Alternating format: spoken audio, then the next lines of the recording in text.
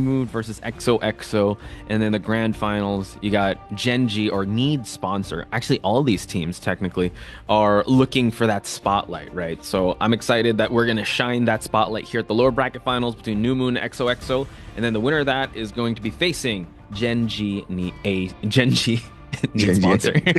Genji Academy needs sponsor. That's true in a way because they really do need sponsors for their hungry players. And when I say hungry, they're just hungry for victory. So rest assured, they need the motivations to go up ahead. But hey, all these teams are so deserving of a representation. So any ORGs or individuals interested, here's your chance because the best of the best is here right in front of you guys. Yeah. So with that being said, we're going to set this stage. We got New Moon on one corner. We got XOXO on the other corner. The Pride of Thailand versus the All-Star team in New Moon, who have been constantly present in the Invitational, in Season 0, Marvel Rivals Championship. How can we distinguish these two teams? Could you describe New Moon's playstyle for us, Nell? New Moon is very, I think they focus a lot on team-ups. And they have a few go-to characters that they used to utilize. Like they depend a lot on Don't Wanna Die, right? On Don't Wanna Die to be the main substitute that comes in after Happy is away for the time being. Whereas XOXO, a lot of unconventional picks. And I'm not going to spoil it for you guys if you haven't watched it, but we're going to see that spoiler later on. Yeah, we're going to head towards the first match, I believe, and they have quite the distinct play style. They really like them dive characters. That's all we're going to say. But when it comes to the picks and bans, would you say New Moon's more of the 2-2-2 lineup, or they just go with the conventional route, or are we going to see any surprise stuff with New Moon? I think New Moon is mostly going for the conventional 2-2-2 lineup, but they sometimes change it up with the 2-1-3. That's familiar. That's pretty common for everyone else. But they also come up with the triple vanguards lineup that we might see later on. But for now, let's pay a little bit of attention to the ban picks because Raccoon getting taken out by New Moon and Luna getting taken out. So I think they're afraid of the Namor Luna lineup team up. So taking it out is good. And they're going to keep going with their standard, their go-to team up, which is the Avengers, the Guardian of the Galaxy team up. So they're reserving Adam. And it seems like XOXO, they're the ones that will be reserving Venom. Yeah, because we talked about the dives, right? But I like what you pointed out earlier. You said that they rely a lot on the synergies, and the Adam Warlock has always been used yesterday. And also New Moon has used it to great effect. So at least they banned out the Mantis. They still have a Star-Lord team up at least with Adam Warlock. And banning out the Wolverine. Talk to me about this now. Yeah, I mean, banning out the Wolverine is good because they have the triple lineup. But I was about to say, with the Venom Reserve, it opens up an opportunity for Spider-Man to be used here. Right. And Super wasting no time. He's just going to go with the annoying backline diverse Spider-Man. So I think what's required here is a really strong lineup. And I feel like the two Vanguards that they almost always go to, the most consistent ones, Magneto, Venom, Doctor Strange, right? And Groot. So those are the few Vanguards that they always go to. So let's have a look and see if the Spider-Man will be the difference maker in this game, Pach. Oh, I'm excited. We did talk a lot about Spider-Man yesterday, especially Super Spider-Man. And it did merit some bans and reserves because for those of you watching now, unfortunately, we weren't able to see it on stream, but New Moon and XOXO already faced off. So this is a run back for XOXO. They want to get vengeance, while New Moon want to move on to get their vengeance over with Genji. So not wasting any time, we're going to see the synergy of Venom and Spider-Man here. Rez has won a lot of MVPs with this Loki. We got Prime SQ with the Hela. While you see on the other side, the very conventional 2-2-2 type of lineup here. How is this going to push past now? Because we've seen a lot of these matchups not even go past the first point. Yeah, they have to be very careful. Even though there's no more here, but Uprise still has some DPS that can click Spider-Man's heads here. He has to be really careful, especially Fun on Magneto and Don't Wanna Die on Winter Soldier. So Spider-Man, while he can fly across the map really fast, but the moment you get clicked 1 or 2 times by Winter Soldier, the Bucky's gonna get rid of you instantly. Yeah. My apologies. It's actually the 1 DPS, and you got Adam Warlock. I think Adam Warlock's a DPS. I'm sorry about that. But an Elite Shoppa, known as the Disruptor in the front lines here, having his group, won a lot of MVPs here. Seeing a lot of healing come from the back line. It's usually after this midway point where it really gets contentious and you have to really fight for that first point. But Eneli Chapa trying to just whittle down Silence, who's also a really known tank on the other side, doing a lot of good damage here. It's still, you know, they're all still trying to farm stuff, but Rez is actually the one that already has the ult ready for the invisible barrier. Yeah, and that's the thing, right? The supporters can just farm the ultimates really fast because of the immense action going on, and you can just keep healing and building up your charge really fast. The strangling prison, that's gonna help secure the first 2 kills, but Silence with the Meteor M is going to retaliate onto Invisible Woman. Speaking of retaliation, fun, tending out Silence as he's out to capitalize on that. But yeah, that was actually an excellent call out there in that team fight. New Moon still dictating the pace of this fight. Still, wow, ASDF taking out Prime SQ. Doing a really good job just keeping everyone at this midway point at the first checkpoint. Yeah, you saw that Bucky just took out Spider-Man, right? So while Spider-Man's really good, jumping in, the combo that you always see, the bunny hop combo into an uppercut, that's really good to disrupt the backlines, because when you're floating in the air, you're sitting ducks. You can't really move left or right. You can't really dodge mid-air, if you know what I mean. But here, Zeta coming with the dive. Coming in with a dive, gets the snare as well. Spider-Man wants a piece here, but he's going to try to go for the disruption on the back line. Able to get the uppercut and also eliminate both of the strategists here.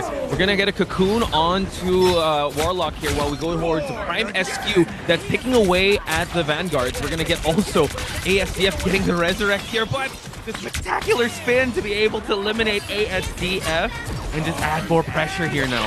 Yeah, beautiful play by Spider-Man, just isolating people, right? But unfortunately, this one time, he sort of grappled the wrong target, because Bucky, the moment you grapple him, he has a clear straight line target to your face.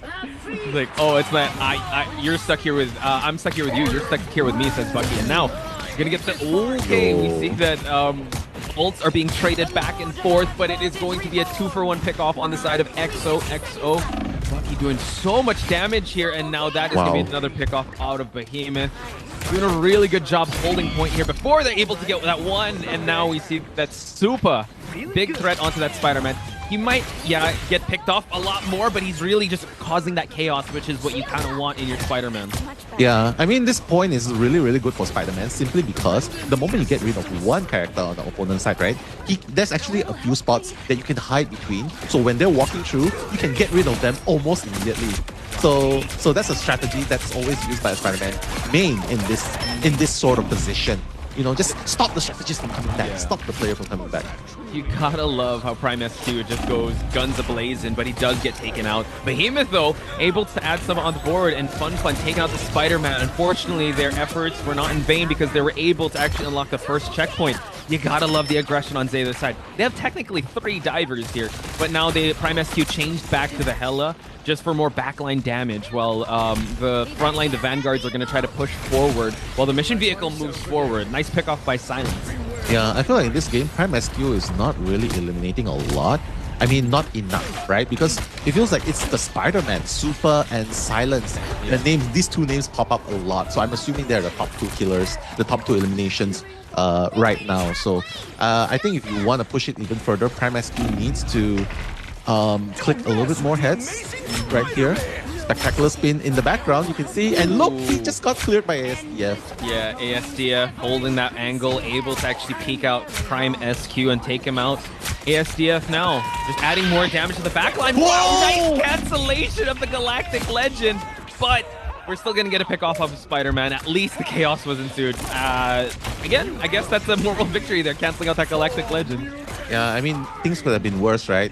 He pulls it off and he goes to meet his teammates and get more damage onto his opponents, right? So pretty good so far. The Strangling Prison, wow, coupled with the shield, the invisible boundary is going to be used, but look at how fast Spider-Man rolls back in. Isolate the strategist. He's going to take out the Invisible Woman. What a play by Super. And at the meantime, the Hela is just going to try and clean shop right here. ASDF trying to push them all away. Good, I would say, wherewithal on what's that? The Invisible Woman getting away from that Goddess of Death, but Eneli Chapa is just disrupting so much, just constantly going back and forth as Seiza because he can't rely too much. Nice. Okay, that was so close. ASDF could have taken out the Venom. Now, less than 60 seconds left on the clock. They need to push this point just to add a lot more pressure on New Moon's side. They are recuperating and waiting for this next team fight here, getting their heals going. They have to go in as a unit here. It seems like Spider-Man's going to initiate here, kidnapping the Groot. No displacement just yet. He's going to try and pick off the Hela here in ASDF, but you got to be very careful. ASDF has been clicking heads as of late. Yeah, I mean, kicking heads, that's what he do. The Spider-Man, again, trying to be annoying, right? Because you can see that ASDF trying to find a different angle to hit, but it doesn't really matter because now Galactic Legend is going to be employed, coupled with the Feast of the Beast in the back line. What a play! Galactic Legend is going to take out no one just yet because of the invisible boundary. What is going on? Chaos in the battlefield. No one's dead yet. Okay, Prime SQ calling for the Goddess of Death, but we still have so much time, well, an overtime to actually go for here, but no one gets picked off. Actually, no, it is going to be EXO. 3 get picked off the battlefield. This could be the beginning of the end for New Moon to hold on to this point and cancel out the overtime, and that is going to be it when the dust settles. It is going to be New Moon to hold point here and just get that 1 point. Yeah, Spidey trying to do the bunny hop, trying to swing in and touch point and make it an overtime. But unfortunately, the clicking of heads is just too strong for Spidey to handle for Peter Parker. Like you said, I think ASDF is definitely a lot more comfortable in this type of matchup. We did see him kind of switch from the Bucky to something else, but maybe this might require Prime SQ to kind of lock in. Seems like we might be getting a hint of magic, which we saw magic yesterday on Supa, and it performed pretty well. When it comes to dives, Nell, what do you think Supa's style is? Would it be more magic oriented or spider oriented? When he plays Spider-Man or Magic, right?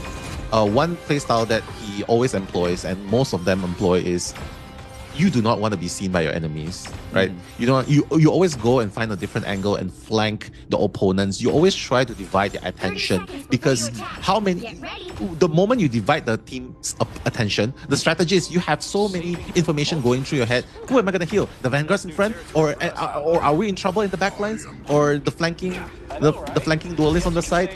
So the Magic's purpose here is to create havoc in the backlines, try and get the Invisible Woman, try and get the Loki as much as possible with the shift into a left click, uppercut, melee, left click. That's the combo that he should always do to determine, or a charge right click. Interestingly enough, Satha not going with the Venom and going for the Black... Oh my gosh, the Doctor Strange. Nice kidnap, and actually able to capitalize on canceling out ASDF. So good start on Prime SQ's side. I mean, the Bucky here definitely is going to pay dividends. I wonder if that's going to... New Moon's going to retaliate by picking up Bucky. It seems like we're still going to stick with the Hela, and there you go. The chaos will be ensuing in just a bit as we see Supa get an elimination on Fun Fun. Yeah, he's also a tank shredder. I forgot to mention that. he can eliminate the Vanguards with the combo, especially if they don't get heals enough time. And that was a perfect example, because the Vanguard was caught in a tight spot, right? The heals could not reach them. So pretty good job so far, trying to hold this point. Let's see, Prime SQ just trying to build up the damage, trying to farm up his ultimate, and you can see all of this happening. You can see Supa. He's not being seen. He's just at the backlines always. And I think, Magic does have that built-in shield as long as he gets the demon or the minions out, right? And now forcing them to go with some flyers, and usually Magic doesn't go for the verticality, but wow, what an elimination on Supa's side to take out Storm. Yeah, I mean, Upright still has 2 minutes and 40 seconds to make this work, right? And with the Omega Hurricane incoming, right? It's almost there. I think they can take out the backlines pretty well. Like Behemoth, Rez, I think that's a very good indication with the Kraken Impact coming in. Okay, eliminate. I love the synergy that, the Strangling Prison, Omega Hurricane, so much to think about. Rez was able to take out one, though. And it seems like EXO were able to take the best shot of New Moon, and they're still standing while we see a very low HP healer there. Again, Supa gets eliminated. They do they are in the prime location of spawn advantage. So now EXO kind of have to reset. So amazing thwart of the ults there, but ultimately it was New Moon to kind of win that team fight. Yeah, that was crazy. How many instances will you see when there's a Kraken Impact, when there's ultimates after ultimates, right? Omega Hurricane as well to follow up. Everything being thrown, and yet you're the ones who are dying. True. Okay, so it really new for me seeing Zayda not use Venom, but nice portal here just for them to touch point before they're able to get anything. But now we see, oh my gosh, an eye as well as an elimination onto the Dark Child. That is quite unfortunate. The ult was gonna get canceled out. Fun taking out Silence, and now the Kraken Impact on the side of XOXO gonna get some eliminations on the board here. Yeah, but unfortunately, XOXO is the one that has the trades going on. ASDF on the Storm, just trying to click all the opponents, and she's gonna get that double kill and pushing the card forward. So SDF, I mean, the buff team is still very, very strong. The damage buff onto the team is still very strong, and with the strategist keeping her alive, you cannot discount her left-click damages. It was just quite unfortunate that teleport and then the Dark Child coming out, but they were able to eliminate Dark Child right away. Or don't want to die using the Kraken Impact constantly, eliminating Prime SQ, even though he got like one elimination. So now fighting for a contention on the second point here. Silence making sure Eneli Choppa is eliminated. Got the Loki clones here just providing the totems. And now the elimination onto, unfortunately, Supa once again. Even though Supa was able to take out ASDF, it's still going to be a midway point for both teams. Yeah, what a good positioning as well. Just making sure. Because one thing you gotta realize, right? The Vanguard, no matter how strong you are or how many heals you have on your back being pocketed and all, if you just stand in front of the line of fire, without the proper positioning, you can be rest assured you're gonna get shredded, and that team is gonna fight 5v6. But here, Fun, look at him, just being the one person tanking the 5 people in front. Power of friendship. Yeah, power of friendship indeed. Now, using the ultimates, we got invisible barriers, got Meteor, and taking out Dobby. But no, it's actually a 3-for-1 take of 4. Takedown of New Moon. Oh my god, and it all led by Silence there. And now just a cleanup by Zayda. Still a lot of time left onto the clock for XOXO to recuperate here. And that's your answer why Magneto is the most picked Vanguard of all time, right? He's always being picked. Not even a second thought, right? And Silence doing a great job isolating as well. But you gotta give credit to what's happening in the backline as well. We cannot see enough, right? Because of the observer limitation. Actually, the action is happening across the board here. Oh yeah, look at all the ultimates being thrown here. The fact that they were able to build up ultimates once again. The Dark Child now getting some eliminations on the board. Wow. A team wipe now. Second team wipe, Posh. Second team wipe. First it was Silence, and now Supa's like, hey, I'm here. I'm here to make something happen too. Don't count me out. And the Dark Child, that was what they needed to push it more. But Nell, here's the thing. Yeah, the thing is literally there. Choppa is using the thing. He changed it up. He wants to add more chaos to it. And we've seen Choppa on the thing just bully the front lines and all the way to the back lines. And now we have another Omega Hurricane inbound here. They do have a Loki. Oh my god, the Loki was able to pop that shield so well. The invisible barrier is up to keep everyone alive, so countering it out, and ASGF is taken out by Prime SQ. Yeah, you cannot discount it. Eye of Agamotto trying to clear a little bit more, but it's Dobby that has been taking the Illims there with the double kill. The action is still going on. Choppa with the Haymaker gonna take out Rest. It's like, where do you think you're going? I'm gonna clean shop here. He's gonna take out Zayda next, and now with another Haymaker, take out Silence. What a play by Eneli Choppa. He not only knows how to rap, he knows how to eliminate. Yeah, throwing those right hands, throwing those Groot walls. If you need a Vanguard, call no further than Eneli Choppa. But now we're going back to the Spider-Man here. Final seconds and also final inches. They need to be able to get this point ongoing. Let's see if we'll be able to get any disruption going. Someone needs to step on point. They're able to get it, but unfortunately, it gets eliminated right away, forcing the ults to come out, and XOXO is falling under the pressure of New Moon. Oh my god, 3 players going down, 4 players going down. Uprise was ready for the jump by XOXO with 3 ultimates to greet them. He's like, welcome to our ultimate world. And our domain expansion. Domain expansion, exactly. Oh my god, that was crazy. Super. I would say good effort on the side of on XOXO. Going to the Spider-Man towards the end, which I feel like, for me, I think the magic had a little more impact than the Spider-Man, but I think maybe going back to comfort. But like you said, no, if you just go with that one character, 1 or 2 characters, I think New Moon kind of showed that they're the ones in picks and bans to kind of put teams in awkward positions, to force them to play characters they're not familiar with. And I think this is a prime example of how they're able to kind of dictate the pace of the match and continue on. But talk to me about the stats that we're looking at now. Just look at the Spider-Man, right? He has the most elimination at 15 final hits, but that's the problem. He is also a suicide character. You go in, you take on people, but you also die in the process, right? So I think that's the one difference that differentiates between XOXO and New Moon, simply because New Moon, they take you out, but they're still alive to stand on point. Spider-Man, you're not someone that can stand on point after taking out someone, because before you even fly out, someone's gonna get that counter revenge onto you. True. Boom, boom, double hit, you're dead. You can't even fly out. Yeah. I think there were a lot of examples there when he was able to take out, let's say, Invisible Woman or a Loki, but then right behind them, the strategist was there to kind of pick him off right away. So definitely a high risk, high reward character, and especially if you're playing it on the highest level here at Marvel Rivals Championship. They're ready. Power of friendship, like you said, will trump no other, because it's one Spider-Man versus, like, I think 3 strategists. So, or now towards the end became 2 strategists. So definitely there's constant communication here on both sides. So if they're getting peeled off by the Spider-Man, of course, like, the Vanguards are going to look back, or whoever's going to look back to just get that elimination. So if you're going to go by numbers, it's one pick off, and then you trade it off by another pick off, and then you're off point as well. So maybe something that they need to adjust to. Not sure if they're going to still ban out the Wolverine, but Wolverine's also a character that has a little bit more sustain than the Spider-Man, but it's still pretty risky, especially if you're going up against a team like New Moon. Yeah. I mean, I guess now comes the question, will New Moon respect XOXO Super enough to take out the team up? Like, I mean, at least ban the Venom, you know?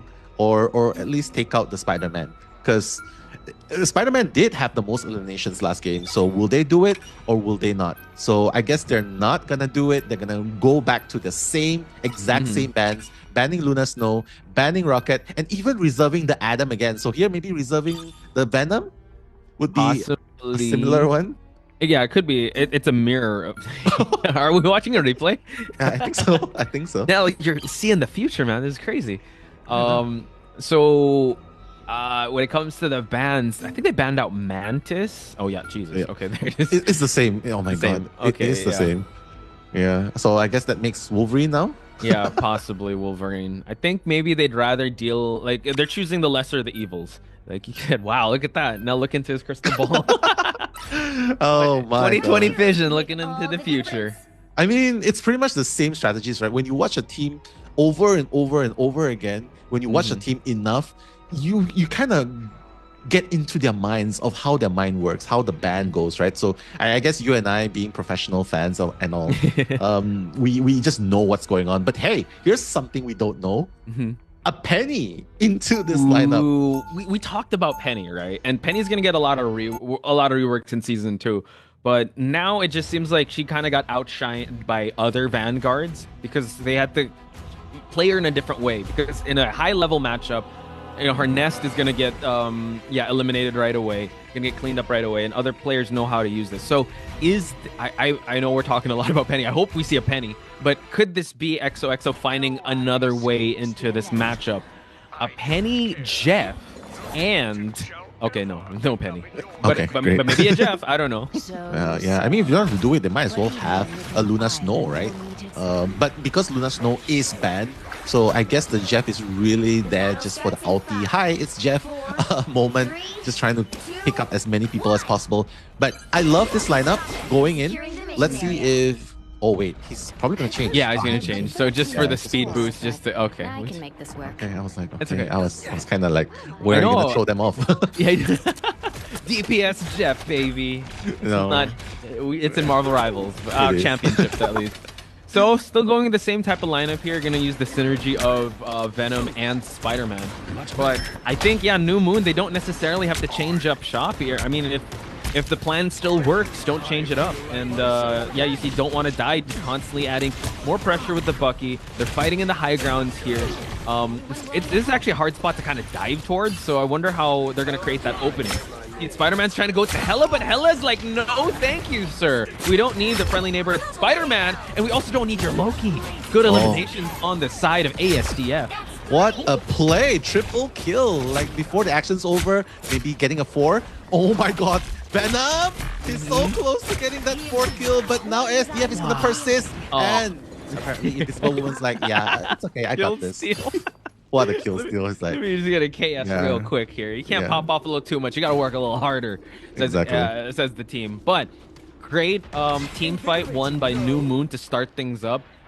We do see we're focused here onto the Spider-Man side. Maybe he's going to try to create some chaos here, trying to gank and flank. But it's really hard, especially if they're under a rooftop and you can't really dive right in. But there you go. Able to get it, but able to just get a little bit of damage. He got the health pack, and now he's out of there. Yeah, I mean, that's disruption at its best, right? Here's a little fun fact, and I'm going to share this later on, because now Strangling Prison coming in, and the counter Invisible Boundary is going to come in, and the Loki, God of Mischief, is going to copy again the Invisible Boundary, trying to equalize the battleground, but damage has been done. No casualties so far, but NLE Chopper is trying to make a difference with that. Yeah, we do see some eliminations on this side of XOXO, taking out 3 here, and Fun taking out Behemoth. So constant back and forth here. Still can't contest for the point. Fun still staying alive here, destroying the Loki totems, while NLE Choppa still holding shop here. But they might have to give up space here just to stay alive. So the point will be unlocked by XOXO. Yeah, I guess the moment you take out 4 members of Uprise, right, I think that's when you know you gotta back off, you gotta give up that point. But Zeta is trying to say something about it, right? Just trying to push that point forward, and he's gonna get Fun. Wow. Yeah, in that process, like we called out yesterday, Venom clicks heads too. He just got to get at that range. ASDF! Oh my god. Able to actually get the spectacular spin, but able to eliminate Dobby and create a little bit of chaos, allowing Zeta to capitalize on taking out Bucky. So, great push so far on the side of XOXO. Yeah, it just reminds me of the stream where Necros and Andrew's playing together, right? Andrew on the Venom, the supposed #1 Venom, right? Just jumping in, he's like, okay, I'm jumping in. And he jumps in, and the Spider-Man just follows suit. So I feel like when you have all of this information available, and with the combo and team out strategy available, it's just so hard to counter it, because what can you do? They're gonna jump in. Unless if you do the thing, you're immovable. True, yeah, immovable object is the thing, but now we see some trade-offs on both sides. Team fight will ensue here. You see that Don't Want to Die is constantly peppering the backline here. He does have a Kraken impact, but he has a crowd control as well to work with. No, able to just get a little bit of the Loki clones here to continue on the pressure. He's gonna go through, find a target here. Silence has the death mark. He can still stay alive, and now he doesn't have the Kraken impact, but it was Don't Want to Die did actually get eliminated, so still a good effort on XOXO side. Yeah, what a play right there, right? Zeta's like, what do you think? Where do you think you're going after Death Mark? Nah, it doesn't really matter. Spider-Man gonna take out Invisible Woman while we're taking... No, I'm sorry, make that 2. He's gonna take out Loki as well. Poor strategist. You're not gonna have a good time when Spider-Man is on the job. True, but now we do see that the teleport was made by Doctor Strange here. Zeta taking out Fun. Prime SQ is going to get a little bit of the action here as he takes out and peppers a little bit more of the ops on the side of New Moon. So they're able to actually get the checkpoint with 3 minutes on the clock. And Zeta really disrupting the rhythm and the respawns of New Moon. Yeah, what a play. Because of this dive characters, all of a sudden Uprise is like, oh my god, we have so much to deal with. We have so many flyers up above. The attack just comes from the front, from the air. It's really hard to deal with it, even if you have a Loki, right? So I guess changing to an Adam here, just to click heads with the charge right clicks, that might help a little in order to headshot the Spidey that's jumping in at least. Oh, true. So now Prime SQ changing actually to the Hela just to add more damage in the distance. Look at that, Spider-Man! He's in a KO streak. What? Fear the Spider-Man, man. Super is confident enough to bring out the Spider-Man here, the magic, simply because he's already super proficient with it. So this is exactly what happens in this map. He's warmed up, I guess. He is super warmed. Yeah, he's definitely very confident because these are some brave dives that he's pushing through, and I love how Prime SQ, as they're coming out of spawn, he's already peppering on some of these headshots here, and now forcing all the ults to invisible barrier. Dunking on Dobby, but Zeta answers back and eliminates another one. My goodness, but ASDF actually reviving Dobby because of the team up of Hela and, oh my goodness, able to actually get the point 3. What a play. Yeah, even if you revive, what can you do against the onslaught of dives after dives, right? Because now you have to deal with a Venom who uses the diving strike to just push you all up.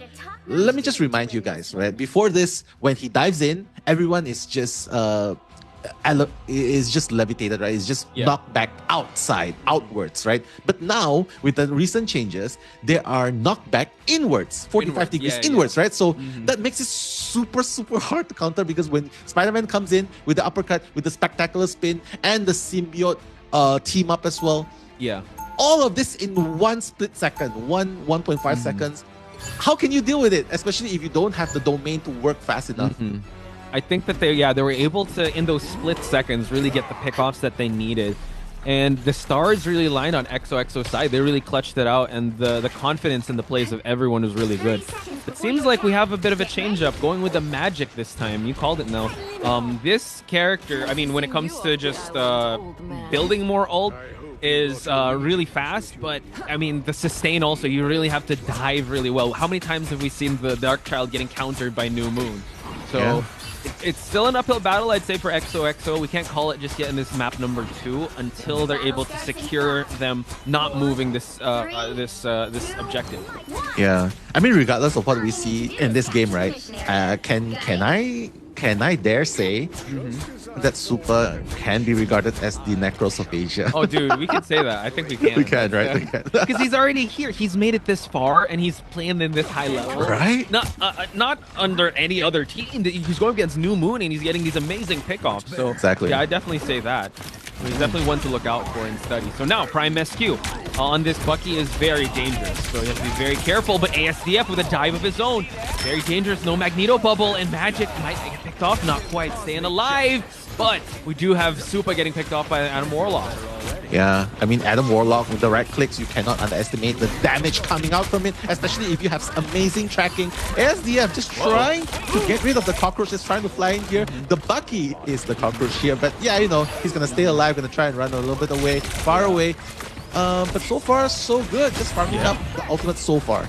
Okay, we do see that Magic. He's going to try to get the elimination off the Dobby. And now they're trying to hold this point for as long as they can. 2 invisible barriers, and Prime SQ gets himself an elimination. What? Continue on with more of the disruption of the backline. Holy smokes. Oh my God. Magic, the strategy slayer. Or should I say, the Loki slayer. Yeah, because look at the invisible woman. She could not even react in time, right? She couldn't even double hop just to go invis. And that's all thanks to the mechanics of Magic, right? The combo is just so deadly without the heals to react in time, without the other strategies to heal him in time. You're gonna get taken out with the combo charge right click into the uppercut, into the left shift, into the E, into the melee, into the left hit. So, Dragon Prison. Able to put up the walls, and now we have silence, canceling it out with the Meteor M, taking out the Bucky. But fun though, with Meteor M of its own, and now good defensive answers and responses on XOXO's side. They stay alive now. What a play. Galactic Legends, what do you do when you have Galactic Legends activated but you only have 10% health? Oh, that was quite unfortunate there. Prime SQ had him like, I got this. Galactic Legend, but yeah, it was just a little unfortunate. So now he's got to build that up. This really adds some pressure onto the side of New Moon, but at least time is kind of on their side here. ASDF has to be very careful, trying to create a flank situation. Prime SQ might have to move his angle away here. He might, he might actually get his life depleted here by ASDF. Yeah, whatever they have to do, they got to do it quick, Poch, because it's already 1 minute, 20 seconds left, right? So, I mean, you got to push the whole 3-0 point, right? Because Uprise, if you don't push even 1 point, I think it's going to get really hard when it goes overtime all the time. Wow, and now an elimination on Prime SQ. So we do see that invisible barriers are up once again. Let's see if we'll get some pickoffs here. Still holding onto the Kraken Impact by eliminating the Loki clone. Able to actually get the Magneto silence out of the picture. And just like that, they're able to dominate the point. Oh my God. Again, taking out 3. No, taking out 4. And now they're finally going to unlock the point, moving forward. And this is why. The power of not wanting to die. Do not want to die. And he's like, sorry, I don't want to die. You guys have to die instead. So, yeah, that's Bucky unlocked. The cosmic powers.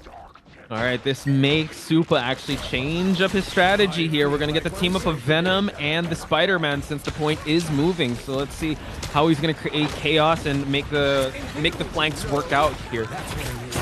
Fighting at the top line here, able to get Enemy Choppa, but the bubble and the movement here just for him to get that jump away from the crosshairs of the opposition. Yeah, I mean, I like the change to going to Spider-Man here, right? Because obviously this is a moving progression already. It's no longer camping a position. So look at what the damage is going. Just swinging in with the uppercut and then going with the hop, the double hop into a heavy attack. You can just do all of that in a split second. Now, Galactic's Legend, ASDM is going to take out Prime SQ. Goodbye, Bucky, who is going to be the next casualty. Oh, unfortunately, the heal is going to be too strong, and that's going to stop there. And Invisible Barrier was able to keep people alive, but Fun takes out Silence here. And now we're going to see ASDF return the favor and Enemy Choppa. Spider-Man just coming back in. So now the momentum definitely swinging in favor of New Moon. The second team fight that they're able to win here.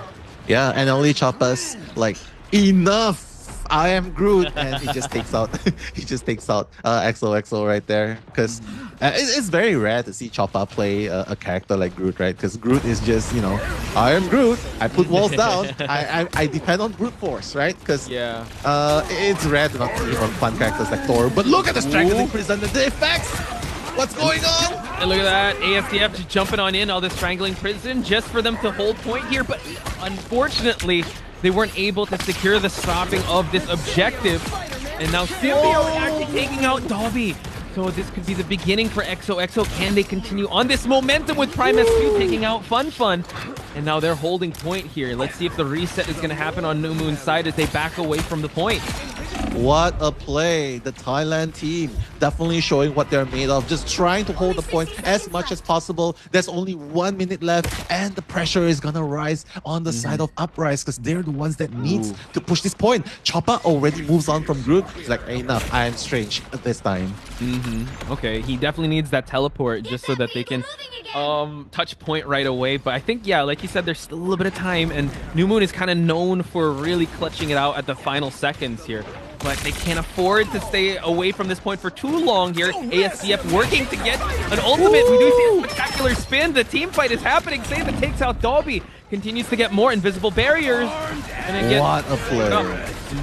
Let's go. Invisible Barrier just trying to stop the onslaught, but all ultimates are going to be used. Ultima trying to keep the team of XOXO alive, but Kraken Impact is already on point. Oh no, going to be disrupted by Spider-Man.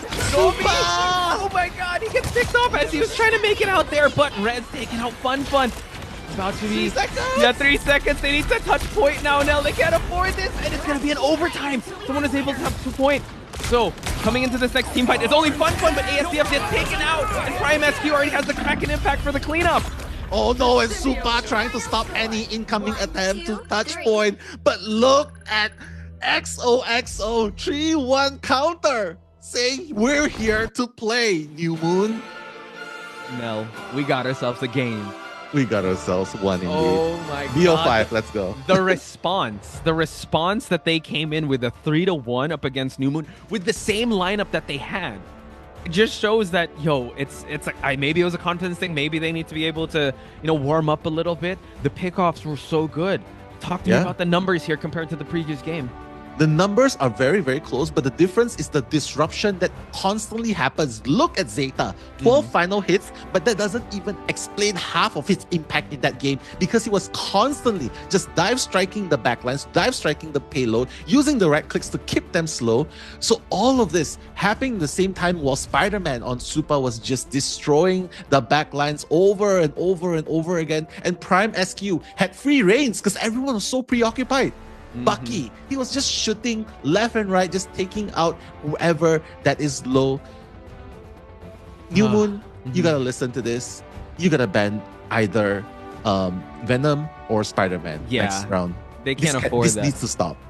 Because if they do that, they're going to run the risk of Wolverine, but at least you have Magneto Bubble. You also have in their current lineup, they have the Invisible Woman push just to get Wolverine away from you. But you're right. When it came to the pickoffs, when it came to the dives, they were so good at, just not minding the noise around them and making sure that they get the pickoffs of the sustained characters, which are Loki, which is the Invisible Woman. And after that, taking out ASDF, just making sure, fine, let the tanks survive by themselves. It's usually that case. And whenever that happened, that was a recipe for success on the side of XOXO. And see, I mean, just look at the scoreboard really quick, right? Look, Do you know who is the most impacted on the side of New Moon? It's not the duelist, it's not the Vanguard. The one that are suffering the most between these two players, Loki and Invisible Woman. Saw that? 9 deaths? 11 deaths? How often do you see Dobby getting those 9 deaths? Right. And towards the end there, it was like, you know those videos of rage bait Spider-Man that just wait at spawn just as someone's coming in? That's what happened. Like once they had to rush towards point, he rushed right towards spawn just to make sure. And this also happened during qualifiers when someone just kind of rushed towards point. If you guys can, and you should save this VOD. There's a VOD of or in the replays. There's a VOD of Supa actually when it's overtime. He actually went towards the enemy spawn. Doctor Strange was spawning in. He was portaling, and for everyone. Then he just pulled him out of the portal, and then they couldn't. Oh my god! So just the constant disruptions. Like you said, I think Supa really is like the Necros or the top Spider-Man of this region. Southeast Asia or Asia, because he's actually flexing it here in the Marvel Rivals Championship. Yeah, and actually making it work. Because in high-level competitive games, we don't usually see a Spider-Man that actually helped the team win games, at least not in the finals, right? We don't really see that a lot. But here, he's making it happen in the lower brackets finals. So shout out to Supa, because, I mean, I know some people say, yeah, Spidey needs to get nerfed and stuff like that. But honestly, nerf Supa, because he's the one that's doing the magic behind the scenes. If only he can nerf like the human being behind it. But we're still going to go to another convoy. No, I'm just observing here. It seems like this might actually be a race to 4. I'm not sure, but we'll just get... because look at the top. It says here they need to get 4 of that. But we'll just wait and see for that. Okay. Seems like they took a page out of your book. They're banning out the Venom. I wonder if this is going to stop their efforts in for them to be able to bring out the Spider-Man. They are going to reserve the magic, though. Not the Magic's a problem, too. But at least it's not a Spider-Man, right? Because I think New Moon obviously had enough. Enough is enough. This is going to take out Venom. And because it's just so annoying, right? For a Spider-Man and Venom team up. So... I like that. Now they're going to make it into a battle of the Vanguards, just having the Magneto in front. So it's just going to be a very standard composition. I think they want to pull XOXO into fighting a conventional game, not like those crazy games, right? Sorry, I just said nice because they banned out the Warlock. Because like that was always the one they kind of went to, and reserving the Mantis. Maybe they were kind of baiting them to do that, but at least, I mean, we've seen the Guardians team up so many times. So at least now this is going to force New Moon to kind of change things up. How will they try to force them into that conventional fight that you were kind of talking about? Because the Wolverine is out and about here. Yeah, I mean, I think you said it already. Baiting the ban onto Adam Warlock with the Mantis Reserve opens up the possibility of not getting Wolverine banned. So here, I see what New Moon's trying to do.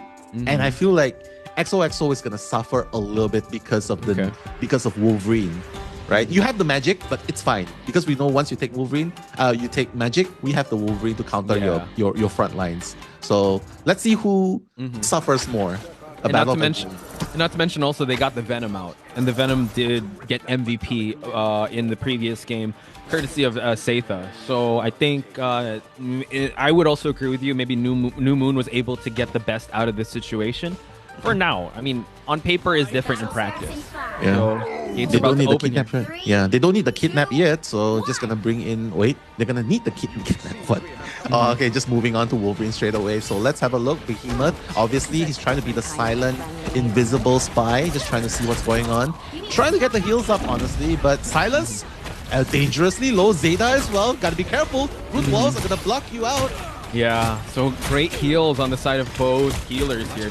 So now it seems like don't want to die, just constantly just adding damage from the backline. Note that Supa actually went to the Mantis here, so the heals are coming on in. ASDF constantly shredding. Hack and slash, taking out Save the early seconds here, but we do see that the revenge was taken out by Supa here, taking out ASDF. Yeah, I mean, it's fine because they are basically just outside spawn. So as long as they can take out XOXO, make sure that they can push the line, it's fine because they need a longer time to come back. So XOXO already 4 players down, and New Moon, I think they're just gonna be able to reach at least all the way up until the stairs. Right. But Zeta is gonna position a portal almost immediately because they know that that point is very strong choke point, right? They got to defend this choke point. That's why. Oh yeah. Nice spawn at the top here. Whoa, the kidnap! Oh my goodness. But XOXO still staying alive. Fun. Getting rid of Rez. So now this is, yeah, the first of the Vanguards getting taken out. But, I'm sorry, the strategists. They do have two more. Prime SQ, though, able to pepper in enough damage. Whoa. And Silence as well. Taking out someone with a Meteor M. Unfortunately, New Moon unable to use anything out of that Meteor M, but we do see that Prime SQ getting the kidnap and the pick off onto Choppa. Yeah, Kraken Impact coming in, just taking advantage of the Loki clones and trying to clear shop. Prime SQ trying to send all of them back to spawn. This is madness. Prime SQ. I like that you pointed out that they need to hold this point because it is that choke point that is super important, and they fought like their lives depended on it, and they were able to win. So now another team fight is going to ensue. Seitha kidnapped, unable to get it, but Seitha is actually in the corner situation here, able to get the elimination, but on Prime SQ though. Yeah, and it's just very unfortunate. Prime SQ was the casualty of the hack and slash aimed towards the Vanguard originally, but it looks like New Moon will be able to push a little bit further now. XOXO only has 2 players left, and even those 2 are going to be running away from the battlefield. Uprise, with 1 minute and 30 seconds to spare, will be able to push at least until point number 2 for now, it seems. Yeah, it's going to be hard for them without a teleport to try to contest this, and they'll be caught in an awkward angle here. ASDF super low, but still able to get it, but Fun. Wow, Click and Head able to get red. What an aim. Oh no, Seitha trying to touch point here to stop the objective from moving, forcing the defensive ults to come out on both sides on Mantis, and we have an Eye coming out, unable to get anyone just yet, but can he actually get a KO? Able to actually take out 2, but it's 2 to 3, unfortunately, on the side of New Moon. So XOXO getting whittled down 1 by 1. Yeah, XOXO getting the shorter end of the stick, and now with just 1 player left on the battleground, how is Silence gonna stand strong? No, he's not gonna stand strong. He's gonna get taken out. Choppa showing what he's made of and trying to get rid of all these people. He's like, give us the point. Stop it. We're gonna get this point eventually. Yeah, and look at that. The elimination onto Supa right away. Wow. And Prime SQ. So now really holding point here. Getting the invisible They really barrier want this point. Yeah, they really do. They're fighting for their lives here. Behemoth able to still stay alive due to the invisible barrier, and Seitha actually going to the Hulk going to the Thing this time just to disrupt. Meteor M, can it take out anyone? It seems like Behemoth still in invisible mode, just saving everyone from actually taking out Bucky. That's huge. Taking out the person who doesn't want to die. That's huge. And now it's going to be a battle of attrition because it's overtime now. Will XOXO be able to hold this point? Wow. Looks like the answer is Uprise. Yeah, we're going to shred you. We're going to take point number 2. You got to give it up to XOXO. They are really pulling out all the stops, making every team fight a brawl, making it a bloodbath, and just making sure that you're going to have to work for each point. So now, changing things up, Seitha is on the Thing, Silence still on that Magneto, but we still have the magic on Supa's side. So this is what they locked in with. Let's hope it's going to pay dividends here as they try to unlock point number 2. Yeah, a lot of structures here to work with, so Magic definitely can have a little bit of fun. But Logan on the top side trying to kidnap someone. Oh, the ultimate coming in. Gotta take out the person that was unlucky. Loki, God of Mischief. No mischief for you today, sir. You're gonna get taken out almost instantly. And now coming back in. Wow. What is going on? The Invisible Woman, that's not a strategist. That's a duelist at this point. That's gonna eliminate more than half of XOXO, keeping the convoy going on. Yeah, the confidence that came in with that team fight all started from that kidnap, like you pointed out. Not only did Loki, the goddess of mischief, catch himself in a really tough spot, but it was also Supa that got eliminated. So just in that team fight alone, they're contesting the second point with a lot of time left on the clock here for New Moon. So now XOXO really have to make haste here. Looking at the elimination on Supa's side, taking out the super soldier that is known as Bucky here. So now continuing on to disrupt the backline, Toby gets to teleport away.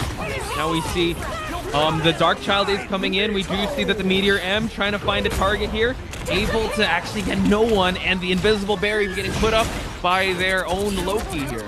Yeah, XOXO is fighting like this is the last day on Earth, right? Because and it pays off because look at how much time they are playing. They are dwindling from the side of Uprise. Only 38 seconds left. Ooh, wow, Red's getting the elimination of ASDF. That's actually pretty huge. Now cracking impact on Don't Wanna Die. Nice shield on Enely Choppa's side to negate the meter. And he takes out Silence in the process, but Zeta and Prime SQ get eliminations on their own. They're going back and forth here now. 2 for 2. They're still contesting with this point as the time winds down. What a click by Hella here, and I think like this is gonna be the battle of Hella right here. The point here is almost gonna be overtime soon. 10 seconds left on the clock, and it seems like XOXO will be able to hold this point up. Will Uprise be able to maintain this point? Because this is not far enough for them, I feel. Okay, the overtime did get utilized here, so now they really need to touch point. Zeta trying to occupy space, the right click, and also Super getting the elimination. ASDF taking out Spider-Man though, and ASDF needs to touch point here, and now they're able to do it, force the overtime from going. He's gonna try to click some heads here, but Behemoth able to get the invis away. So now Enely Choppa, oh no, gets eliminated by Prime SQ. The right clicks, the right hands from the thing, able to get the eliminations here, and it's gonna be a 1-point game. Wow, XOXO fighting like their life depended on it, and you can see how desperate Uprise was, right? Using the invisible boundary, trying to keep everyone alive, but at this point, XOXO was just clearing up shop, taking them out one by one by one. XOXO, this team is not just about Spider-Man, Poch.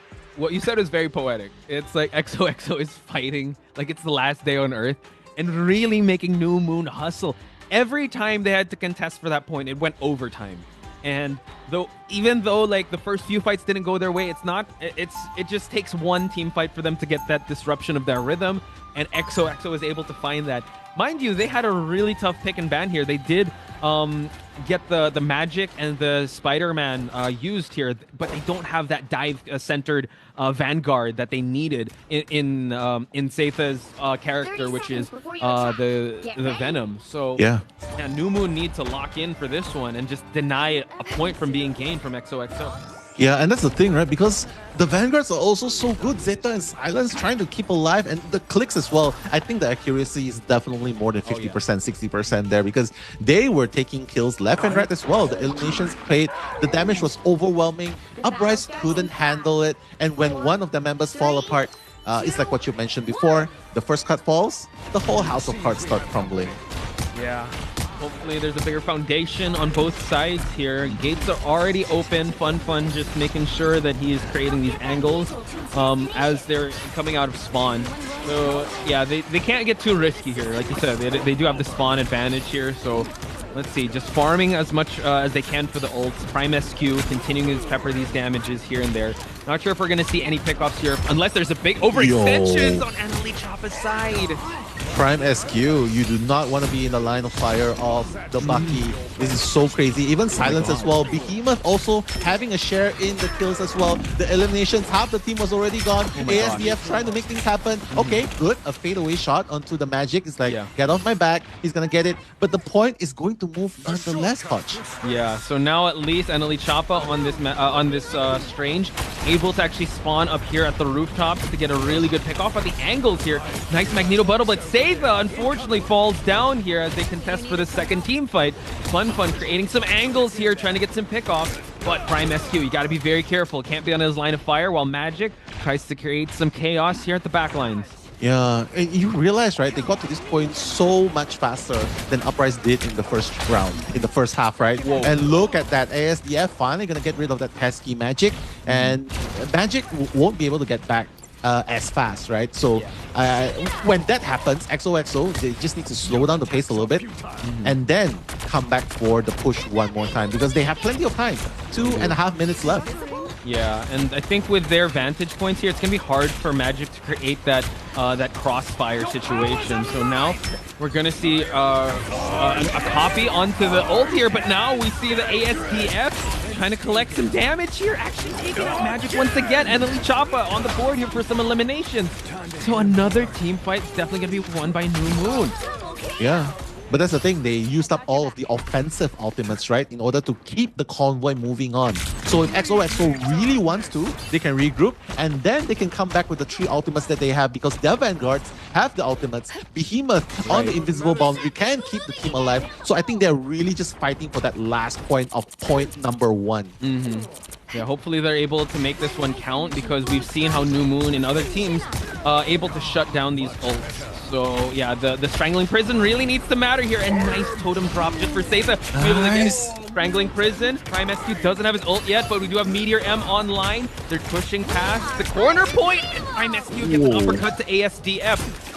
Slowly building up his ult and slowly just trying to make sure that this push happens on the side of XOXO. Yeah, Bucky 1v1 making it 5v6 at one point, and now with all the defensive ultimates getting thrown out and Dobby, but the Dark Child coming in, let's go! Bun's gonna be the first one to be taken out, and look at the power of Dark Child, just the sweep of waves coming in. Loki has no choice but to expand the domain of regeneration, but ASDF trying to go 1v1 against Silence, and it's gonna come on top. Yeah, so now unfortunately no bubble there, so we have one person stepping onto the point here. Prime SQ trying to get some eliminations, able to actually get one before the overtime is called. Can they actually push it before overtime? They're able to do that, and now 3 minutes on the clock for them to actually win this game now. They are looking so strong coming into this game, Poch. Like, just look at XOXO, not even forcing an overtime by Uprise, and they just keep going on. And you know, this is a tandem that we really are envious of, because when Super comes online, it's fine, I cover you. Prime not having a good time, I'll cover you. Okay, fine. Now Super's not having a good time, Prime says, I got you, bro. I got you, bro. And that's exactly what he's doing. Yeah, they're able to like cover their ground so well here. They did get a pick off of Prime SQ. That's totally because they're still managing their resources very well here. So ASDF side here just gonna try to stop them from coming out of this corner, while Silence still holding down the fort as trying to push past here. Now we see Strangling Prison. Oh, and all the ults are coming out. Meteor M able to actually cancel out Prime SQ. Goodbye, Meteor M onto the Bucky, and now ASDF's like counter Kraken impact. That's what it's all about, baby. And with that, team wipe onto XOXO. That's crazy. But yeah, but the spawn's so near, so yeah, it is really amazing. I think Jarvis, you gotta clip that. Yeah, because that allowed ASDF to continue on the Kraken impact for that entire team wipe. So now coming into this next one, this battle, XOXO have to be very careful. Actually, they're coming in with a lot of resources here. Rez able to get the able to push the ultimate of Mantis here, and now continuing on to push. While they do have the defensive ult, and we do see Meteor M on the side, but Seiza taking out their Mantis. Pushing past the corner point here, Nell. It's going to be so... Oh, the kidnap with the grappling and just pushing them back. Prime SQ taking up ASDF, and now it's going to be the Dark Child coming in, taking out all of the remaining scattering about. You can see Uprise is now trying to move backwards, but seems like XOXO regaining that ground, and they're just so close, Bob. They're so close. They have to push this point. Choppa is about to come in, but I'm not sure if he's going to have time to teleport in, so they're going to have to march their way down. Okay. Oh my god, the Kraken impact just for him to just disrupt the objective here. And now they're going to fight, but Reds actually takes out ASDF. They go back to the Star-Lord to try to dive on in, but everyone's still alive on the side of XOXO. It was actually Behemoth that was taken out. Silence take out Eneli Choppa.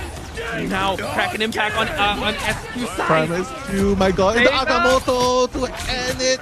My god, the crowd control. The invisible boundary is not going to matter because half your team's going to go down. And this is a repeat of history, Poch. They're just taking them out one by one. Oh my god, and now we see that Supa taking out 2 of the DPSs, and that is going to be game. 2-1. What a play. And you can tell Uprise was super desperate at that point to start the team fight with a Bucky Kraken impact. You can tell that they were dying to get on that point. They needed a touch point, yeah. And then Choppa coming in with the teleport. The Dark Child was online. Oh, man, the way they played that. I've never seen this aggression on XOXO side, and I mean, the Tiger Blood coming in. Fighting spirit of Thailand. Let's go. Let's go. Thailand, Tiger Blood coming in. So I guess the question remains, will the star shine on them today? Because New Moon, you're this is a rare occurrence to see, right? Because New Moon, the only time when they are so cornered is when Genji put them in that spot, right? In the upper brackets. So XOXO might come with an upset here. Might come with an upset. Yeah, from the all-star team to the pride of Thailand, right? That's how we're kind of billing this team. And the way that they're doing it is kind of insane because they're still sticking to their the play style roots, that they want. Yeah, their roots, the play style they want. We're gonna have two well, at least on Supa's side, but we do see some, I would say, depth and some character diversity on Seitha's side because he's known as a dive tank. They removed the dive tank. All right, we bring it in the Doctor Strange, and it definitely worked out in their favor. So, I gotta ask you, Nell, now that you know what they banned out the Venom, how can New Moon come into this next pick and ban to kind of thwart the efforts of our friends over here at XOXO? The problem is just look at the score itself, right? You can see that ASDF is the one with the most elimination. So why are they still losing point? Right? Why are they still losing point? Because at that point, Magic, even though she died 12 times, but the impact towards the strategies on the time, the crucial moment, I feel like they grasp the crucial moment slightly better than Uprise because never, you have never seen once when Uprise was the one forcing XOXO to make that desperation move. It's always XOXO forcing Uprise to make that desperation move, coming in one by one, and that's not the first time. That was the second time just now. So I feel like they have the grasp of the timing slightly better on when to engage, when to commit this defensive ultimate, because as soon as Uprise used it, they have nothing else to commit to. Yeah, that's true. I think when it comes to team fights, I think you pointed out, I think New Moon has won a lot more, but in the crucial moments, especially if you're on the attacker side, you just need one good team fight to really push past the point, right? Defense, they have to play flawlessly. So I think, like you said, they have the better grasp of timing. They have a better grasp on team dynamics to when to go for the ult, when to, all right, go all in with that dive. And I think it's that type of pace, it's that type of aggression that's taking them by surprise because how do you're kind of drowning them in the pace that you're being put in, especially like it. I guess you can say it comes in waves because, you know, when it comes to it, they just block everything and you just end up drowning in the wave of offense that they get, and they end up pushing the point. Yeah, I think, you know what? I think besides the fighting spirit, I think XOXO has one thing also coming in. It's the spirit of nothing to lose, everything to gain. Maybe that's why. I think Uprise is the one that's pressured because they sort of have that reputation to remain like, hey, we won this last season. Yeah, and they also won against them. They're the ones that sent XOXO to the lower bracket too. So they probably have that confidence. And XOXO's like, all right, you can have the confidence. We'll have the grit. We'll have the we'll have nothing to lose. And they're playing like they got nothing to lose. They just put everything on the table there. And not banning the Magic. Oh my god. Yikes. Yeah. Whatever. You know what? I don't think it's even the characters itself. It's also part of the player's arsenal, right? So whatever XOXO had for lunch, I want to have that for lunch too, because they're playing like XOXO 02 right now. Yeah, version 2, the new update, season 2 XOXO, right? They got the patch updates. It's crazy. Exactly. Wow, look at that. Denying the Venom, denying the Magic. Countering Supa 100%. Yeah, this is definitely just not giving Seitha and Supa that tandem. But they still lock in with that Wolverine. That Wolverine was a threat, but it was actually brought out by New Moon. You didn't see Supa actually go on the Wolverine here. That's the plan. That's the plan. Ban our Magic. Not able to play Spider-Man. I can still play Logan. That's the plan. That's the secret, Cap. I'm always a Logang main. Logang. Like let's go. Yeah, that's a good one. That's a good one. So let's see. The Battle of Groots. Let's see if the Logan will be able to take out the Groot, because that is one big juicy target to kidnap, right? So I know we're all about the environment and we don't want deforestation, but sorry, Groot. That's what you get when you don't ban Wolverine.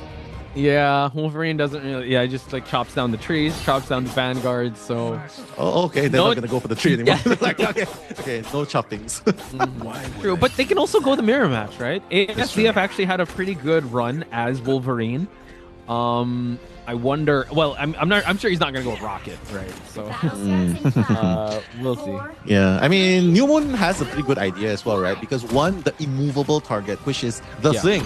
So Wolverine will not be able to kidnap. And fun, the moment you try to kidnap him, if you activate the shield, you're not going to be able to kidnap him as well. So we'll see. We'll see how he plays. I stand corrected. ASDF is actually going to go with Rocket and also Rez. I guess they want to have the BRBs because Orlok was banned out. But the Logang, DPS. Let's go. Again, okay, the uppercut onto the place. The unlimited ammo is going to help him secure one kill onto Zeta. The tree is going to go down. The Prime SQ going to respond by taking out NLE Chopper. Please don't. We still want to listen to his music. But the thing is really, really close to spawn, so I guess it's okay. True. So I would say pushing past the halfway mark was actually really good on New Moon's side. That's why Zeta is going to go with that portal just to make sure that he's going to make it towards this next team fight. There is that beacon, and now we see that the death mark is on New Moon's side, but can they get any eliminations? Unfortunately not. And gets the kidnap as well. Kraken impact. Never to be seen again. But no, the invisible boundary is gonna help. Zeta gonna come back in and try to eliminate Fun as well. And now Prime SQ taking out YouTube. DDOB as well. And Supa taking out Choppa. Everyone's dead on the side of Uprise. XOXO. Yeah, what can you do to stop them? I mean, that was a response back with that early team fight that was won by New Moon. And look at that! The Rocket is gonna catch hands. He's gonna catch claws. Oh, the observer's got to be. I mean, I got jump scared there now. All of a sudden, I just. I know. Like, oh no, what's happening? My healers, they're dying. It's not a horror game, but why are we so shocked left and right? But honestly, they're playing like tigers right now. The Thai blood activated, so to speak, in a way. But yeah, you're right. Uprise still has a chance to come back here. I mean, they still have plenty of time. It's pretty close to the spawn. Yeah. The problem is, how are they going to make this work with a rocket? Because ASDF rocket DPS?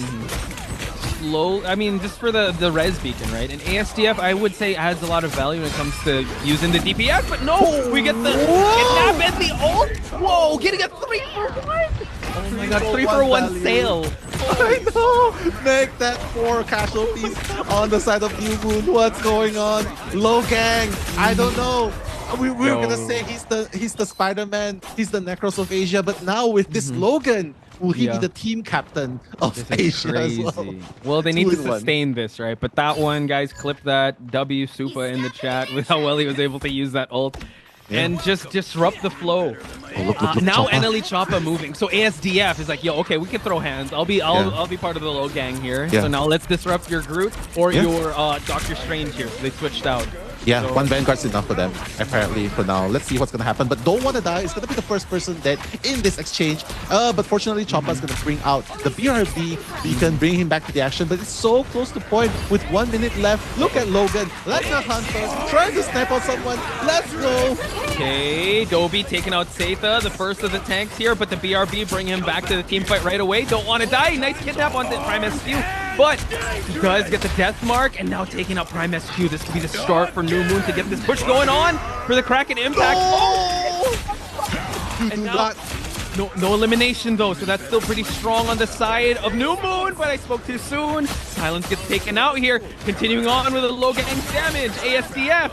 I'm going to show you who's the real low gang right here, and that's what ASDF wants. But look at NLE Choppa adding insult to injury, taking out Zeta while he was levitating on the forum. Doctor Strange is like, this is not supposed to happen. But with that exchange, Uprise will be able to take this point. Wait a minute, low gang. Going crazy. No, please. Oh, nice. Dobby taking out it's the strategist now, taking out the DPS, and now by tooth and nail, they actually fought for that point. No overtime here, so they are going to push as fast as they can. We do see that everyone is kind of in the new spawn room here. We do see, the elimination on Silence's side. So I would have to say the team need to kind of come in all at the same time here. They're able to eliminate one by one, so everyone's kind of, I would say, not in sync right now when it comes to respawn at the same time. I love Supa's Wolverine, right? But let's hope that it doesn't backfire on XOXO, because it seems like XOXO is the one that's determined on 2 Vanguards, right? So it's actually going to benefit Uprise more, because Fun's the only Vanguard here. Oh, that is true. So ASDF collecting so much damage and taking out Prime SQ in the process. So at least the BRB, Ayabagamoto by Seita, trying to take out some folks, able to take out a little bit of the backline here, but the process gets punished here. We do see that Supa gets taken out by Silence. The dunk? Oh my goodness. Yeah, take that dunk and adding insult to injury. Prime SQ is gonna take one piece of that, make that 2 kills, and Behemoth as well on the Invisible Woman, like, hey, we're still here, don't disregard us. And this is just crazy back and forth because if you watch this now, you cannot even tell who's actually going to win this game. Yeah, and this is the first part of this convoy mission, right? Yeah. What's interesting to note, like you said, New Moon have already changed it up. They're only going with 1 tank. They don't have a Doctor Strange for that portal, so they're going to have to walk down here. Oh, that was so close. The rocket almost got kidnapped there. But Seitha, very careful. Oh my god, Prime SQ popping off here now. Let's go. The Kraken impact. Not going to be able to add much value to that, but it's okay because the left clicks is going to add damage to the team. And they're pushing Uprise back to the spot. Go back. Take a snack. Just relax. Go back. My god. The pressure.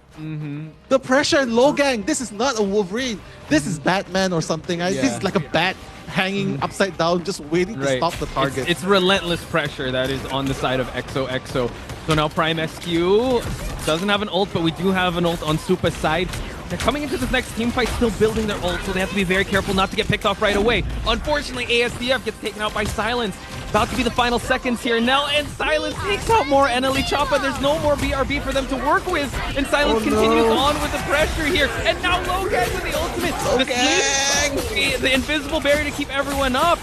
Oh my god, that sleep was so timely. What a play just now. Otherwise, that would have been a much worse fate, right? But it doesn't really matter because Choppa, everyone has been taken out and they are going to be stopped at the first point.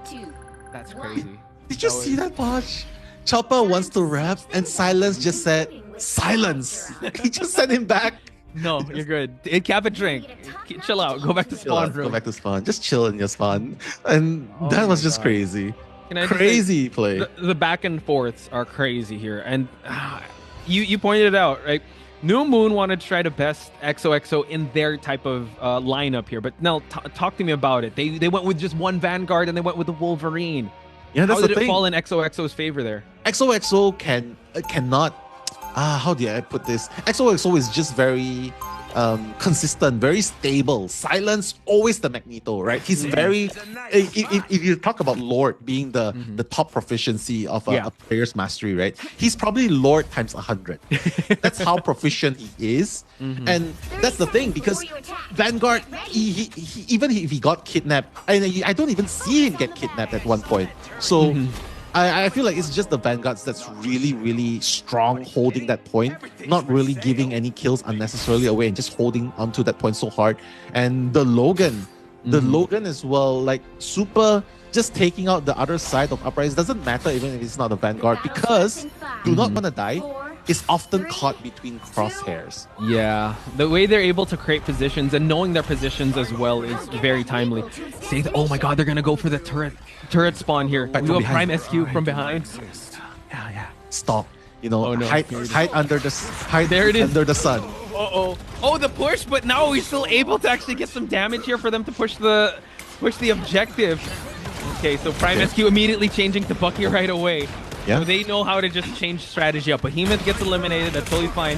Rez is still on that BRB. They haven't used it quite yet. So early start, early aggression on EXO's side. Yeah, let's see if the Spider-Man is going to make a difference. Logan trying to kidnap someone, but ASDF is not going to be able to find anyone. And even the passive has already been used. So let's see if Supa on Spider-Man will be able to take out the backlines. You can see Spider-Man just sticking around. Yeah, trying to get sticky. Just trying to get the uppercut in, you know. Quickly go in, uppercut, quickly go out. Ooh, look. Yeah, that's the game plan. That's the game plan. In and out. Now just gonna change it up. I'm not quite sure. Oh, gonna go low gang. Low gang. Okay. Let's go. Just like we gotta equalize the battlefield right now, right? Because Spider-Man's not the hero that they need right now. Okay. Not the hero. It's Logan, dude. It's Logan. So now gets the dive onto the objective here.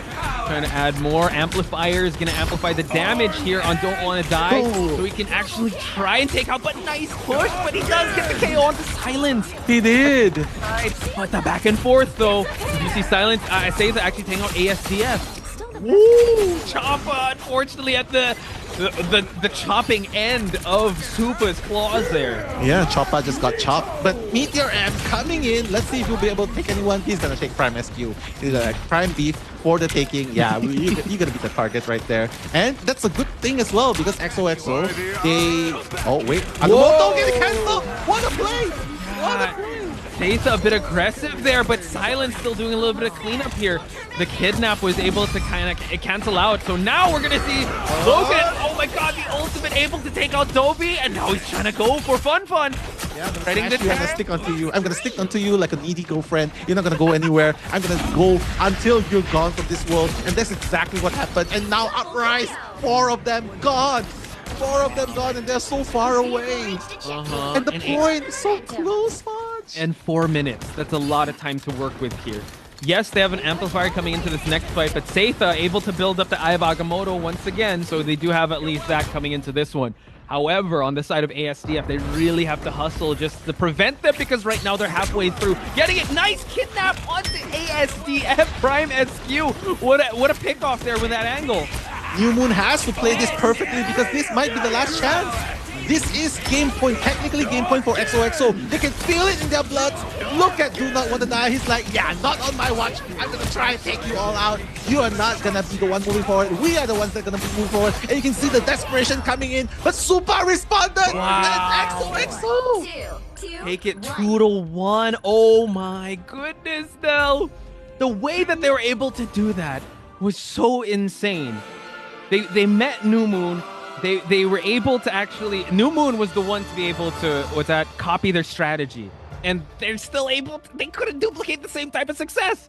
And they got it. It's 3-1 as of now. It's now, I mean, it's best of 5, right? So... Oh, wait, it's best of 7. Yeah, I think it's best of... I think. That's why... Well, let's wait for confirmation. Because from what I know, it is best of 5. And I don't want to congratulate anyone just yet. But with that being said, talk to me about the stats here and how incredible that last play was for them. It's always Supa. I think it's always been Supa, and I think with the passing game, he has that blood, right? The tiger blood. That the more he plays, the more confident he becomes going up against Uprise. Because in the interviews themselves, they were the ones saying that, oh, yo, the team to watch out for, Genji is definitely strong, but we're watching out for Uprise, New Moon, because they're super strong. The previous victors, so they definitely look up to Uprise. But as the game goes by, the confidence that builds up becomes an unstoppable force. So I feel like here, Uprise, I don't know what they need to do, but they probably got to get the same breakfast, the same lunch as XOXO. Probably got to lock in and change up the composition because the conventional setup is not going to work anymore. Yeah. Get a Psylocke, flank them because true. Try something different. I think like from the game we saw yesterday, Don't Want to Die was really popping off with that Psylocke play 50 score. Yeah, it's quite insane. Okay, so just trying to recuperate and just trying to like calm down from that. Okay. And I want to point this out because you set this up very well. And this actually kind of goes with the play style of Supa. He makes you target the Spider-Man, not just in-game, but target it in bans as well. That they choose to target ban the Spider-Man or choose to like, okay, we got to get rid of this and that. But not knowing, or like, you have to make sure that you have to get ready for the Wolverine, which that was his game plan all along because Wolverine was so effective for the rest of the dive comps that he brought out. Yeah, I mean... I just laughed because I thought of something funny. Imagine using 2 out of 2 bans just to ban one player's character pool, right? And I find it funny because I was thinking like, what if one day in the far future, you get to ban players as well? Because Supa's the one that needs to be banned right now. That's the guy. Yeah, until there is more bans on the hero pool, yeah, you gotta ban out Supa or ban out Silence or ban out like Silence in the first game also. Just he knew where to be at as Magneto. All right, they targeting that. So that's when, like you said, that's when the Supa started to come out, started to pop off.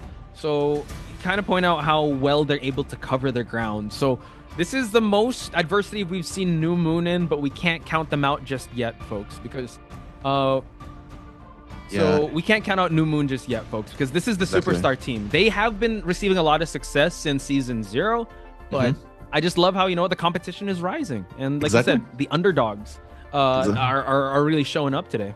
Yeah, and just a little bit of fun fact for you guys at home right here. Behemoth, the guy that was clicking heads as the Invisible Woman from Team XOXO, he's only 18 years old, the youngest player in the team. Thank you. Support peak one above all. Let's go. Did you get that from chat or anywhere? I got that from Zeta.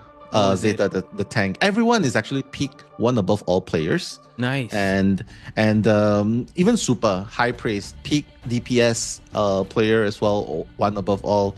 Everyone's just one above all at this point. So I think that it's this season that they made an impact and tried to join the tournament. So a little bit of fun fact for you guys. Yeah. Oh, thank you for that. Yeah, and thanks you, Nell, as well. If you want to check out some of his interviews, he did post them up on his YouTube channel. Talking to the different teams that are here today. I know you had one for Genji, sharing also about Seitha's interview. So yeah, we want to be able to tell these stories. If you guys have any information, also let us know. We want to be able to, I would say, be this platform for players to get noticed, because if you notice, Genji, they need a sponsor. So hopefully, you know, this could be the platform for them to kind of shine and really showcase that, like, yo, we got to pick up this team. We got to, you know, really showcase and really take care of this talent, because Marvel Rivals, you know, in every region is popping off, especially here in Asia. Yeah, but you know what's up next? This might be the potential game match for XOXO, because they just need this one more round. This one more round, and they're going to be moving forward. So Uprise, I don't know if I'm part of Uprise now. I would be feeling the tension. So from the previous game, from what I collected, where New Moon was able to win, they actually bested them in domination. So this is the first domination that we're going to see. Maybe this could be the switch up they're kind of looking for, because you definitely have to change up your strategy coming into domination compared to Convergence or a Convoy. And maybe this is their time to release a little bit of aggression, because in domination, it's just constant team fights after team fights. So now we're going to see a ban onto the Magic, saving the Mantis, and then we're gonna see what New Moon is gonna last ban on the side of XOXO. Wow. Well, Spider-Man Magic targeted ban onto Super. So it's good. It's good to see someone getting respect ban right at this point, all the way up until this point, because it's not often you see a single team ban a single player's entire roster. And unfortunately, there's not one more ban for them to ban out Logan. The Logan. Imagine if there are 3 bans, then Supa's just not going to play anymore. It's like, I can't play anyone. I can only play Mantis. I can. Stop. Unfortunately, there's not a 3rd ban. Otherwise, I think the next one he'll play is probably Rocket or something. So possibly. All damage Rocket. Yeah. But now, with the availability of Venom, right? The availability of Venom, you're going to be able to see that dive crazy plays coming in from Venom again. So hopefully that might be the key to winning in domination. And like what you pointed out, they did have a better performance, right? New Moon in domination maps. So we'll see if that's going to be the case.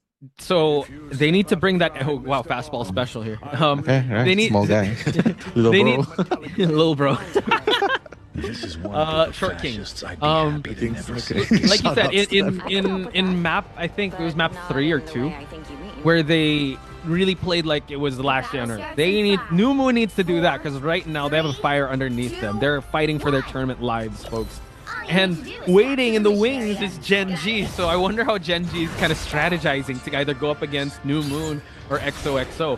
Not wasting any time. We do see that Supa's already... I mean, this is his favorite map when it comes to Spider-Man for sure, but he is... my God.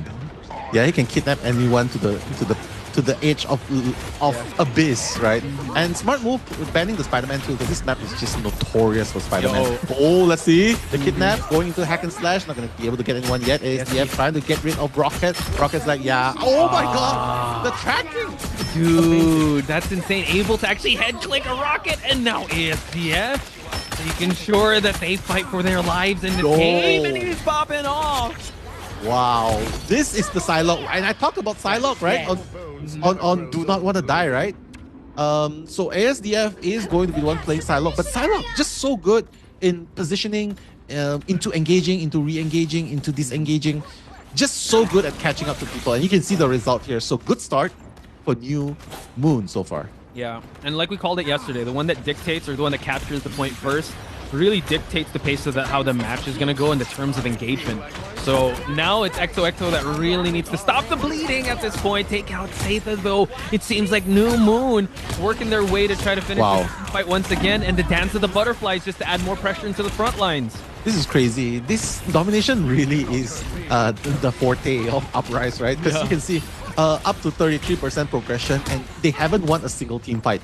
I mean, XOXO. So, this is a hard spot to fight, to rush out from. Yeah, I mean, this might be their forte, actually. But Prime SQ trying to pick off some targets here, creating a crossfire here, trying to get rid of ASDF, but he's out of sight, out of mind. Seitha now might be actually a victim of the Kraken impact. We do see Meteor and trying to get a dunk. Unfortunately, unable to get any hit. The team fight continues now. The Wolverine tried to kidnap Fan, right? But unfortunately, Fan a little bit too quick to swerve to the right, and Wolverine will be sent flying somewhere. So Kraken impact this time coming in from Do Not Want to Die. He's going to take out Prime SQ, and now the Wolverine, let's go! He's going to hack and slash, going to take out Fan, and Silence coming online, taking out Chopper. Okay. But onslaught continues. I was honestly getting ready to play Maroon 5 Animals there after he got that kidnapped, because it looked like you're about to fall down, but no! It says, it's at Supa. No, we continue on here. So now, with 82% left for New Moon, they're able to capture the point. But they need to hold off for the next couple of team fights here, because they cannot afford to lose the team fight, then re-engage with no utility to use. Yeah, this is hard. This is a hard uphill battle simply because of the progression on Uprise, 82%. Not to mention ASDF already moving into location, trying to flank from the sides, trying to take out at least the rocket on side of XOXO. But Prime SQ on the front lines, dealing damage, eliminating 2, and now it's going to be a 4v6, sorry, 5v6 because of the recipe. Yeah. True. So yeah, you have to say that the BRPs have been working out so far on both sides since the Warlock was banned out, but Prime SQ really setting up some angles here. The crossfire is there for them to work with because there are some people behind them because they are creating a flank situation. So now underneath the rooftop here, forcing out the invisible barrier while everyone tries to capture point. New Moon able to actually capture the point underneath Prime SQ. So this allows them to actually push it a little bit more. And now might force the overtime as ASDF takes out Prime SQ. Oh my god, taking out 2 of them, but fortunately the revive beacon BRB, but now Strangling Prison is not available on the side of XOXO, but they are still killing, taking head to the triple kill from the Groot, the walls, and now Dance of the Butterflies trying to counter XOXO, only going to be able to pick out 1, sorry, make that 2. Yeah, incredible team fight won by New Moon here. And you gotta admit, it started with the crossfire that they created, and now they pushed the overtime, and just like that, they stole it. They forced the team fight underneath the small room, and then that allowed the Invisible Woman, and I believe the Psylocke to capture point. And yeah, you know what? This might actually be their type of game. They do love domination. So. Yeah, domination, because everything is focused on a single point, right? So XOXO, I think it makes sense, Botch, because Uprise, they're like a fortress of solitude, right? They're fortified. They're a very grounded team. Like, okay, we're gonna hold this point. So maybe that's why domination is the game for them. Because if you look at XOXO, everyone likes to run away everywhere. Right? Yeah, but if you're forced to, okay, I get it. Yeah. Right? Super likes to go somewhere, pick off people from. But when it comes to domination, you need advantage in numbers on the spot itself. So everyone knows you are going to be here when the time comes. So it makes it easy to anticipate where the attack's going to come from. True. Nice breakdown there, Nell. And I feel like, yeah, you really see how mechanically well in positioning they are when they know there's not a constant threat of a dive happening on XOXO's side. So now we're going to see a portal spawn here by Seitha to try to capture the point early on, or just at least establish the high ground. And I think they're going to get that, but they are working their way up. So let's see if XOXO can kind of counter this situation and kind of fight back here. Yeah, we'll see, because now they are already in position. just because the person who unlocks the move first will be in an advantage. But now, fun! Yo! I did not think he was going to pick out anyone with that. God! The dunk on Meteor M to eliminate Prime SQ, but oh my god, he's gonna go for another one. Silence taking out NLE Choppa, which is very good because he won't have the BRB anymore. So now team fight is still 1-for-1 pickoff, and Seitha trying to threaten the backlines here, forcing them in uncomfortable situations, but ASDF takes out one. Fun takes out Behemoth. So New Moon actually win this team fight, and actually they're pushing the point here. Can they still hold? Will XOXO find an opening here, or will they actually get this team fight going on? It seems like Dobie is gonna get an elimination on Prime SQ. Yeah, Uprise is just so good in this kind of games, right? Yeah. Domination. Look, like they already eliminated more than half the team every single time during the team fight. They even in the previous round number 1 game number 1, right? They didn't even manage to allow. They just keep winning team fights. So domination is their game. XOXO needs to realize this, and probably, you know what? It might be a little bit premature to say this, but even if they lose in this game in domination, don't get disheartened, because next game it will be a different mode. Maybe. Oh yeah. Maybe domination. You know what I mean? Maybe domination again. No way. No. But yeah, now they have ultimates to work with us, so They do, let's see they if they can. They need to put up a fight. But yeah, you're right. It seems like New Moon is really showing them that this is their game of, or this play or format of choice. And ASDF with the flanks just constantly being, oh my god, a moving target taking out Rez. Not just Rez, but also Behemoth. And now NLE Choppa getting on the board for damage and also eliminations. Another team fight won by New Moon. Yeah, they're so comfortable. Look, second team fight lost by XOXO. Yeah. Let's just hope this does not affect the morale moving forward. True. Because you cannot be strong in every single format. I would say, though, this might be the confidence boost that New Moon needs after facing a gauntlet of matches, convoy missions going in XOXO's way. I think this is their, their reminder of how good they are as a team, because again, it's not a foregone conclusion, but now could kidnap onto Don't Wanna Die and able to take out Suma Instantly. as well. Instantly, you saw him jumping in. Goodbye. Goodbye. I'm gonna send you back to spawn. And that's the thing as well, right? Look at ASDF, the flanking coming in. This is the Psylocke that they should fear, because the invisible attacker that comes from behind. Oh yeah. When's that gonna happen? You know what I mean? This actually might be 100% game onto New Moon's side, and it might actually be just that. Seitha can't even teleport, so now just a big pop-off here on New Moon's side, establishing themselves that they are in this matchup, folks. Capturing Hell's Haven here, 2 for 1. Yeah, crazy.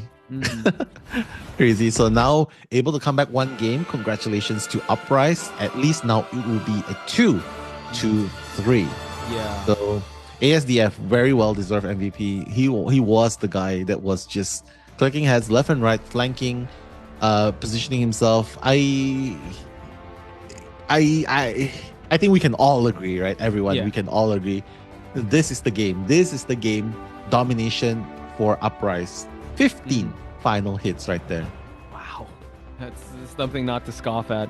And most, if not, I think the only time they were able to capture point was in the first map. And this next map, it's just like they steamrolled even more, and they really snowballed their offense. So just an incredible showing on Uprising side. Just a reminder that, they're here to play. I think this was also a good mental reset for them to just say like, hey, all right, maybe we gotta use this Psylocke in this next match. I would say they're not out of the woods yet. Like you said, if they change modes, if we go to a different mode like Convoy, Convergence, they have to deal with the dives. But yeah, it was very apparent they played very confidently, knowing that a flank wasn't going to come, and they were the ones kind of using the flanks and using the angles to their advantage. Yeah, I mean, I guess we share the same sentiments. They gotta have a mental reset. It's not easy to do. It's not easy to do at all. It's like telling your mind to just like, okay, shake it off. Let's move on to the next one. Maybe you gotta listen to some Taylor Swift songs, like shake it off, right? You gotta listen to Animals, bro. You gotta Animals. Let's go. Maroon 5, shout outs. But yeah, you gotta really shake it off and just move on, because right now you're just 1 game away.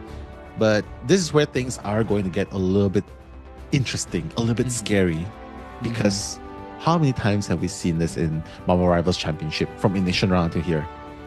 They were just one match point away, and all of a sudden, the other team comes back from behind to win it all. Yeah, we've seen a lot of those, especially in the matches that we didn't broadcast. It's either 3-0s or those type of matches where all of a sudden the momentum swings in the opposite favor. So I think this is also good because this allows us to show the levels of new moon or a new moon as well as uprising. Because I think when it comes right down to it, we want the best of the best to win this. And Gen G definitely wants the best of the best to make them better. So I thought this matchup was gonna be very even, but I didn't think it would be this crazy or this back and forth. So I'm excited to see how this next match is gonna go, and depending on the mode too, and the thing that's very interesting, because we know that the picks and bans are gonna go possibly the same way. It's more of the mental stack on the players and what they're gonna be. How confident they're gonna be, and if the Psylocke's gonna come out, I don't know. Yeah, because now they have another character to worry about, right? Because are you gonna ban out the Psylocke this time? Because it seems like ASDF is very comfortable with it. So, are you gonna do that targeted ban? Because New Moon did that to you.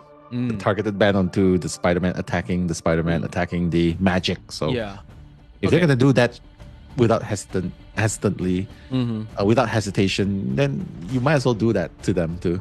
So let's revisit how the XOXO does it, because they always ban the Luna and they ban the Adam Warlock. Which would you allow through just to ban out the Psylocke? Luna. So allow the Luna to come out. Oh wait, no, not Luna. Adam Warlock. Okay. You ban out or you keep the Adam Warlock ban? I'll ban out Adam Warlock. Okay, so Adam Psylocke. Okay. Yeah, because New Moon will definitely play the Namor Luna tandem. You're right. Right? You ban out the Psylocke, then fine. They'll just do the Namor Luna tandem, and that's going to be even worse for XOXO that likes to flank from different angles, that likes to dive. Yeah, I think that's going to be even worse. Honestly, as long as it's not domination, XOXO will have a chance. But if it's domination, I think it sort of just shows, because they were just losing team fights after team fights. So it kind of shows it's not even a myth anymore. It's not even a speculation anymore. It's tried and tested, folks. Tried and tested. Even though it's just one round, right? But you saw how it went from 0 to 100, and it makes you question: is this actually XOXO 1.0 or 2.0? Because when it comes to domination, it feels like they just downgrade their software or something. I think the patch is still like downloading the domination the domination meta. But yeah, as much of a back and forth as everything was, if you watch this domination match alone, it's you could clearly see there's a clear advantage on New Moon's side. So yeah, hoping that if it is another domination map, hopefully they reset, XOXO resets. But if it's a convergence map or a convoy map, I hope that also on New Moon's side that they're able to kind of reset themselves as well and be more confident in their picks and not necessarily play to the pace of how XOXO has taken things. Yeah, a lot of things that I have to take into consideration, because when all things considered, when you have already banned, you do those targeted bans, you do all of those necessary readjustments. What else can you do? You gotta wonder, what else can you do in order to stop this? And it seems like Uprise might be the team that starts to warm up in the beginning of the game and takes off in the middle game. Maybe that's why XOXO was trying so hard, playing like it was the last game of the on Earth, right? Because they know this is what's exactly gonna happen. Uprise is just gonna take off mid round. Okay, so it seems like we are going to go to Shin Shibuya Convergence, not a domination map. And it seems like they're locking in with the Venom. The last one, is it going to be a Warlock? Is it going to be a Psylocke? 2 locks. Only 1 ban, though. So it depends on how XOXO is going to play this out. Star-Lord ban. Okay. Star-Lord ban. Yeah, I mean, Mantis, maybe they don't want to give the opportunity to ASDF to play Star-Lord, but this does open up the opportunity to ban Spider-Man. Yeah. Just ban Spider-Man, yeah. You're not gonna let us play Star-Lord Tandem? We're not gonna let you play anything.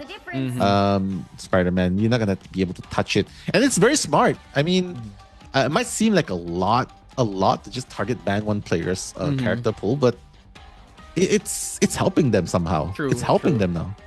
I like this also on the side of XOXO. It's Rez not really going for the Rocket or the Loki. He's actually thinking of picking up the Adam Warlock, going for a triple support here. Maybe just to get the initial push going since they are on the attack side.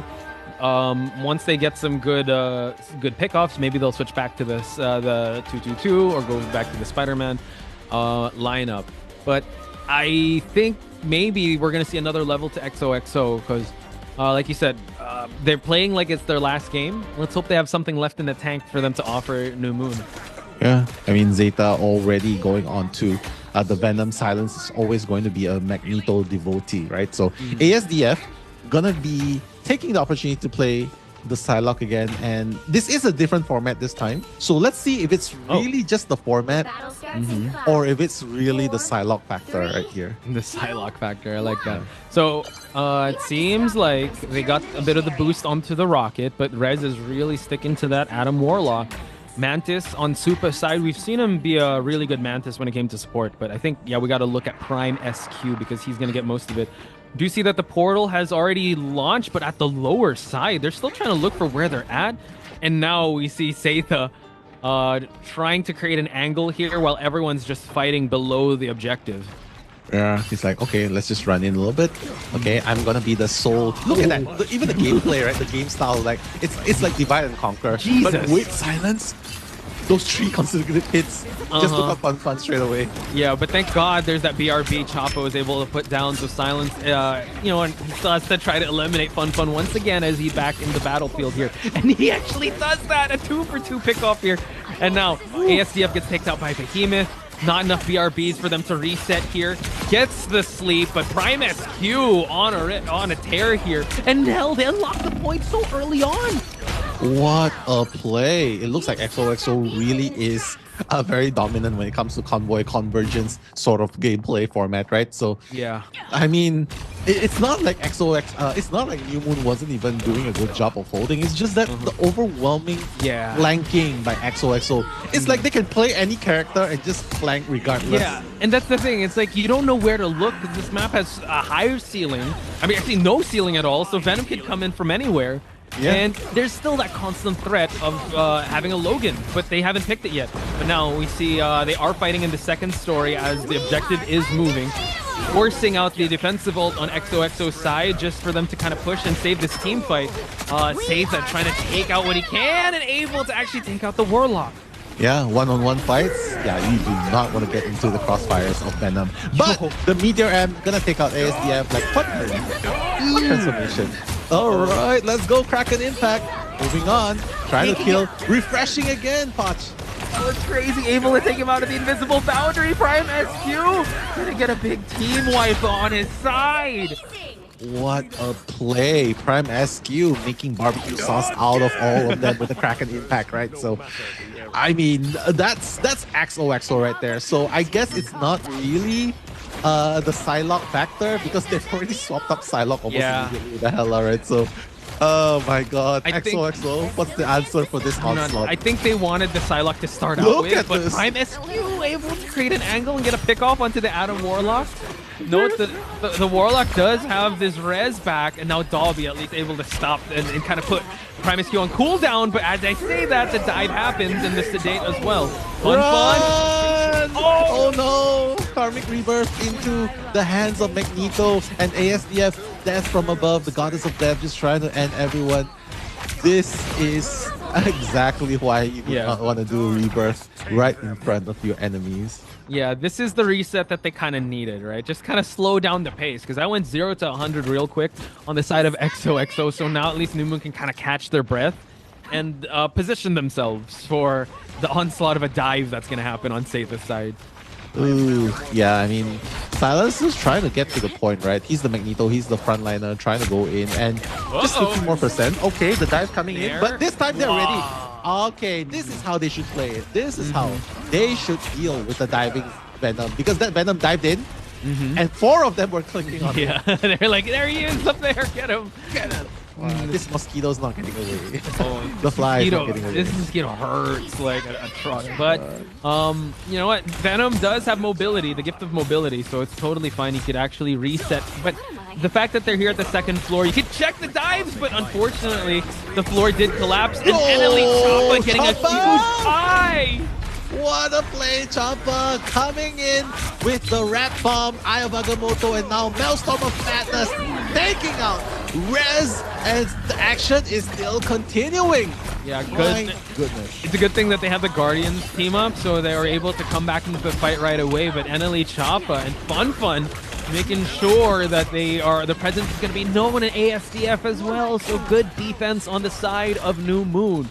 Again, they need to play perfectly, but XOXO just needs that one moment. But they're not going to be even allowed.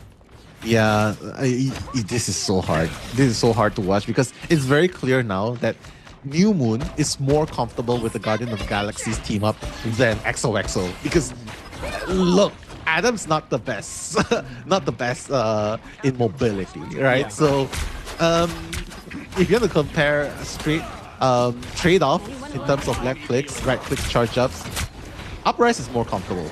Yeah. And Yeah. even like just with the ult as well, like the usage of it, right? They were able to capitalize. But the dive is going to happen. Prime SQ with the Kraken impact, looking for the best target. Able to get the death mark onto 3 of the folks here on New Moon's side. We do see the ASD takes out Rez in the process. So XOXO fallen once again, about to be 60 seconds on the clock. They can't afford any more trade-offs here at this point, Nell, because they need to push this objective. Yeah, Mantis is not the character.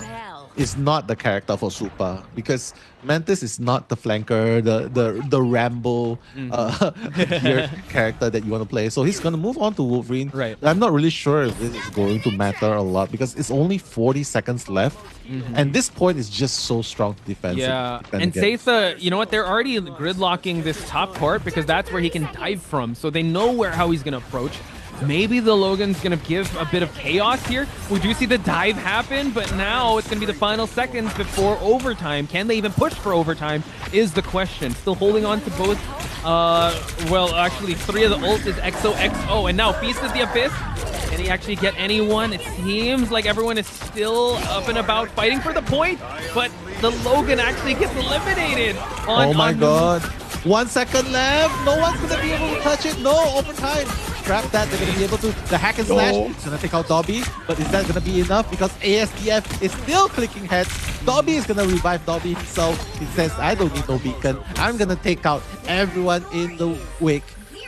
And Uprise. Yeah. 2.0. Uprise 2.0. Oh, just, yeah, the firmware got updated. So now it seems like they're in control of this match. I think once they were able to stop the initial sprint of New Moon and they couldn't get past that halfway mark, the dives weren't working because they set up really good angles for them to just stop anything. And you pointed out, Nell, they were already looking at the skies. They saw him right away. 4 people started clicking heads when they saw Seitha. Yeah, I guess they're already used. They've already adapted to the dive front. Like, it's always the same strategy. Zeta is always gonna run in heads first, and you know when you know how the bull's gonna aim, right? The Matador knows how to direct the action. You know, yeah, we know he's gonna come diving in heads on. So once they know how to deal with it, I don't think that's gonna be much of an impact anymore. No matter how tanky the Venom might be. True. So I love how New Moon is able to adapt to the playstyle of XOXO. So now, let's see if they're gonna kind of change things up on their approach. They do have to play defense. Supa has changed towards the Logan, and I think maybe it's just both teams playing to their strengths because this is actually a case that XOXO went to Adam Warlock, which they don't normally go with. Yeah. Just the unfamiliarity, right? Because look, even though it's available to them, they're not even going to be using it anymore, right? But we do see that the... Oh, okay. I thought the dive was going to happen, but no, it's just to stop the portal, but not quite. But we do see that Seitha already going to try to lock in and hold the point from the bottom, while NLE and everyone from New Moon's side have already took up space at the rooftops here in this map. Yeah. And you can see Supa just trying to make something happen from the sides, just trying to find an angle to hit, even though they are actually the ones defending. So you can see the habit forming already, right? So if it's a BO5, XOXO would have won already. Because the team would, any opponents wouldn't be able to adapt fast enough. But because it's a best of 7, look at Uprise. They know exactly what to do. Yeah, spread apart. Make sure not to be. Make sure to look above to see if there's any dives that happen, and also thwart any Logan dives. But now we see that Doctor Strange was able to survive that onslaught attack on the side of Seitha. You do see the ASDF flicking head. Look at the tracking. That was crazy. But the kidnap on Eneli Choppa, but he's able to get the elimination onto Wolverine.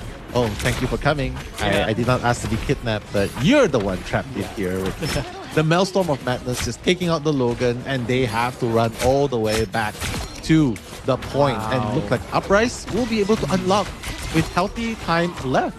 Yeah, just the comeback. I mean, you have to give it up to New Moon. They were able to adjust towards the pace. They found a game plan that's they found a pick and ban that's worth what they're doing right now, and the dives aren't being as effective as the first half of that first map. Yeah. Well, we'll see. We'll see if they're going to continue the same style, because it's very obvious that Uprise knows how to deal with this already. So, but however, this is a very strong point in order to flank. So let's see if the Wolverine will be able to make a difference here. Although it's going to be 1v5 most of the time. And look at Zeta. Wow. Oh no. You come in, but you never go back out.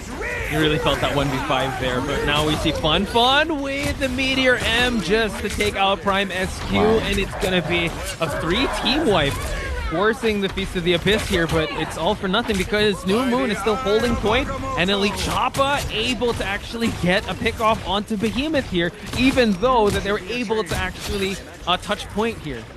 Yeah. Now I think the nightmare is repeating itself. This is not the domination map that we saw last game, but Uprise. Once the firmware has been updated, they're playing better. Yeah. Than the 2.0 version of XO. More now. calculated, more spread apart. See, look, they already know. They're already communicating that the dive is going to happen. They know where they're coming from. Yeah. Seitha still continuous. You gotta give it up to him. Persistence wears out resistance, but with how New Moon is playing this, they're really good at just knowing before, just negating any of the dives that happen, and they're not even playing them more. So we see the invisible barrier gets put up. Nice pickoffs by Prime SQ to take him out of the Goddess of Death, forcing out Dobby, but Eneli Choppa responds in kind by taking out Silence, and ASDF taking out Behemoth. Yeah, the clicks are just so good, right? And Choppa coming online already. He's like, yeah, I was good moments ago, but now with Doctor Strange. And even ASDF coming online with the clicks. Hela is only as good as the player itself. Right. Like, if you're super accurate, Hela's going to be great. But if your accuracy is 30%, yeah, you might as well change something else. Yeah, just takes out the Raccoon. Prime SQ gets taken out by Fun. Yo, they're just like moths to a flame at this point. New Moon has won all the team fights, and we haven't seen XOXO actually touch point here. So that just speaks to the volumes to their dominance here and their adjustment towards the dive-heavy strategy of XOXO. Yeah, they're just holding their points really well. Holding it off point after point, team fight after team fight. And look at Fun. Double eliminations onto Supa, unfortunately. Yeah, and now it's just going to be a cleaning up process. It's going to be a 2-1 here at the Convergence. And Nell, I mean, it was very entertaining seeing the fight because of the dive-heavy strategy. But here it was a complete calculated dissection of how well they were able to counter the dives of XOXO. Yeah, you can see how comfortable Uprise is right now, simply because they took out XOXO without even using the entire team's ultimate just now. Yeah. And that's why when it came to the countdown time, when it came down to the last second, they still had 3 ultimates to work with, and it just shows. It just shows. Even though Prime SQ was doing his best getting the 9 eliminations, but if Choppa comes in with a 14 final hits as a Vanguard, you know that they are feeling it already. Oh yeah, 100%. And next game, God, it's going to be final games for both of them. Yeah, this is the last stand. This is the legit last stand of XOXO. And I love how this game had a lot of like peaks and valleys and like ups and downs for both sides. But I think this is a good test of character on how XOXO can kind of dig in deep because, and I wanted to bring up this point. Nell, what if it's domination as the last game? Then yeah. Uprise is going to have the slight favorite to win. That's true. Yeah. But honestly, you can really tell, right? As soon as they ban Spider-Man and Magic, you can feel like if it comes to pure clicking skills, comes to pure aim, pure tracking, you can see that Uprise is super comfortable with it. Just look at them. Everything is like 40-50% above. And look at XOXO. 39%, 11%, 13%. 44%. I know it's really unfair to talk about accuracy at this point, but it just shows because ASDF 14 final hits, like the accuracy really matters. So I feel like XOXO probably got figured out by Uprise. They use the advantage in flanking. They use the advantage in cheesing. I would call it cheesing because that's what they're doing. One dives, the other comes from the side, and then Prime SQ is really the one that with the best aim here, just going frontline and dealing the headshots. But once you take that away from them, Uprise has the advantage. Yeah, I think you fall towards the level of your training, and it shows that they are mechanically gifted. I mean, ASDF alone, Choppa as well, they just know when to push and pull. So when it comes to this next match, I think XOXO needs to show a little more levels, maybe XOXO 0.3 or not the season 3 of XOXO. They need to be able to soon. Yeah, they need to do that real soon because they're definitely not holding back any punches. And I feel like we've already gone through the entire convergence, and this might actually be a domination map. So that's definitely going to be on the side of Uprise. And you know what? We have to also sing their praises because they were able to weather out the early storm of the dive characters, the chaos that they were able to ensue, and they found I would say a good rhythm in trying to thwart that. And they relied on their aim because they were able to spot out where the dives are coming from, create flank situations, and not play XOXO at their pace. Play it at their own pace, which is making it like a far off ranged battle. True. Like you can see the 180-degree turn, right, Poch? Like earlier on, Uprise used Kraken Impact just to touch point. Yeah. Oh, yeah. But now, right, they were forced to play at XOXO's pace, but now it's XOX. They're adapting and like, okay, we just need to be grounded. The Zen energy coming in, like you just need to be grounded. All right, just need to be grounded. Just play your A game and just take away the strengths of their flanks, of their dives, and we're good to go. And that's what happened. Back-to-back 2 wins. I think, and this is kind of funny. If New Moon moves on, it's not the end of their dive nightmares because soon was the Venom on Gen-G. Yeah. That would be crazy though if we do see the matchup, the mirror matchup of Soon and Setha, because it's just a both dive heavy like matchup. But I think this is good training for them also to prepare for Gen-G because they have that in their arsenal, that dive heavy arsenal as well, but they don't have to rely on that too much. Unlike how we see XOXO, I think the reason it's very entertaining is because they create that chaos and it's super fun to watch. When it comes to New Moon, like you pointed out, I think mechanically they are up there, and they're also a lot more calculated in their approach, that they don't need to experiment. They don't need to reinvent the wheel. If it works, it works. And if we're able to dominate in spectacular fashion, we should just do that. But I also want to sing praises to XOXO, right? Seeing that this is the first time that we've seen a Thai team. Correct me if I'm wrong, okay? We've seen a Thai team all the way up, fighting for 3rd place, actually. So I think like this is just a case of new raw talent, right? Tiger blood. Coming into Marvel Rivals up against veteran professional teams that already have this tournament experience in season 0 and MRI. So I feel like it's just give them some time, and I feel like it's very back and forth. Give them some time, and I feel like the performance is going to be upped again the next time we see them. Imagine if this is their debut of a team and they're able to make this much of an impact, and against veterans as well.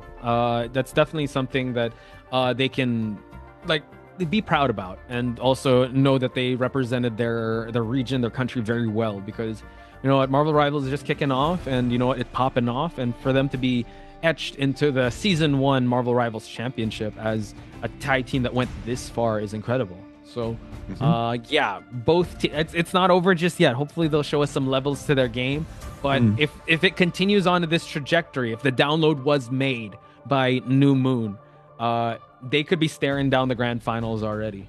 Maybe that's why we don't see Hawkeye, right? I was just all of a sudden I was just thinking about Hawkeye, because that's one character that depends greatly on accuracy as well. But hey, I mean, all strategies apart, we've already seen half the roster being cycled through. We'll see. This is going to be the deciding match. So ladies and gentlemen, who's gonna take it away? Will it be XOXO or Uprise? Please give your opinions in the chat, because we're gonna read it out if we have the chance later on. Yeah, the games are too intense that we're able to take our eyes off the screen. And you just gotta love the storytelling of this, right? New Moon facing the adversity, and facing the storm of dives and offense on XOXO's side, and instant ban on the Mantis. Magic also. Magic also. But at least this allows New Moon to lock in the Luna. Let's go. Now more Luna to end things once and for all, I feel. So, okay, you can go Spider-Man this time. You can go Spider-Man this time. We're going to take out the Wolverine. Or maybe it's just going to continue. Ban the Spider-Man. Oh, no, Namor. Okay. Banning out the Namor to allow the dives, but Spider-Man gets banned, not invited to the party. Hey, at least we get to see Jeff. We do. Maybe we might be able to see Jeff. You know what I mean? Hey, in the next season, it's only going to be Luna and Jeff that have that tandem. So, just a little technical difficulties here, folks. We're just going to wait and see how this game is going to shake out. But what we can talk about, Nell, is they ban out the... Oh, little spoilers? No spoilers. No spoilers? Do we see the spoilers? No. So tell me, Nell, how you feel about them banning out the Namor here? They still want to go dive, because they did lock in the Venom. Honestly, it's very obvious that you gotta ban the Namor as soon as you see the reserve onto Luna, right? But maybe Uprise just has a plan to include a Jeff. Maybe they don't. But nonetheless, even Luna on a standalone point, the fate of both worlds is still super strong. So maybe a Loki Luna combination, the pure strategist, defensive ults. Yeah, we haven't seen Fate of both worlds in a while, actually, because of all the bans from Luna. So now that Luna was locked in, it's quite terrifying. At least they're able to negate the Namor, so at least dive is going to be... I mean, it's not going to be countered on paper, but they were able to find out a way to be able to counter the dive. And considering this is Royal Palace domination, there are some good spots, especially like at that garden area where Spider-Man, unfortunately, is not there, but Venom can dive into. In Odin's archive as well. It's a little hard, especially for you to hit that Kraken impact because of the low ceiling. But we've already seen this, but we're going to check it out again. Yeah. Unless they changed it up. I don't think they're going to change it up. Yeah. I think they're going to not change it up. Yeah. I mean, if I'm correct, this is going to be a Luna reserve. Yeah. Ooh, you're reading the script. Nice. Yeah, nice. Okay. All right. No. All right. Because I spoiled the future. The Matrix is disrupted. Oh, no. You disrupted the Matrix too. No, I'm sorry. No. The red pill, blue pill. The red pill, blue pill. I'm so sorry for that. But yeah. Nell sees things in ones and zeros. He's the one. He's the chosen one, guys. One. I see things in 1 and 0. Ones and zeros. But interesting question, though. Like, will we be able to see a Jeff here? And yeah, I mean, a Jeff would be super good, especially with the team up, right? Just slowing the grounds and making it very hard for the team to maneuver. Maybe that's a game plan they can do in order to slow down XOXO a little bit. Yeah, hopefully they do that. I mean, I want to see that Jeff, but DPS Jeff would be great. We saw a little bit of DPS Jeff from Damp Kit Kat in the qualifiers. So, with a lot on the line, do you think changing things up would be worth it for either of these teams? I mean, Can you rephrase that again? Sorry, when it comes to everything that's going to be on the line now, this is the grand finals. Who should do more change-ups? I mean, Genji is known to be doing change-ups, right? Up against New Moon. Ultimately coming back, right? They were the ones that got 1-2 at one point, and then they went back to back games in order to win it. So I think we might be able to see a repeat of that right now in the lower brackets final. But I would say, if it's talking about XOXO and Uprise is doing everything good so far. Everything good so far. And I feel like this is the case of missing the timing, because XOXO revealed their cards really, really soon. Actually, I wouldn't say revealed, because I think they pretty much just know that he already plays Spider-Man and Magic, right? So I think this is pretty much a given. But they didn't realize how impactful it could have been. So I feel like they missed the chance to close out on an early game in game number 1. So even if they do make adjustments now, I can't think of any other compositions that they can work with in order to counter Uprise now, because they're just so used to dealing with your dive comms. They're already adapted to it. So if you come in here, what other strategy can you do? Are you going to go for the triple Vanguard? Are you going to go for the triple Strategist, because you know Uprise plays that comp better than you? Yeah. Are you going to go with the mano a mano crossfire? Like, hey, your composition, you know that they have the upper hand as well, because you have Prime SQ. They have Do Not Want to Die. They have everyone on the team clicking hands. True. That's really hard, because when you said you want to go mano a mano and go with these type of lineups or these type of synergies or compositions that New Moon has actually been using this entire time, and they're super warm with it. We did see a little bit of that when they went the Adam Warlock, right? They tried to change things up, but you kind of saw that they weren't really comfortable with it, and it didn't necessarily help out the dive so much. So I feel for that, because it's not necessarily revealing the hand too soon, but more if we go back and see if this was a best of 5, XOXO would have won. But this is grand finals time, lower bracket finals time. It has to be a best of 7 you had to play. So I think now this might be a little bit of an eye-opener for a lot of teams out there. And also, I think it's a learning process on XOXO side too, that they can't be heavily reliant on just having a dive meta. Yeah, but it's really sad though, because it was a very interesting game, right? Remember round 2, round 3? It was like, oh my god, will the Spider-Man actually work? And the punk Spider-Man, guys, if you have gotten the skin, I don't play Spider-Man, but that skin looks cool. It does, and it has the electric guitar riffs when you're able to do the pulls or any of the moves. So I see that skin a lot when I fall to a Spider-Man. So it's pretty cool. But if you're the victim of a Spider-Man pull or a Spider-Man gank, it's rough. But I think the fact that they were able to take out Spider-Man, and you said it yourself as well, when it comes to getting solo banned, or specifically your characters, which is Magic and Spider-Man, that just shows you are a beast on that character. Exactly.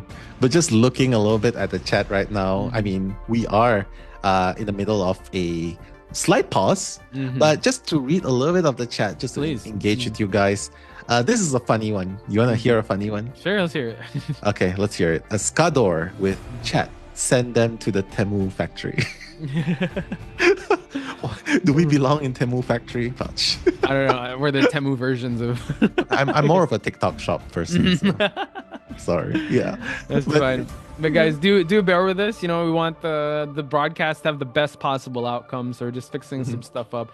Big shout outs to each and every one of you that has joined us since the start. Since March 22, I believe. That was the start of the ignition rounds. And also shout outs to the people in the back. Shout outs to Prod. That's running the show behind the scenes. They're definitely keeping everyone keeping the show running. So shout outs to Marvel Rivals for this whole Marvel Rivals championship. Exactly. Let's read one more comment, and then let's give a question to them, right? Let's find out something more about you guys, okay? So Chiniwa with my beautiful Asian brothers deserve screen time too. So thank you so much for calling us beautiful Asian brothers. Yeah, let's go. Are we beautiful Asian brothers? Oh, well, I don't know about beautiful for me, but we'll be your brothers. It's fine. We're good. Okay, sure. Okay, you know what? Let's think of a question to ask the chat so that Okay. we can find out more about them. Okay. True. So I see someone saying I like turtles, but far cute. But okay, why don't we say? I want to ask them, chat. Okay. Who do you think, among all the performances you've seen thus far in the tournament, which player do you think deserves like the biggest highlight here? Because we've talked about known players. I think, well, recency bias, we keep talking about Supa, but I'll bring it back to Influenza G and Rib, and you know those games we saw yesterday. There were some incredible games. So let's shine some spotlight onto some of the characters or some of the players that we saw or some of the plays we saw before. Because for me, Rib and Six were so good yesterday also in their performance. I know also if I just look at my notes real quick, when it comes to legit L, they were so close. They also got the top 4, unfortunately. Bibiak and November 24, so good. They deserve praises as well, being a constant presence here in the competitive scene of Marvel Rivals Asia. Oh no. Do people know I'm Kira? Okay, I'm just kidding. But yeah. Let's just wait for a little bit while we see the answers coming in. And then we're going to be reading your responses, right? So who do you think is the player that deserves the highlight, right? Like your personal MVP, is that right? Yeah. Your personal MVP, okay? And for me, my question is, I just want to find out where you guys are from. I just want to find out where you guys are from. So Asian I think brothers. Asian brothers. Well, I think we can be a little bit more specific. And hey, so I'm from Malaysia. And I'm from the Philippines. yeah, so there. You got the ball rolling. The ball rolling. So in case you don't know where Malaysia is, it's next to Singapore. I don't know why people are just using it as reference. Next to Singapore. Next to the small island Singapore. Do you want to say what's up to your fellow Malaysians out there? Hello, apa kabar? Ni hao. I mean, we're multilingual, so we know a lot of languages. But and also, like, where are you guys from? What languages do you speak? Because Again, we want to highlight, every region, and since this is Marvel Rivals Championship for Asia, do let us know, mga kababayan ko. Hello. All right. Mabuhay. Salamat. There is a word salamat also, so yeah. That's true. It's true. But yeah, just coming in, just thinking about all those how do you put this? Just thinking about all the players, it just makes me feel like I want to play on the level, because do you guys watch tournaments, like, just to find out a little bit more about you guys? Do you guys watch tournaments and be like, hey, I can play like that, but somehow I cannot get up the ranks high enough to the ones that I want? Do you guys have that feeling? Like, does it make you feel like you want to push your ranks higher, like, or does it just demotivate you, like, oh my god, I played 2,000 hours of Spider-Man, I can't play like that? I could never be like Supa. I think it's a mindset thing, because I do get inspired when I see these. I'm just gonna answer the question as well before the ball gets rolling. I get inspired by seeing these things and seeing how, wow, the ceiling is very high, and to just master a certain type of character, and it does inspire me. I don't know if it inspires me to like keep grinding it out, or more just like showing that appreciation, because I do love like highlighting folks and like just watching them. I mean, like you said, we're professional fans, but it does inspire me. How about you, Noel? It inspires me to a certain point, but when I hit that ceiling, I'll be like, oh my god, I'm so frustrated. I'm a normal human being. I can't do this. I can't. How are these guys so talented? I just think of that sometimes. But yeah, I mean, just okay, we got the comments rolling now. So Nor S saying super, been phenomenal. Yeah, right? super. And then actually, shout out to our friend Crit. It actually, in Thai, it's an abbreviation of Spider-Man, but we just call him Supa. It's in Thai, yeah, but we just call him Supa, but it says Spider-Man. So he's basically revealing who he mains. But yeah, shout outs to you, because Supa does deserve an MVP. And West Blue Marine as well. Supa with Bucky is just unstoppable. Also November 24. Oh yeah, good choice, sir. November 24 on that Bucky was really good. Legit L, also shout outs to them, making all the way to top 4. I think when we talked about our predictions, right, this was the top 4, but we thought Legit L would be in a higher position. All right. All right, but we're gonna go into a small break. But before that, Poch is a better looking Hikaru Nakamura. So don't go anywhere. Shout out to Big D, South African. Right. So All right, we'll take a break, guys. See you in a bit.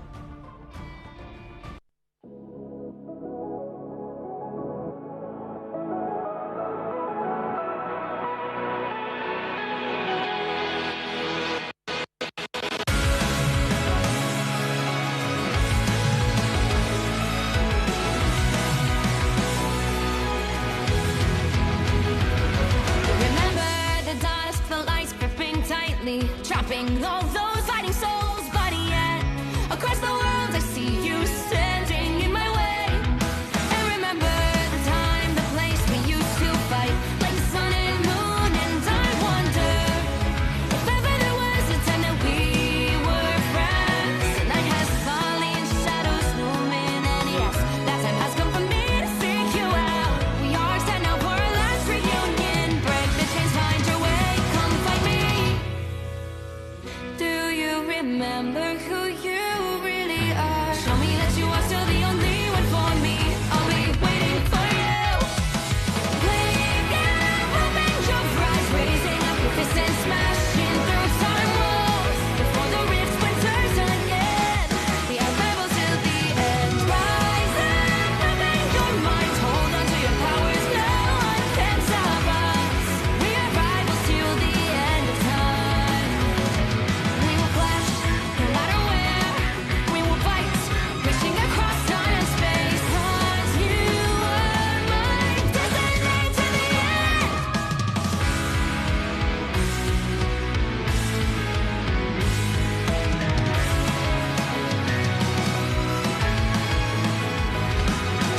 See the dawn, the flames burning brightly, shining on those memories. And yes, across all time I see you turning the tides. And do you see now our time, our turn? We can still fight like the wind and fire. And wonder no more that now is the only time your heart is mine. Light has fallen, darkness grows, and yes, we fight for our destiny and fate. New days smiling for the past and future. Break those chains, lead the way, fight with me. And when you wake up, open your eyes, raising up your fists and smashing through time walls. Before the rifts winters again, we are rebels till the end. Rise up, open your minds, hold on to your powers. No one can stop us. We are rivals again until the end of time.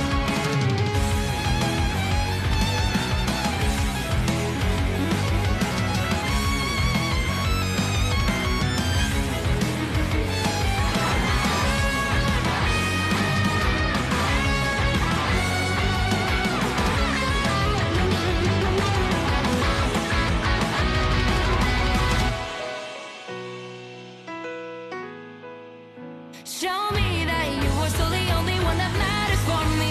I'll be waiting for you. Wait up, open your hands, holding on to your heart. Look inside you. Can you feel it? The sparks in you.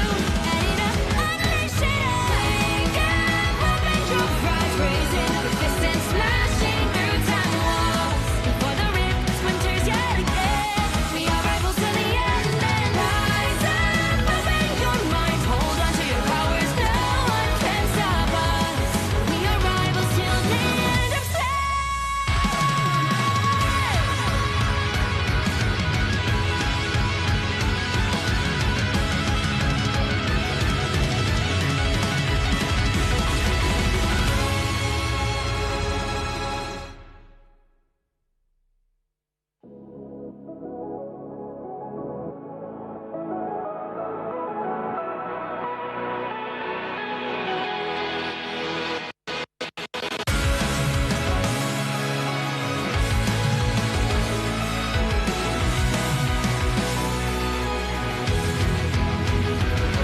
Remember the dusk, the lights gripping tightly, trapping all those fighting souls. But yet, across the world I see you standing in my way. And remember the time, the place we used to fight like the sun and moon. And I wonder if ever there was a time that we were friends. The night has fallen.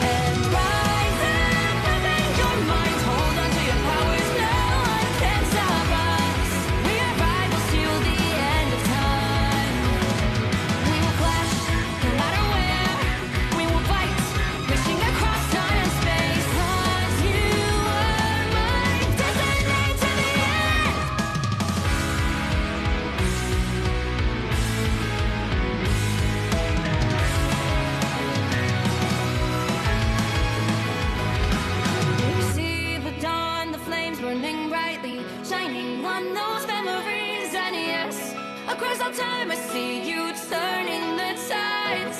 And do you see now our time, our turn? We can still fight like the wind and fire, and wonder no more that now is the only time your heart is mine.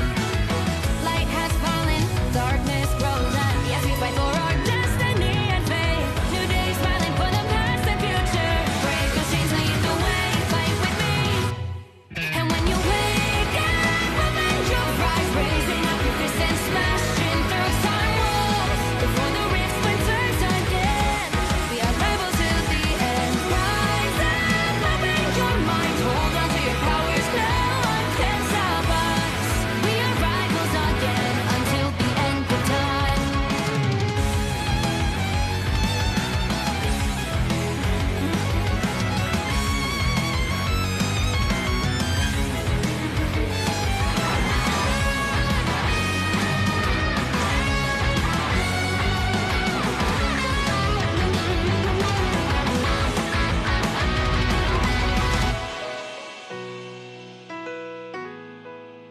Show me that you are still the only one that matters for me. I'll be waiting for you. Wait up, open your hands, holding on to your heart. Look inside you. Can you feel it? The sparks in you. And it up, unleash it.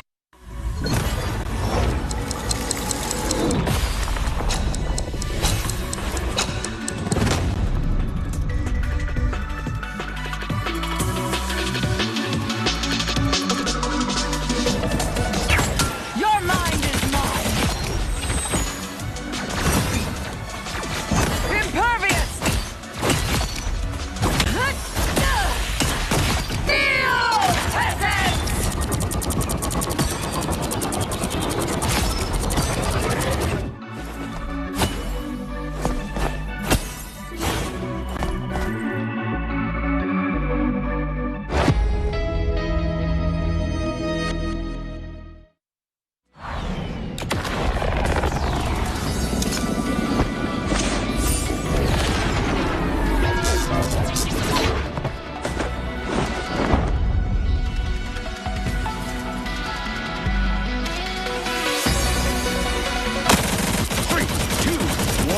Blast off! Let's go, Jerry!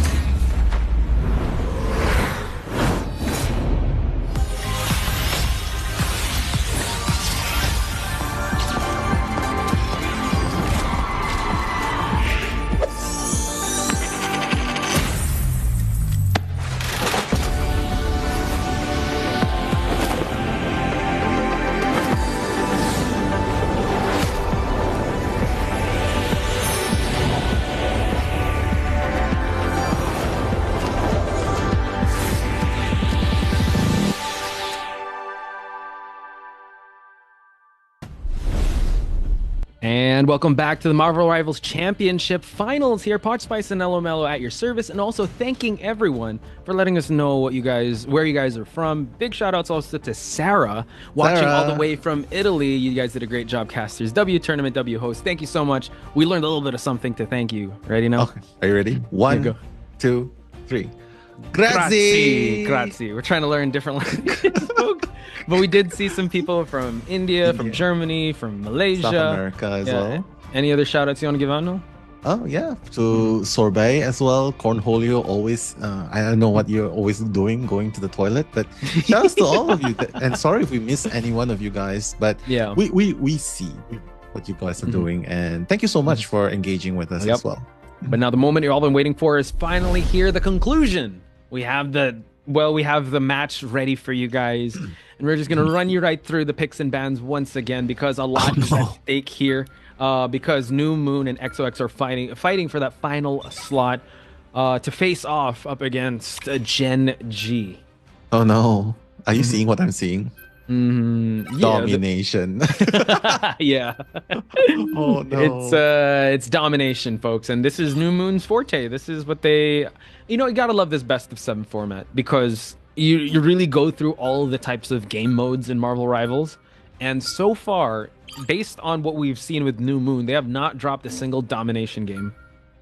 Yeah, against they've XOXO been really at least. dominant. Yeah, they've been really dominant. I think it's fair to say that they specialize in grounded close quarter combats, like a focus area. So here they're taking out the characters as usual, Magic and Spider-Man, keeping the Luna. So I guess it's safe to say they can just easily just go with the Hela again here if they want to, simply because ASDF was just so good at clicking heads. And in this area, it's easy to do that. True. And we talked about how mechanically skilled New Moon is, especially if they're super confident and they know where to expect the flanks coming from, and knowing that this target isn't going to be moving, that it's just going to be a single area in the Sky Garden or in Odin's Archive, wherever it may be. They've showed dominance in this match called Domination. So New Moon definitely have to step up and make sure that they show a different level to their game, because if it's going to end up like the previous Domination map, it's going to be a tough time if you are an XOXO fan to see this. But let's have faith in XOXO. They did allow the Luna to come online. Let's hope that this synergy or the Luna doesn't change up the confidence of XOXO.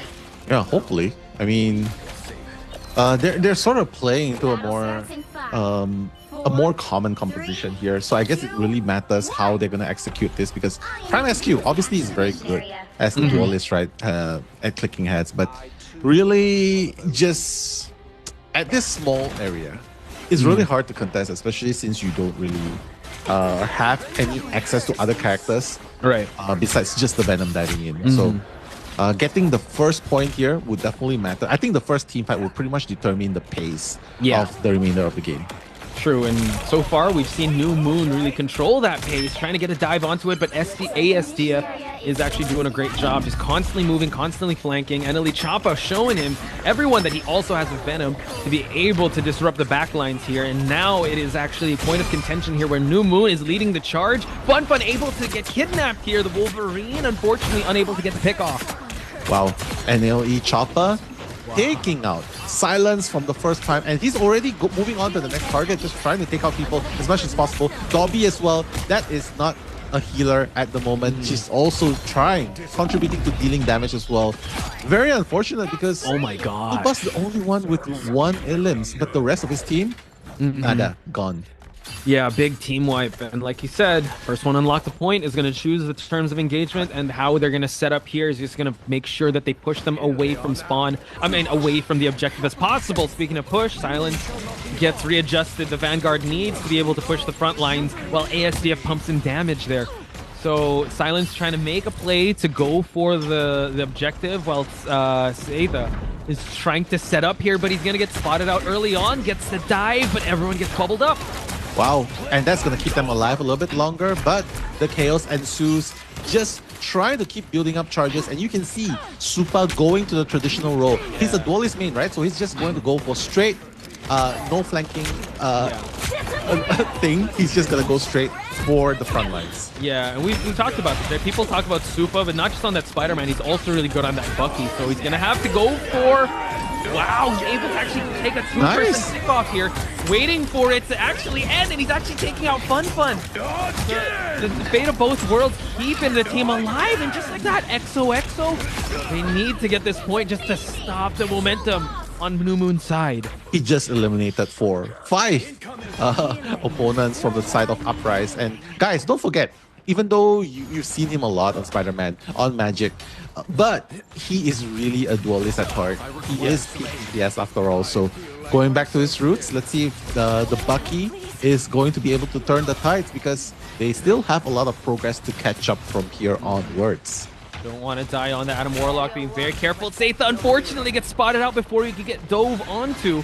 So now it seems like Behemoth gonna have to heal him up before he can try and go for another dive, but it seems like it is Eneli Choppa that is already on the back lines here and trying to control the pace. He already has the Feast of the Abyss.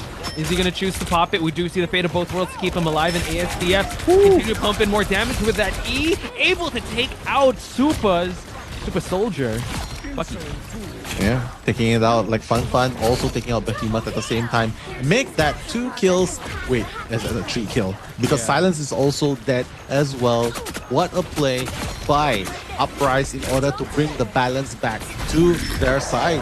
XOXO, a little bit of more progress, trying to hold on, but I'm not sure how long they can hold on because Data needs to get out of there as soon as possible. But I guess it's going to go out in a couple. Unfortunately, they tied it up 66%, but now they're still just chasing them back and adding more pressure here, because if they can not force overtime, that'll just really play to the morale of XOXO. It seems like Silence now trying to make some space, trying to create their entry into just making this happen, fighting in the front lines here. Unfortunately, unable to get it. We have Eneli Choppa also. Man, the confidence in Eneli Choppa switching up his characters to go for a dive character like Venom just shows that this is their game to win. Yeah, I mean, it's already going to be close to overtime. The Fate of Both Worlds, Fun's not going to be able to take out anything. But Galactic's Legends in the background, you're going to see who will be the target, so to speak. But Silence, what a counter with the Meteor End. Taking out not just the Vanguard, but the strategist as well. So this is going to be a really, really close game with the Karmic Rebirth bringing everybody back to the game. Uprise, round 2. Yeah, just when you thought that XOXO could breathe a sigh of relief there with that 2-person pickoff, but no!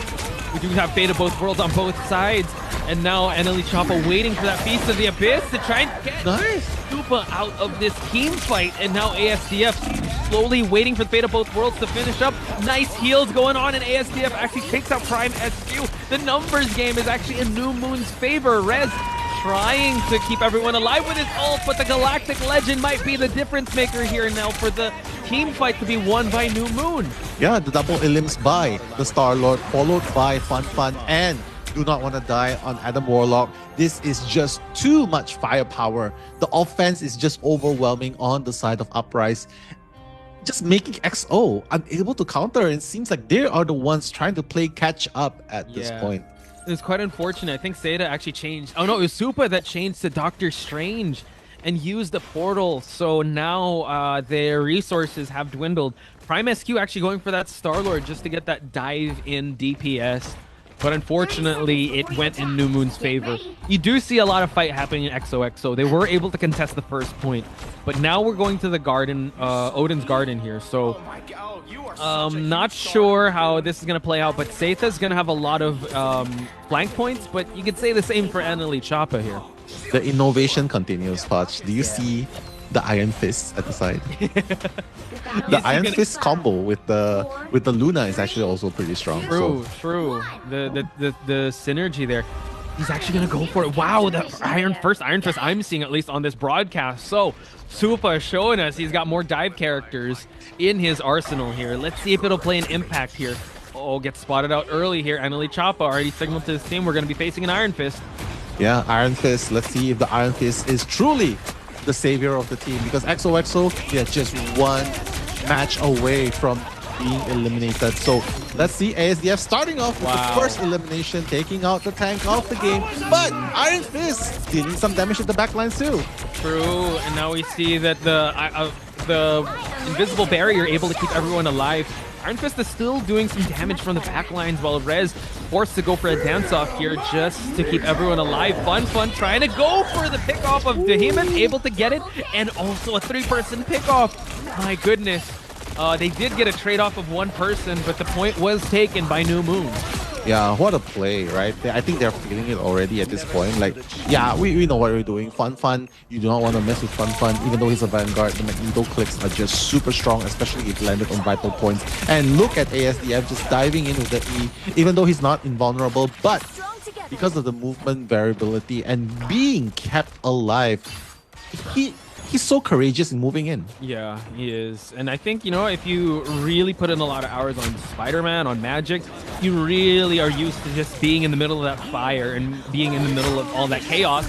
But Prime SQ is going to try to give him some opportunities here. He does have the deflect, and he's going to go for the ultimate here just to rip back the path line. But the fate of both worlds to keep them alive. That's not any ultimate. That's Chi Quan Chang Hong. That's the one, the fist that breaks the sky. So unfortunately, the dance is just too strong, and now Goddess of Death, in order to try and help deal more damage, Dobby's gonna go down. The Invisible Woman's gonna go down. Adam Warlock's gonna go down. It seems like XOXO, with the help of the ultimates, is going to be able to push this point. Okay, nice team fight one and game. Little bit of a rehash of the previous map here. 68% gained on the side of New Moon.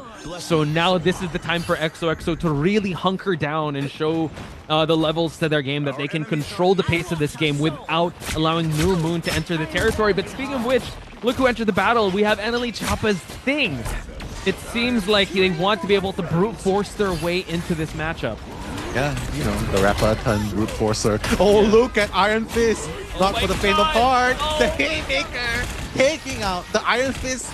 Taking out the Iron Fist. I don't know a better way to put that, but yeah, with the Iron Fist out of action, it's going to be a game of 5v6. No, make that a 4v6. No, Zeta getting taken out in the middle of Eye of Agamotto. Oh my goodness, that was quite unfortunate. Now New Moon really controlling the center of this space, forcing Silence to go for the Meteor, but at least he's able to take out Adam Warlock. He can go for that Cocoon though, and now Behemoth takes out Fun. So still doing an amazing job. We do see a teleport here on Zeta's side just to get to point and hold this point, but so far now it is going to be a pick-off on New Moon's side.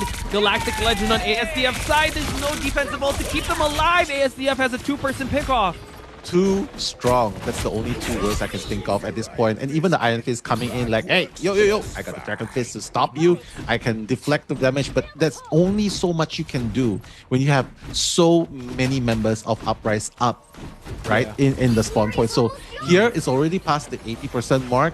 This has got to be the last fight for XOXO. Yeah, so now they really have to pour in all their effort here. Prime SQ with a Goddess of Death, so close to actually getting eliminated here. ASDF really pushing back the back lines, forcing three of the ults to actually happen now. Rez and Behemoth actually using both their ults, and now ASDF can't get any pickoffs here because everyone has so much sustain. New Moon don't have any ults just ready just yet, but now Adam Warlock has the Resurrect.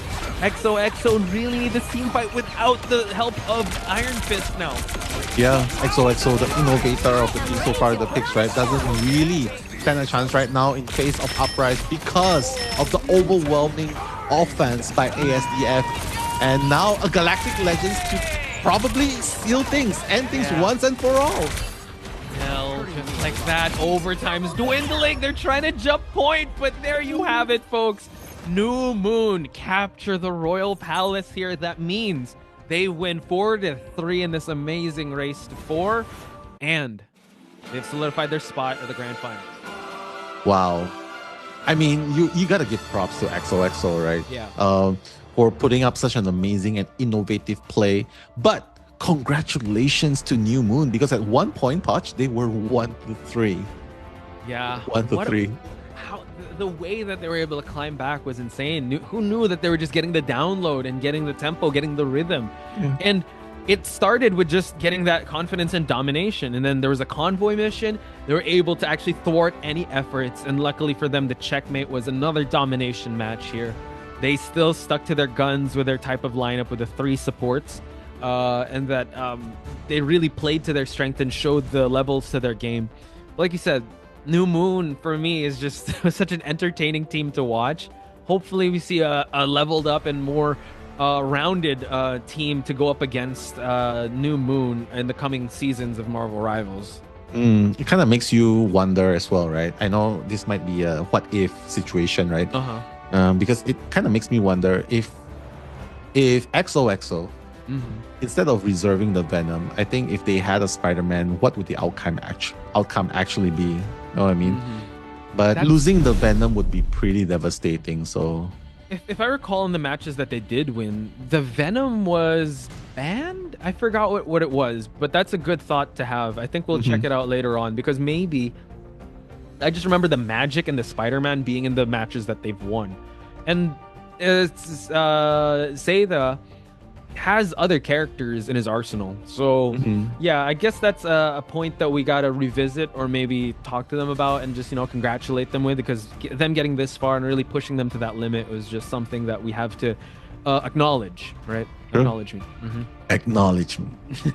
If you get the reference, guys. But yeah, I mean, after all has been said and done, congratulations, because New Moon will be your second grand finalist going up against Gen G Academy, who apparently needs sponsor at the moment. So Yeah. hopefully this next match will convince future stakeholders or ORGs to reach out. And can I just say, I think this was the best type of warm-up for New Moon, because they are going up against Gen G. This is a revenge match, right? They lost the best of 5 coming into this against Gen G at the upper bracket finals. Yeah, upper bracket finals. So I think the way that they were able to counter the Venom, I wonder if they're going to allow the Venom to happen on Soon's side, because if we talk about their type of lineup, they're not afraid to go like a dive comp. They're not afraid to just go with a 1 DPS and everyone else is just going to support that DPS. Yeah, so this is really going to be a battle of you can kind of say that they have the same type of playstyle with where they counter each other and really find the openings in their team, the opposition, and just go forward with it. I mean, fortunately for Gen G, right? Even if they do reserve the Venom, they know that Gen G they don't play Spider-Man. They don't play that kind of composition. Or do they play Spider-Man? Oh, this could be the debut. But if I remember correctly, the original strategy of how New Moon approached this match is take out Kadia's Bucky. So we'll revisit that conversation in a bit, folks. Now we're going to check out the highlights and take a quick break, so don't go anywhere.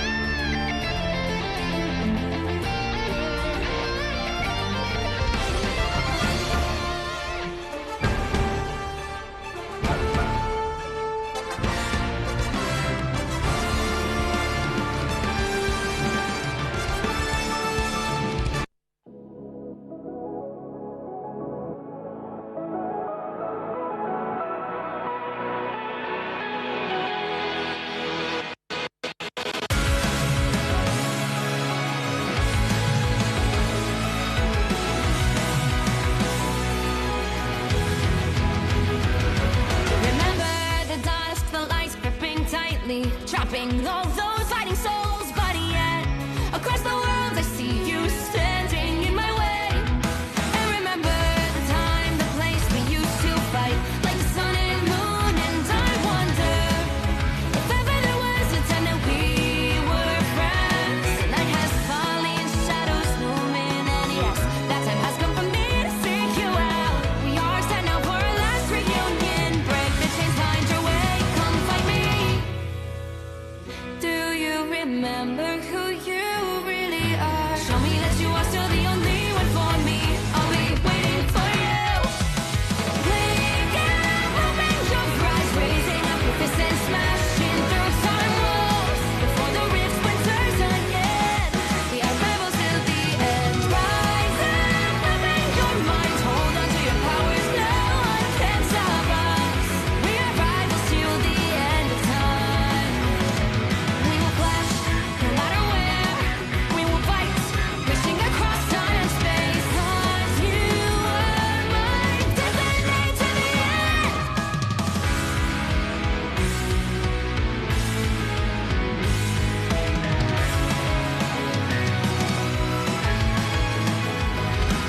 You see the dawn, the flames burning brightly, shining on those memories. And yes, across all time I see you turning the tides.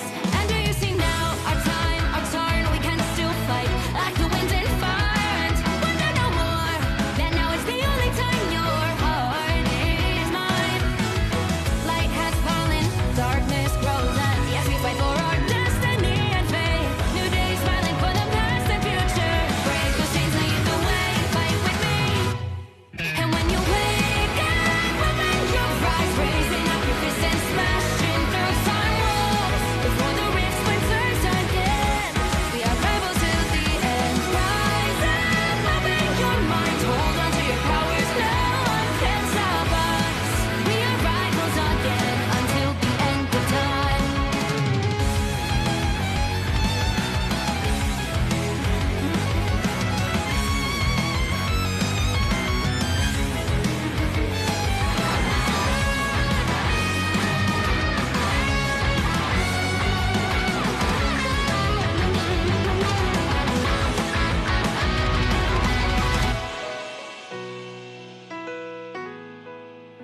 Show me that you are still the only one that matters for me.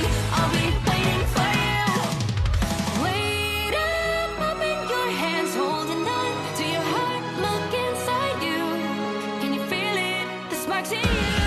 Light it up, unleash it up. Wake up, open your eyes, raising up your fists and smashing through time walls. Before the rift splinters yet again, we are rivals till the end. And rise up, open your mind, hold on to your powers. No one can stop us. We are rivals till the end of time.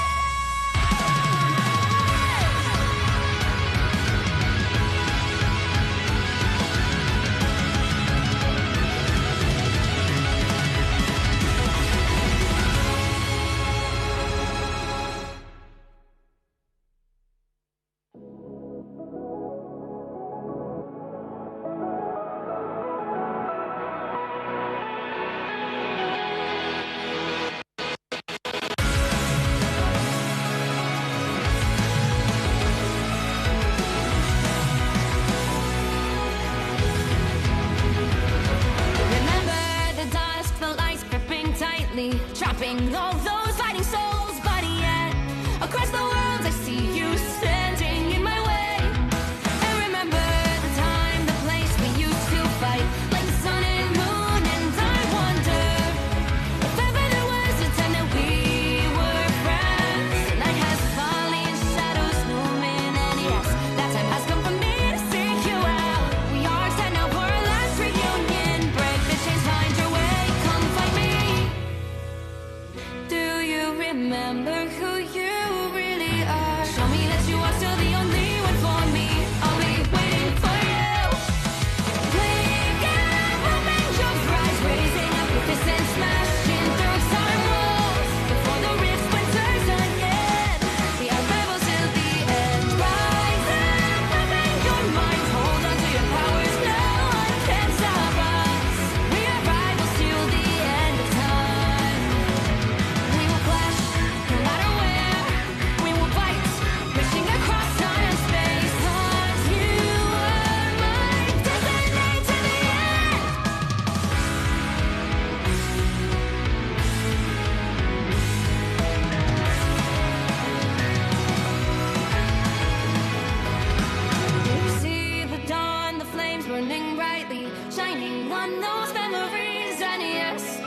Across all time, I see you turning the tides.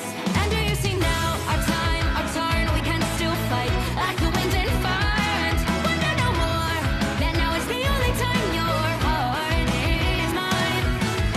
Light has fallen, darkness grows, and yes, we fight for our destiny and fate. New days smiling for the past and future. Break those chains, lead the way, fight with me. And when you wake up, avenge your pride, raising up your fists and smashing through time walls. Before the rifts splinters again, we are rivals till the end. Rise up, avenge your mind, hold on to your powers, no one can stop us. We are rivals again until the end of time.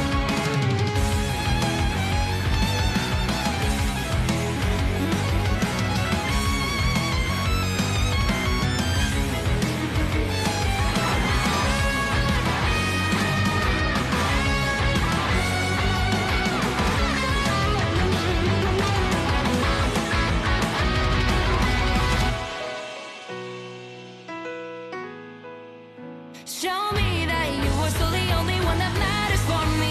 I'll be waiting for you.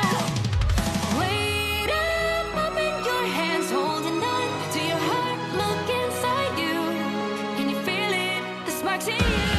Ready to unleash it. Wake up, open your eyes, raising up your fists and smashing through time walls. Before the rift splinters yet again, we are rivals till the end. And rise up, open your mind, hold on to your powers, no one can stop us. We are rivals till the end of time.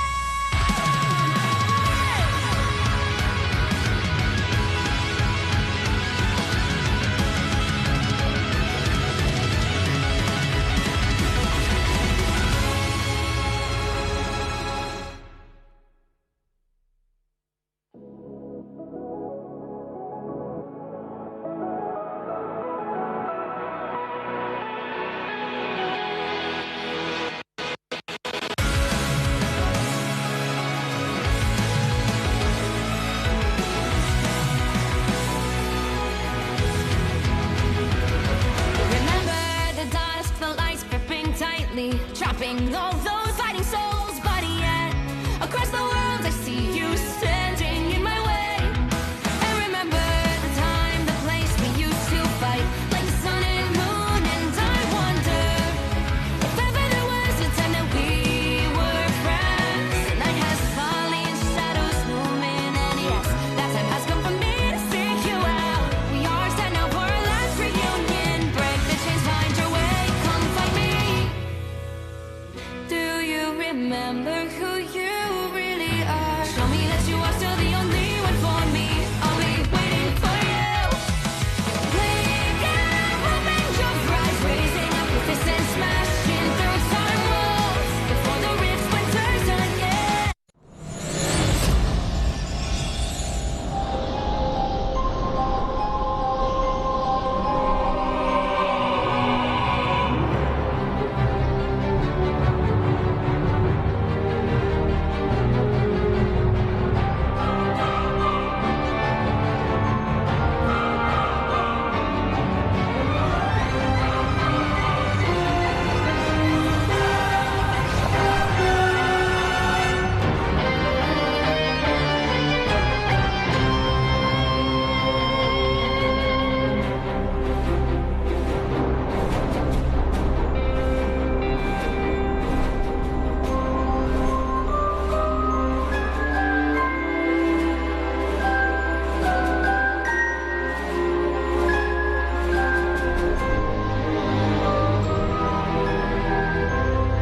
To all our new guests from across the timelines, I welcome you to the Hellfire Gala.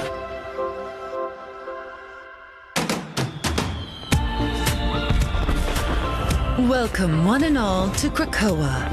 This living island may be a sovereign mutant nation, but tonight, our home is yours. Honored guests, I propose a toast to Krakoa. Here, there are no rivals. Man and mutant will be exterminated. You all belong to history. To me, my X-Men!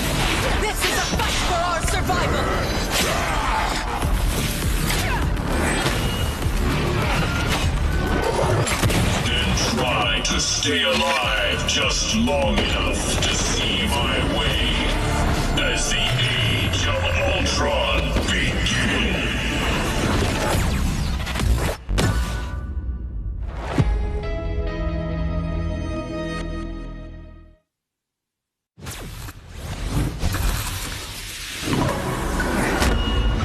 The White Queen's reign begins.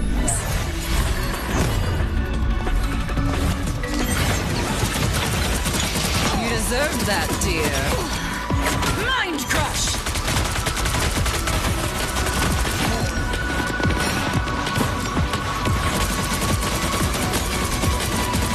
You were beneath me. Impervious! Pathetic. How embarrassing.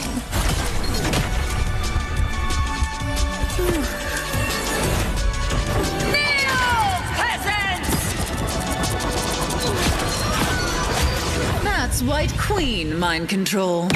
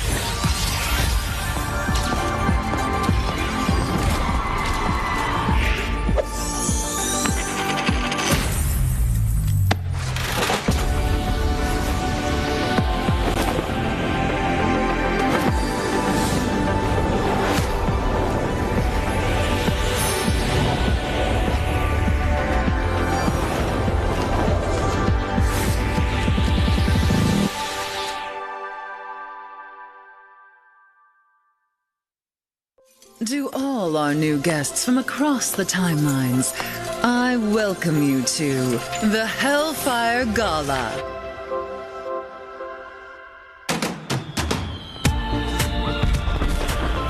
Welcome one and all to Krakoa. This living island may be a sovereign mutant nation, but tonight, our home is yours. Honored guests, I propose a toast to Krakoa. Here, there are no rivals. Man and mutant will be exterminated. You all belong to history. To me, my X-Men! This is a fight for our survival!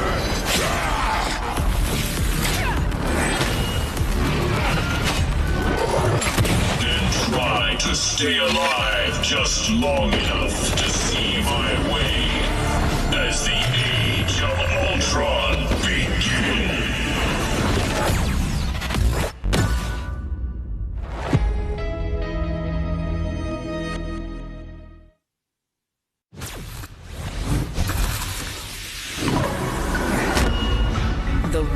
Queen's reign begins.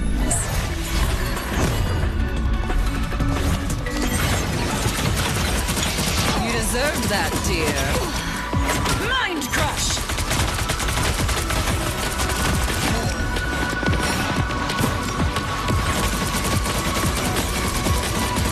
You were beneath me. Impervious! Pathetic. How embarrassing.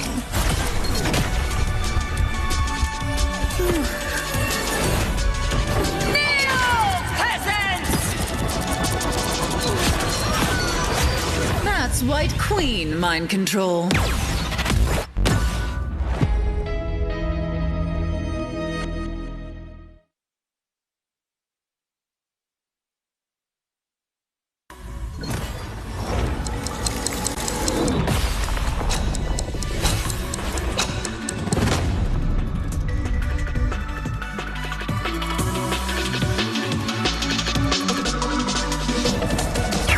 Your mind is mine.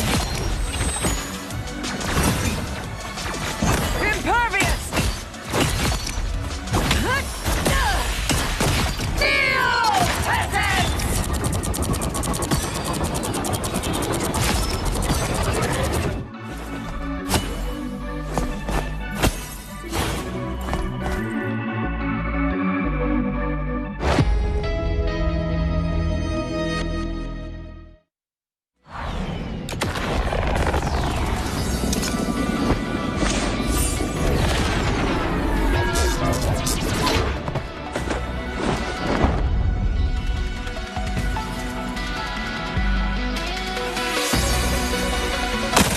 Three, two, one, blast off! Legendary!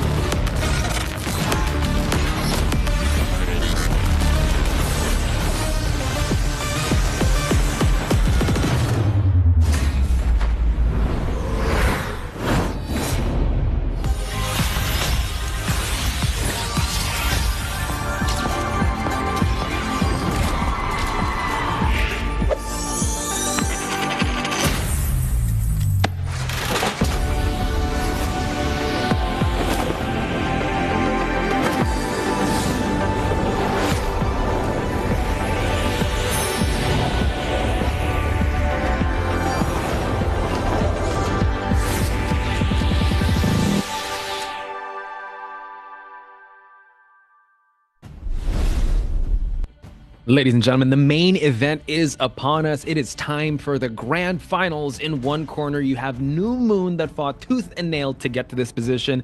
And you have Gen G, the undefeated Gen G, that is in the other position. And you also have Nello Mello right over there. Here. Yeah. And Poch Spice. So how you Here. feeling, Nell? Okay. Oh, feeling great. Definitely exciting back-to-back actions, right, going on in the games that we've watched before. And of course, you gotta give props to the creativity of the teams that we saw in terms Right. of the picks and the bans, right, going in. So I'm looking forward to this grand finals simply because these two teams, they only ever, like, okay, one team, Gen G, the only one that has ever given a run for the money is actually the team that's gonna face them now, which is Right. Uprise. So Mhm. I'm expecting it to be a super neck and neck action, sort of back Oh, and yeah. forth. And we did get a bit of a glimpse of that yesterday, but it took the back and forth was so long that we had to actually cut it a little short, and it actually ended up being Gen G to actually win that entire altercation. But it did go all the way till the 5 games. They kind of did the same thing. Like they lost. They were, I think, 2 down and then they just all of a sudden swooped the last 2 games, and they were able to get back into it. So I agree with your sentiments. It will be a back and forth, folks. And I want to ask Chad, who do you think is going to take this one? Is it going to be Gen G, or is it going to be Uprising? Is it going to be Need sponsors? Is it going to be New Moon? For sure, I'm going to need to take a seat and take a sip of water, because this is going to be an intense one. Exactly. And with best of 7, you can expect a lot of action, a lot of back and forth, a lot of adjustments, right? In order to counter one team up with another strategy. And you've seen how hard XOXO actually did just now in the lower brackets final up against Uprise. So I can imagine this sort of back and forth is going to happen with these 2 teams as well. Oh, yeah. Simply because Gen G, they have that dive arsenal. Oh, yeah. In their arsenal as well. Shout outs to Soon. Him on the Venom has also, give us a lot of highlights when it came to the dive meta. So we are at the grand finals. We're gonna get towards the picks and bans, and I believe it's Domination now. This is gonna be the first game that we're gonna be playing. If you guys are just joining us, we know that Domination is in New Moon's favor as of the match with XOXO, but this is I would say a fresh Gen G that they're gonna go up against. Yeah. We all know Snake with his rocket heals. Towards the end of that match, that he did switch it up to Invisible Woman. So I wonder if he's still going to stick to that tried and tested rocket healing. But no, sorry, I just saw the ban. They're going to ban it off straight away, right? Because they know that in the first rounds, in Domination especially, you have Psylocke. That's really strong in flanking as well. And Hela, and not to mention Winter Soldier. So maybe they just want to take a little bit off the plate. Like, they don't want to deal with the infinite ammos that might occur with the team ups with Winter Soldier. Maybe that's the plan. But the reserve sort of gives us an indication of what they want to play, right? Because picking up the Loki and like, okay, great, you can pick Winter Soldier, but well, you won't have the infinite ammo to work with at least. So I like that they picked up the Wolverine, just reminding New Moon, oh yeah, we're still going to keep diving on you. Don't worry, your low gang nightmares is not going to end. Just because XOXO is out of the tournament, you got to go through us there, buddy.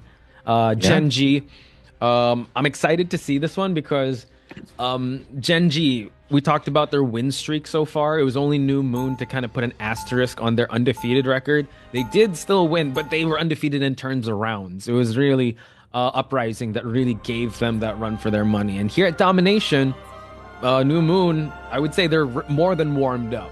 I just hope that this 20-minute break kind of gave them that reset to make sure that they're going to come into this matchup 100%, because we know that Gen G is not going to hold back and not going to pull back any punches. Yeah, I'm pretty sure a lot of these players play 6 to 8 hours or 10 hours a day, right? We've seen people do that. We've seen content creators do that.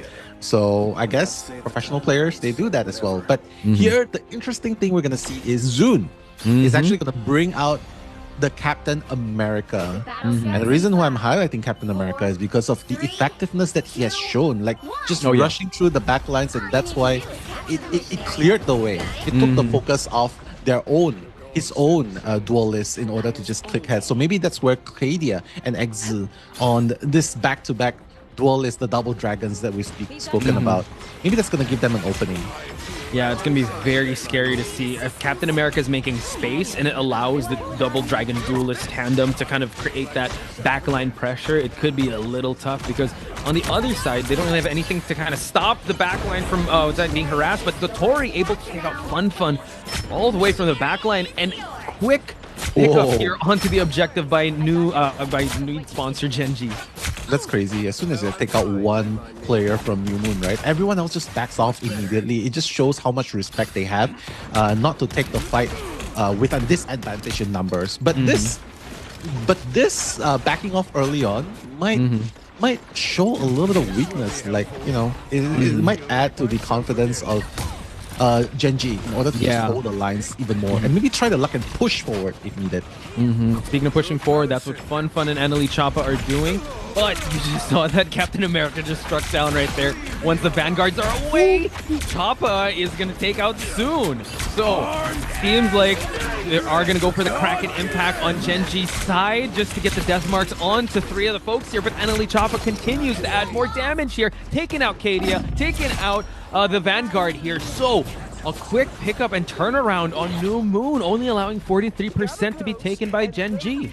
Yeah, and you can see why the respect is so important here, right? Because these two top-tier teams, as the moment that Captain America went down, I don't think he should have committed with the Kraken Impact, because you are playing with a disadvantage in number. Yeah. And what happens is, when the shield gets up, blocks your Kraken Impact, what then? What can you do from there? You know what I mean? So, yep, I think it's best to just reset things here. Okay, so let's see. The invisible boundary might be incoming here just to try and steal the point. Snake coming in aggressively, trying to push people out, but hey, invisible boundary countered by the side of Uprise as well. JC3, they got 2 meter M's and a Kraken Impact just for this team fight. And it is actually Don't Die that takes out Cadia in the process. Soon does have that death mark, but let's see. Goddess of Death was already cancelled out, so ASDF taking out Snake. So in the midst of all the ultimates, New Moon still holding their ground here at point, Mel. Yeah, Don't Wanna Die showing that, yo, you wanna be the best Bucky? Well, I'm the best Bucky here. I'm contesting you for the title of the best Bucky. And look at that. The third elimination by Bucky, aka Don't Wanna Die. And Cadia, I don't know, man, but you gotta fight back for your spot, because Cadia's your go-to character here. Yeah, exactly. If it's gonna be a Bucky mirror, it's usually Cadia that really pops off. So right now, this could potentially be their last team fight, and not enough resources on the side of Gen G is gonna help them gain this. Cadia does have Kraken Impact, but I don't think he can open up with it. Able to actually try and flank and take out ASDF, but no, burns away. And now, final seconds here to just hold this point. ASDF still holding point here at the right side of the garden, and he takes out Exa. Yeah, it's just the positioning touch at this point, because he's just hiding behind the wall, you see, right? It's such a good place to hide. And not to mention the clicks after clicks, just making it a sweep, a pick off one after the other. And now contesting for this final place. Yeah, I think it's wise for them to just keep the ultimate at this point, because you're not going to be able to fight back this point. True. A good cleanup on the side of New Moon. They lost the first team fight, but afterwards, when they were trading ultimates, when they were trading duels, when it came to the Bucky duel, when it came to like the Hela duels, they ended up on top. And New Moon really showing us that, you know, when it comes to like clicking heads and mechanical aims, they're really good when it comes to team fights. Yeah, mechanical, gifted, and not to mention, we did mention earlier on in the game that domination is the format that Uprise excels in. So a clear statement that it not only applies to XOXO, but it also applies to Gen G. So it's a good thing that they're starting off with the domination format. It does open up a little bit more leeway in the upcoming later rounds. But here, Gen G is gonna show a little bit more grit. And with Captain America, I mean, it might be disheartening because it's sort of a mirror image at one point, right? It was a Hela and Winter Soldier mirror point, and Cadia and Cadia and ASDF actually getting the longer end of it. So let's see if this is going to be the comeback in the second half. True. Wow, look at that, just cutting off the high ground, not even allowing them to take space here. So excellent portal on this side of New Moon's NLE Choppa, forcing Soon to take the long cut for him to be able to get a flank going on. So let's see if they're going to take up space before the mission area opens. It seems like Soon is already down here, but Hela spots him out. Again, they're just so good at stopping any of the dives to happen. ASDF just birds away, so he stays in a good angle. And now the copy already onto the side of the Loki. And we see that Don't Wanna Die has used up already the Kraken Impact, taking out some clones, and Cadia now putting himself on the board here. Invisible barrier just to keep everyone alive now. Gen G really wants this, but unfortunately Fun is going to end Dotori at the moment. But it's okay, because the ultimate, the Captain America rushing with the bonus armor is going to try and keep his team alive. But against the Goddess of Death, my goodness, ASDF clicking heads, the double elimination coming in. They're just so good at this format. They are, and they're positioning, and we've seen them actually in the same one, but we saw NLE Choppa on a different type of hero. So he was on the Venom, right, in this matchup alone. And you see them now just taking up space, being a slowly like a territorial bully instead of like going for the dive flank. So just showing us levels to their game and just showing Gen G, yo, we went through the ringer just to be here, and now you have to show us that you gotta beat us in the best of 7 format. and they're starting off really well. It's already about to be 50% domination mark onto the side of New Moon, and soon trying to create position here. Yeah, trying to create space, just going forward, but there's only so much your shield can do, the durability, right? Talking about it. But you can see Choppa just ending, just trying to hold on, but unable to resist. Okay. All right, so a little bit of signs of life coming from Genji. True. And you pointed it out, right? The Loki totems are just so good at just stopping any dive attempts from happening. You saw that Soon had to just retract and join the team fight. Luckily, they were able to take space into the objective area and the mission area. So now it's New Moon that kind of has to reset. So they are going to go to the low ground area. Have to be very careful not to get flanked by Soon. Yeah, have to be careful.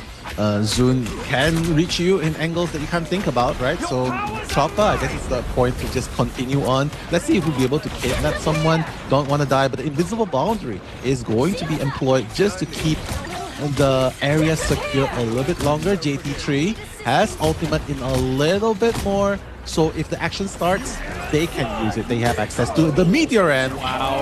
And also don't want to die just to eliminate the Loki clones while still holding on to the ultimate here. Able to actually get some eliminations on the board, and New Moon coming out on top in this team fight, chasing everyone away and just making sure there are no more Loki clones to work with. Wow. Don't want to die really excels in the Winter Soldier. And I feel like a part of it not only relies on like domination being their forte, right? But also because they've gotten enough warm up from the intense fight in the lower brackets finals. So maybe that's the advantage coming in. One can argue that the fresh Genji might be a factor as well. But hey, the signs are definitely showing. Uprise just 10% away from securing this. Yeah, and maybe Genji needs to warm up here, but they have to start sprinting because it's going to be the overtime. But they were actually able to take out Eneli Choppa. So only one person left. They're able to contest this area and just deny the overtime and try to gain enough objective here just to win this domination map. Yeah, just going in. Maybe this will be the last fight that they really need. All right, maybe the portal trying to stop any incoming. Wait, trying to come back and contest the area. The push almost immediately, but hey, they're gonna be able to make it to the point itself. Round 2 coming in. Let's see if the Hela ASDF will be able to click heads and then migrate, move on towards the Goddess of Death. Gotta force out the defensive ult by Exu first. So Exu doing a great job, just trying to click heads and also get some heals going on, eliminating ASDF, and now Eneli Choppa back into the mix here. Invisible barriers have already expired, and now he's able to take out 2 for 1 here. So New Moon looking real strong in this team fight. The numbers game are slowly catching up. JT gets picked off here, and now overtime on both sides. While Eneli Choppa goes for a big eye, forcing ASDF to go for the Hulk and try to go for a dive onto Snake. And now it seems like they lost control. Overtime is going to be propped up, and now a teleport onto the Doctor Strange of Genji. Yeah, but with Dotori's invisible boundary, the counter invisible boundary as well. Let's see if they'll be able to hold on the point, and obviously Chopper is going to be slept. But the Kraken impact is going to come online. Don't want to die. He's just continuously trying to get the pickoffs. He's going to get KDF. He's going to get JT3. Who's the next target? Snake's going to go down. Exit. Soon, everyone's dead. And the point goes to Uprise. Just like that, the cleanup on Don't Wanna Die, proving to everyone and just solidifying the point that domination is their game to win. And there was a constant back and forth, but if you look at like 2-0, that just shows that they know how to deal with the adversities, even though you're up against a fresh Genji. So now, starting things off, this is a race to 4 best of 7 series. New Moon starting things off in the best possible fashion. Yeah, I mean, that's definitely a hell of a start, making a statement of the 2-0, and not to mention the Bucky mirror matchup. One has 11 final hits, the other has, well, let's say 2 final hits, and moving on to the Doctor Strange just to move in. But honestly, I cannot even find fault. I cannot even find fault in that matchup because it's just simply the more powerful offense moving forward. The one with the more powerful offense, that comes up ahead in that matchup. And not to mention, the gears already warmed up. Yeah. on the side of Uprise, and domination being the format that they really favor. Yeah, I can see how they would have gotten that first game, and relatively, I would say relatively quite convincing as well. Yeah, especially coming from that onslaught of back and forth games, right? I think that was the best possible warm up. I think the confidence was definitely there to even bring out the mirror match of Kadia and Don't Want to Die on the Bucky, right? In the previous outing that they had, they were actually respect banning the Bucky and forcing Kadia to go towards Mantis, go for a Wolverine, not allowing the mirror match to happen. But now it just seems like New Moon or Uprise is on a different level, that they actually want to allow Bucky to come through just so that they can give it to Don't Want to Die, and maybe in this format. I'm not quite sure yet because this is just domination, and now it's a marathon here. It's a race to 4, so we could be in for a long night. The back and forth is still possibly going to happen. Well, if the games are going to be half as interesting, like super interesting like this, well, I wouldn't mind going through the whole entire BO7, honestly. And I think everyone else at home watching this on YouTube, on Twitch, on every single platform that this is being aired on, I think this is going to be a really intense back and forth. That's number 1. And 2, very interesting development because, hey, game number 1, we still have a lot of new games coming in, a lot of rounds coming in just to showcase what they can do. And the proper arrangements, right, with a little tweaking here and there. Mind you, this is still Genji 1.0 versus New Moon 2.0. Thanks to the upgrade, right? Thanks to the upgrade of XOXO. That's the new patch update that they were able to get. So exactly. Any dives? No, we got you. ASDF is going to just constantly survey the area and just deny any dive attempts from happening. Let's talk about that actually soon on the Captain America. How did you feel about that? Do you think that maybe you should switch it up or still continue on with Captain America? Well, honestly, I think a switch up should be in line. But hey, let's just revisit the highlights a little bit and revisit the amazing moments.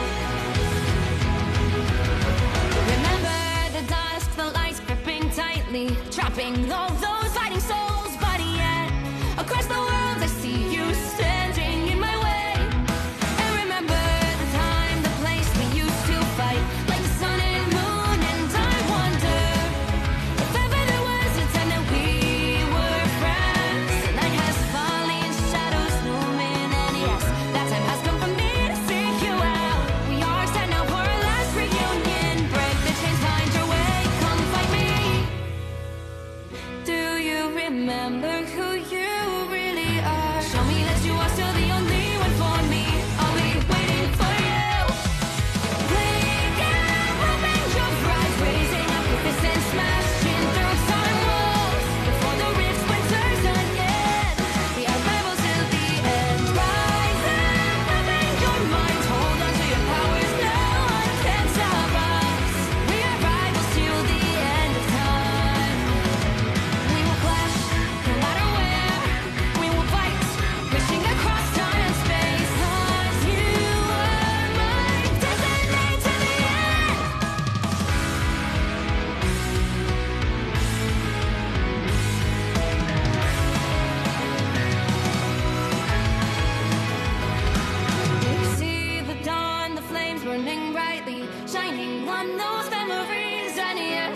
Across all time, I see you turning the tides. And do you see now our time, our turn? We can still fight like the wind and fire. And wonder no more that now is the only time your heart is mine. Light has fallen, darkness grows, and yes, we fight for our destiny and fate. New days smiling for the past and future. Break those chains, lead the way, fight with me. And when you wake up, open your eyes, raising up your fists and smashing through time.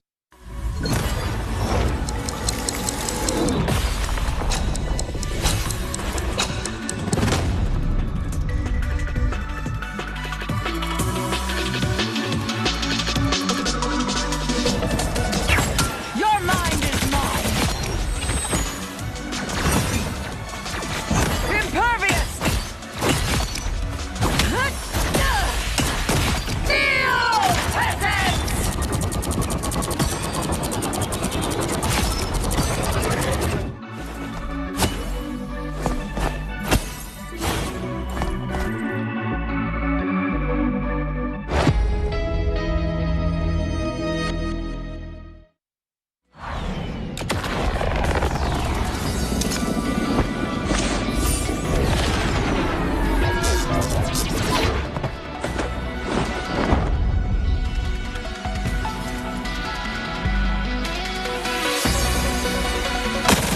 Three, two, one, blast off!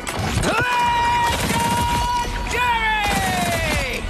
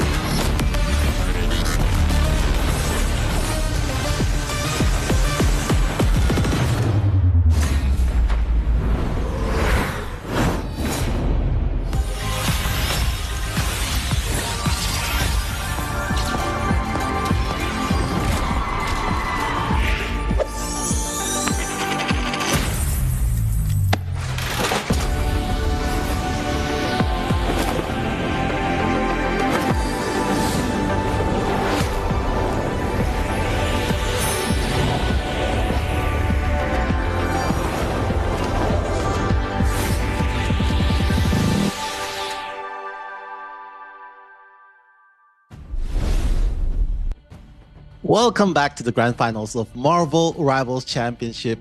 I'm Nello, this is Posh Spice, and just want to show a little bit of love to the Twitch viewers as well, because the first thing I see was Eunice. Uni is dead. And saying hi to Uni is dead, and IJ Lee saying hi, Poch. So, Hello. shouts- Hey, what's shouts up, to you guys? Yeah. Apologies for us spacing out our shout outs or like they're just looking at chat because the games are super intense, and I hope you guys Exactly. will also like lock in with us because it seems like New Moon has struck first blood in this matchup. And again, this is a best of 7 series race to 4, and with how domination went, really solidifying the fact that domination should be called an uprising game at Yeah. this point because they've been They so good.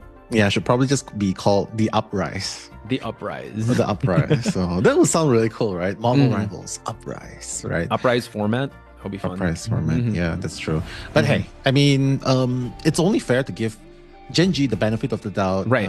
Because they're starting a little bit slow. Maybe their engines warmed up, trying to warm up their engines, and everything does require a little bit of time for them to get a hold of what the action is all about, right? So previously, we saw that Zune on the Captain America did not really give much of an impact, especially in terms of diving the enemy backlines, because Right.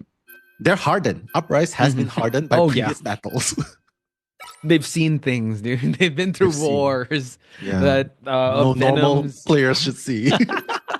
Too many dives, too many Dark Childs, too many Feast of the Abyss, Spider-Man. just Spider-Mans as well.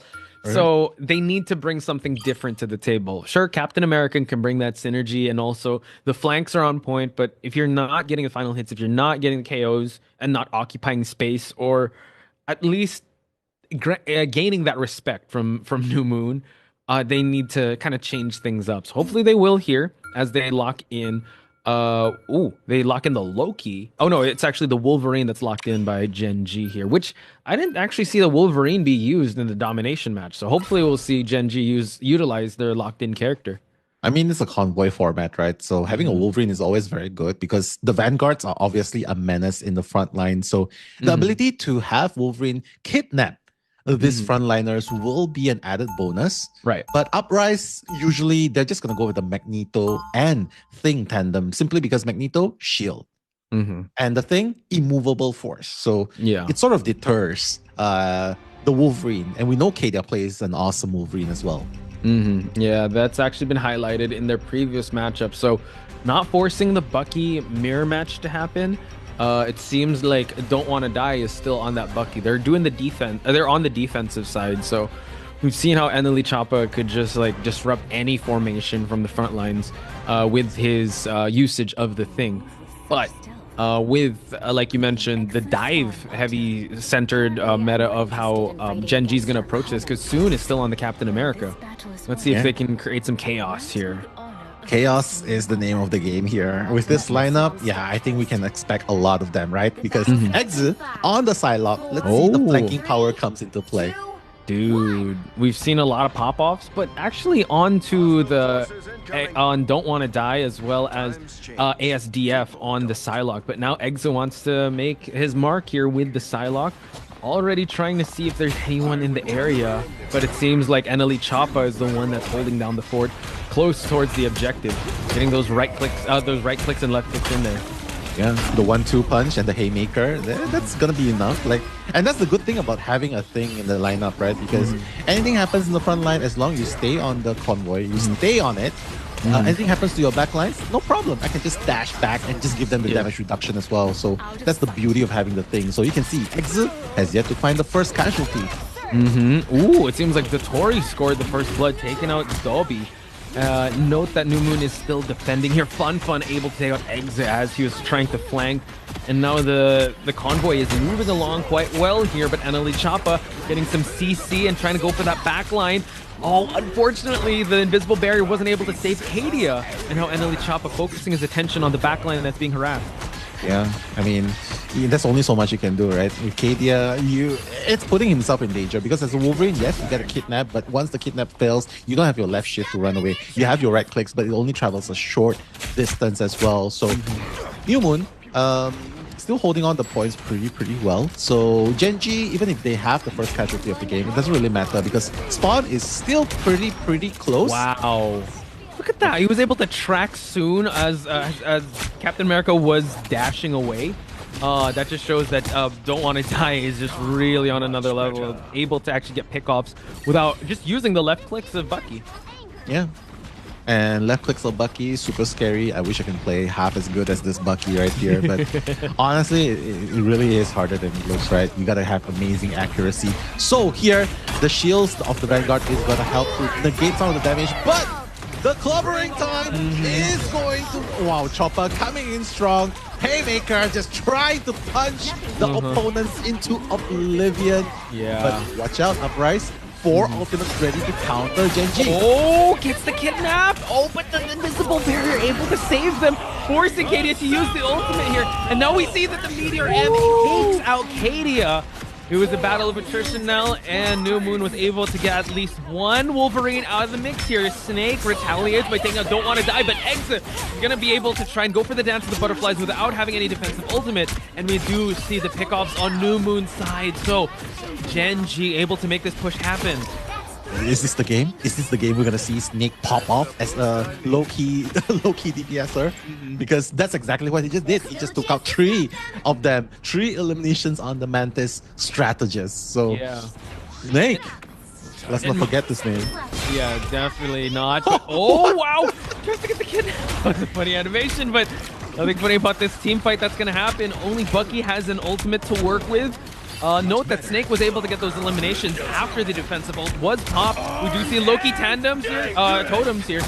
Goes for the Kraken impact, takes out Exa. We're gonna see Don't Wanna Die, trying to go for the backlines here. Magneto is here for the shield.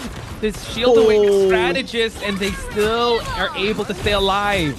Wow, beautiful, beautiful play right there. Maintaining alive, minimizing the casualty, right? But Fun just too strong on the front lines, taking out a double elimination, and Choppa as well. The Vanguards are slaying from the side of Uprise. Yeah, the Vanguards are definitely given us a multitude of reasons why you have to respect the right hands of, or the hands of Ben over here, the thing. And Magneto just showing, you know what, Fun also has a great aim, tries to displace Captain America here, but they do have a portal to work with. They go for the invisible barrier to keep everyone alive, and Kadia gets the kidnap on ASDF, but the invisible barrier to keep everyone alive, but unfortunately unable to keep everyone with the displacement of the ultimate of Wolverine. What a play. Triple kill onto the 4th elimination. That's Kadia, ladies and gentlemen. And fortunately, they are going to win this one important team fight to bring it to the next point. So I was low-key kind of thinking that they might not even be able to make it to the second point with how strong Uprise was holding. That team fight was super important. I think it reminded us what Genji is all about when it comes to clutch situations. Nice deflect on Soon's side. So they are holding the high ground here. It seems like they're going to just push the cart a little bit more while Genji, while Uprise tries to position themselves to stop the objective from moving. Yeah, I mean, now we're going to see the battle truly begins here as the terrain starts to shift. Exit on. They're just trying to get a really safe spot, clicking, trying to click as many opponents as possible. Hopefully trying to get... You can see that almost every hit nails straight onto the opponents, right? But here, wow, they are dangerously low. Has to be really careful. Go back to the heals. But Kadia trying to go a different route. Probably trying to kidnap someone. Let's see who's going to kidnap. Who's going to kidnap Dobby? Goodbye, Dobby. But the push onto him, unable to actually get anything going on. They're still holding point here. So in this slope, it's actually the most contested point. Do have the Goddess of Death here, but he can actually, flank to the right to just get rid of line of sight. So it seems like Don't Wanna Die, just building up that ult, waiting for the right opportunity. And now Mantis using up the ultimate while Meteor M's gonna get popped. Everything is actually gonna be put on the table here, and soon, first one to get eliminated. Kadia eliminating Dobby. It's a back and forth, but it seems like Genji slowly falling apart here in this team fight ultimate. Yeah, because if they miss that first shield, if they are unable to counter that first Kraken impact, trust me, it's gonna keep refreshing and keep going on and on and on. And that's exactly why they won that team fight just now with no Meteor M to counter at the very end. So this is going to help Uprise try and defend a little bit longer. Wait, push a little bit longer. Genji has to come back really, really quick.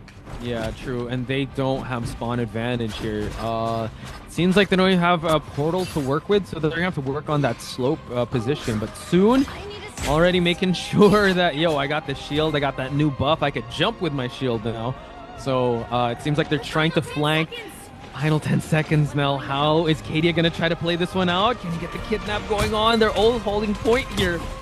Yeah, they're all holding point, and it's very unfortunate because Kadia is the one that actually has to try and make things happen. But Zune gonna try dangerously low. Fun gonna initiate with the Meteor M, and he's gonna instantly take out Kadia. No chance at all. No chance given, especially when he had his ultimate up and ready. Fun trying to keep the enemies away from the payload because it's so damn close at this moment. Oh my God. They're taking them out one by one, bots. And they bullied them out of the objective.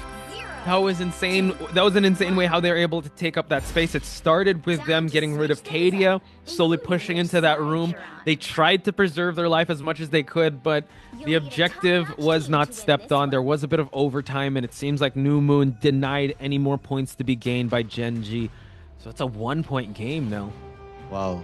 Uprise showing why they are the ones to beat in this tournament, right? Just slowly crawling back to their top form. Yeah. And what a match to look at. I think Genji wasn't even ready. I don't think they are aware of what's going on exactly, because is this the same team that we have eliminated and brought down to the lower brackets?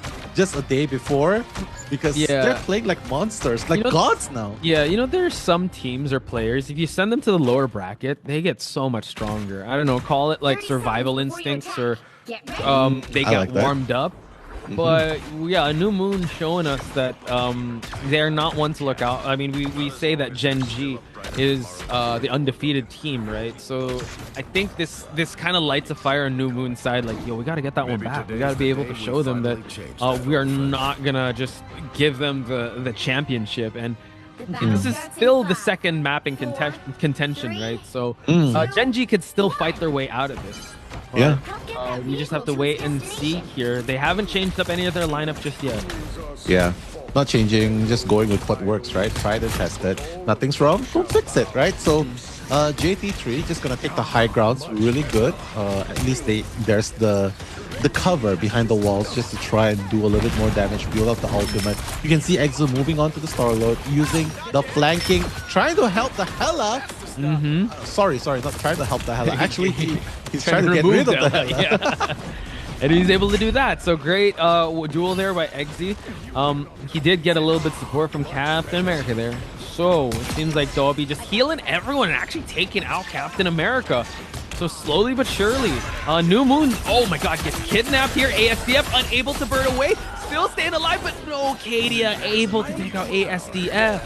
Yeah, what Hela? I don't see no Hela. I only see food.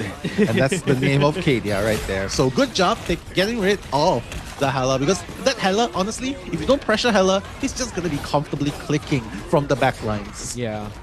Oh, and we've established so much dominance. ASDF just in the back lines, just making sure that anyone going to dive, no, I'm going to be able to just force their cooldowns or force their life away.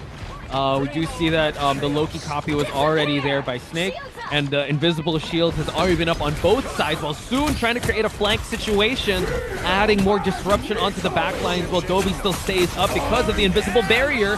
We have a Kraken impact as well as a Galactic Legend online. No one is falling just yet because there's another round of invisible barriers, while a Meteor M finally takes out one of the strategists. Yeah, Invisible Woman down. It's going to be a 5v6 game right now. And not to mention, all ultimates have been used. So this is going to be sheer pressure from damage alone. The responses coming in really, really strong. You can see Gen G holding on really, really tightly to this point at the moment. And Snake just being sneaky, slithering around with the Loki, the god of mischief, right? Just coming in, but wait, the click onto the Star-Lord's head. Yeah, the kidnap to the click onto the head. And now the uppercut just to add more frontline pressure here. We do see that the Hela is trying to create a position, but it seems like don't want to die, continuing to just get elimination after elimination. ASDF is taken out of the map, but we do have close to getting the first point here. Can they continue on? It seems like Gen G is kind of recuperating from all this pressure coming from New Moon. Yeah, you can see the captain flying away, right? Bucky's like, hey, wait, we're gonna get the team up next season. Don't go away from me. Yeah, you know. But Zoon's gonna come back in, fully refreshed, gonna try and make something happen, but the invisible boundary is gonna try and keep the teammates alive. The pressure is still on. Chaos on the battlefield. The chaos is just too much. Exu. Oh, it's gonna be the Peter M's gonna not hit anyone. Huge. Wow. Good displacement and push as well. Back to Kadia here, trying to rip people to shreds. Able to get the kidnap, and Kadia taking 2 for 1. Fun just being able to pick off Kadia in the process. And we do see a little bit of technical difficulties here, folks. Going back to NLE Choppa, just making sure everything is actually all right here as they try to push more of the point. Yeah, that was a spinneroonie, by the way. A little bit, yeah. I was like, wow, Star-Lord's dancing to save the I didn't know. The unlimited E. The unlimited spinning right there. Oh, that's a preview of the next season. We're going to have E that lasts for like 10 seconds. Oh my god, please, no. You don't even need your left clicks anymore. You pretty much just go in and E. Galactic Legend's gonna be employed, but the Meteor M almost immediately trying to counter whatever that's being thrown. Kadia gonna be the first casualty by NLE Choppa, gonna be taken out by the thing, but now Kraken impact by Do Not Wanna Die, trying to send everyone into oblivion, but beautifully counted so far. Over time, pretty soon, will they be able to hold this? Gen G, no uprise, moving forward. They're gonna win in advantage of numbers. Okay, they're trying to touch point here, but Fun able to hold down the line, and they're able to unlock the first checkpoint while Don't Wanna Die continues on, just cleaning up the Loki clones. Oh, that was actually real close now. Yeah, I mean, Loki, the Bane, right? I mean, Winter Soldier's the Bane to his existence, right? Because of the clones, you can easily just recharge and go back and try to find the next target. So that's why the Magneto ultimate needs to be super precise. The moment you get up, it's gotta hit him in the face, right? Exactly. Kind of like in volleyball, just going for a spike. Nope. You are actually body shot. Yeah. Face shot. Exactly. And it seems like Dobby just going for the heals while Choppa trying to get some CC through that run of the thing. Eggsy staying at the back lines here, continuing just to clean up a little bit of those Loki clones. Doing a great job so far, but Gen G can't afford any more team fights lost because they're so close to actually getting the point. Soon gets kidnapped, goes straight into the invisible barrier to keep everyone alive. So another team fight ultimate we have here now.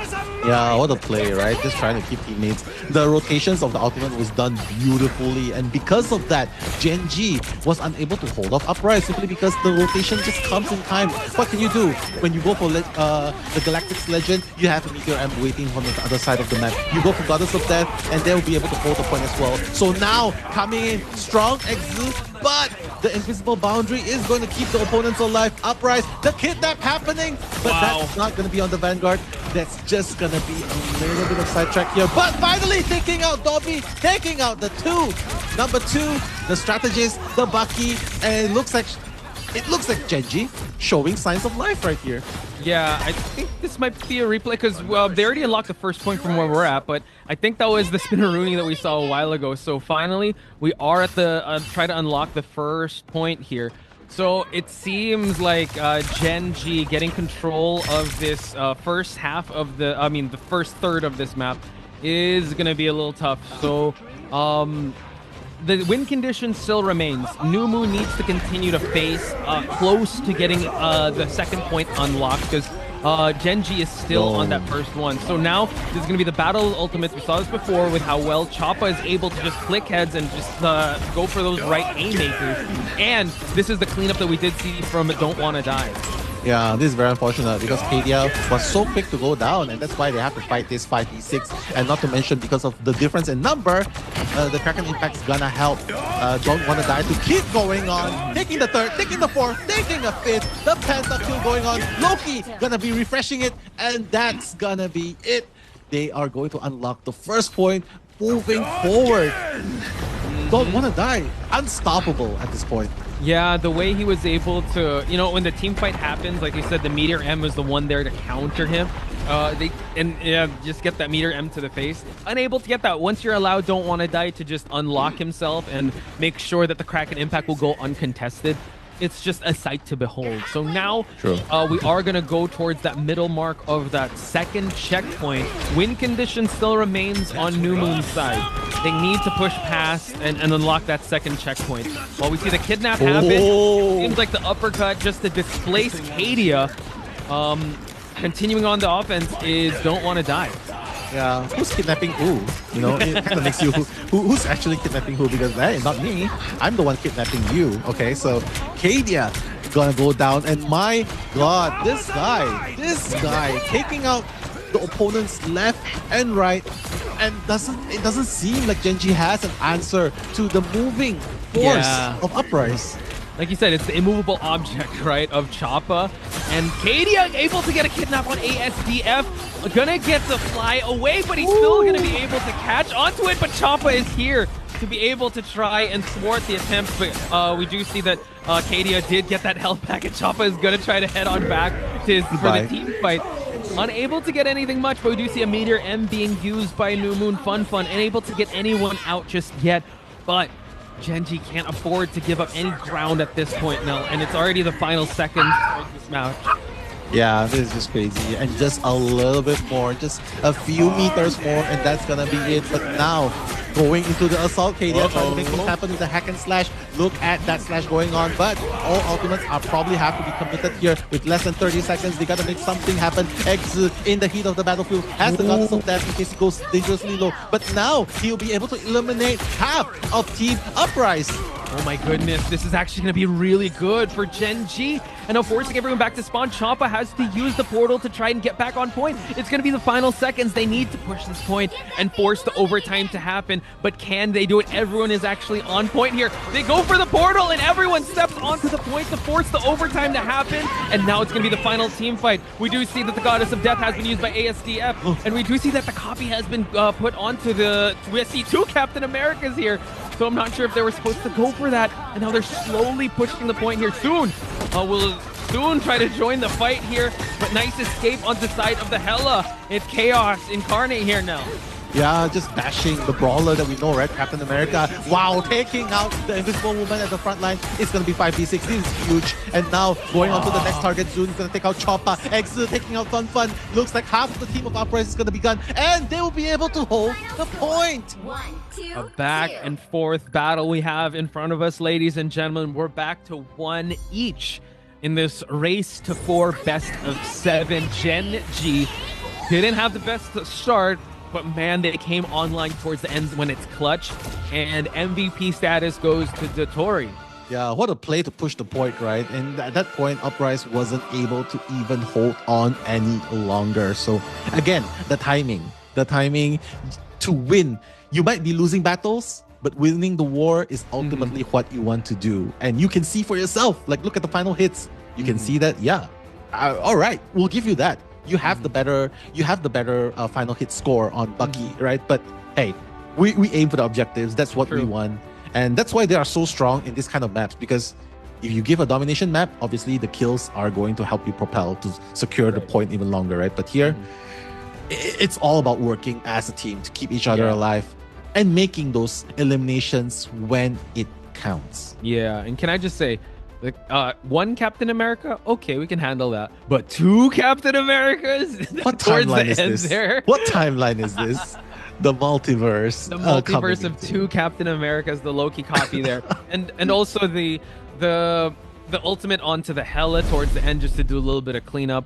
It was just so masterfully played when it came to it. We did see a lot of moments of brilliance with Eneli Chapo, with the Thing. But I would also say, especially when they unlocked that first checkpoint, Kadia's flank started to really pay dividends for his team. The kidnaps, the harassment onto Hela, the harassment onto the Thing really helped the team just dominate that point and make sure that they were on the right direction to be able to get that victory. It was blood, sweat, and tears, but they did it. So now it's a 1-1 in this best of 7 series. Yeah, and not being stubborn is also a trait, right? Because it's obvious that he could have persisted, went on with the Winter Soldier and insisted on going head on against Don't Wanna Die. But instead, he's very flexible, decides to go at the Wolverine because that's what's gonna help the team even more. Right. And honestly, he's not even getting a lot of final hits, but it's fine because he's managed to pressure them enough to get off the point and they're able to push it forward. Yeah. So I feel like ego is not an issue here. Team communication is not par, and maybe that's the one reason why Gen G was able to win this round. Yeah, and I like that you said that, being flexible, because we did talk about how Kadia really pops off as that Winter Soldier. But before anything else, folks, let's check out the highlights and take a really quick break before we continue this best of 7 series.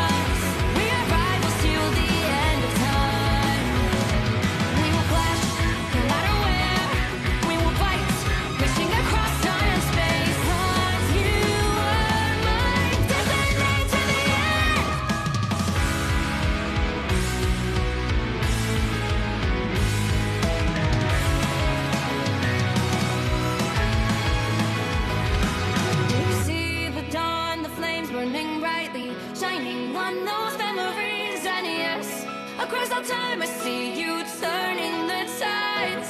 And do you see now our time, our turn? We can still fight like the wind and fire. And wonder no more that now is the only time your heart is mine. Light has fallen, darkness grows, and yes, we fight for our destiny and faith. New days smiling for the past and future. Break those chains, lead the way, fight with me. And when you wake up, open your eyes, raising up your fists and smashing through time walls. Before the rift splinters again, we are rebels till the end. Rise up, open your mind, hold on to your powers, no one can stop us. We are rivals again until the end of time.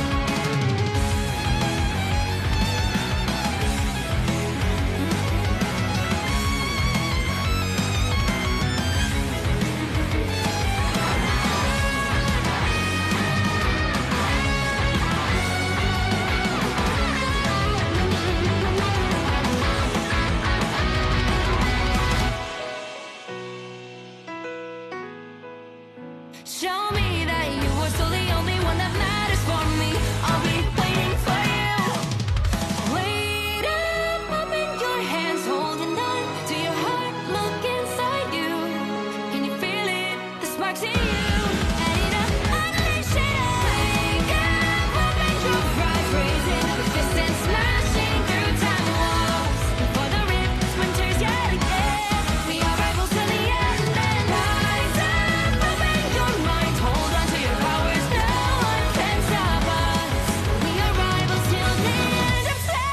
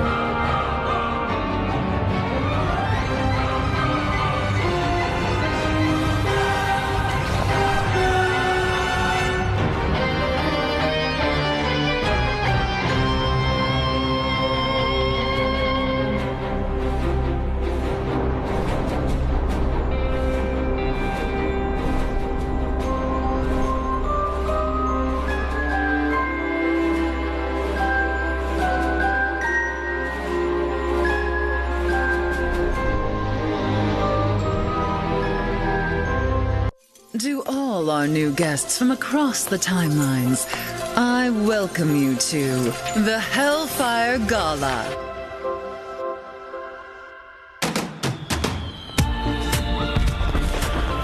Welcome one and all to Krakoa. This living island may be a sovereign mutant nation, but tonight, our home is yours.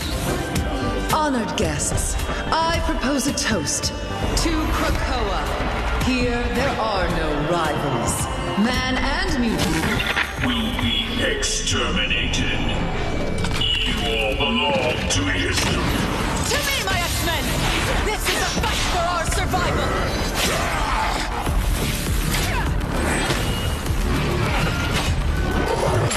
Then try to stay alive just long enough to see my way as the Age of Ultron begins.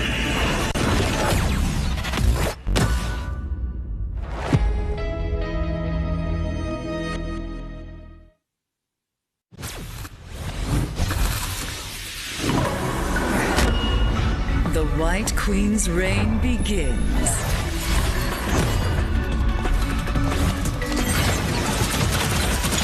You deserve that, dear. Mind crush!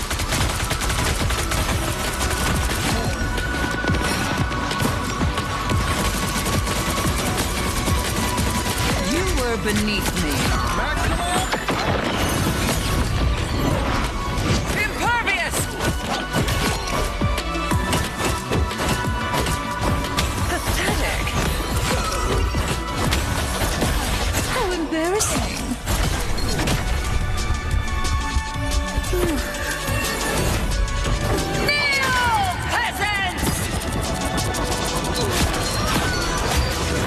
White Queen mind control.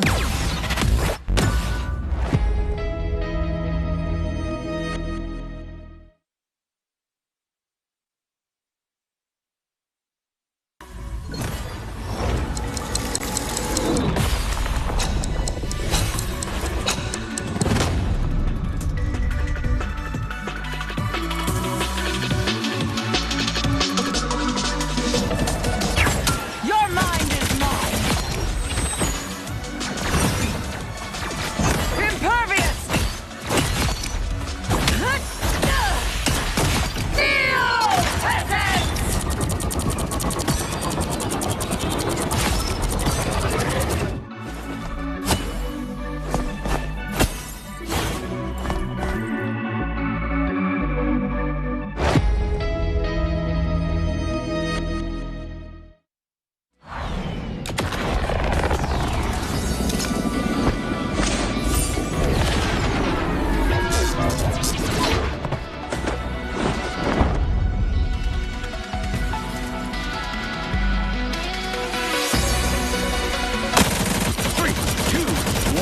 Blast off! Legendary!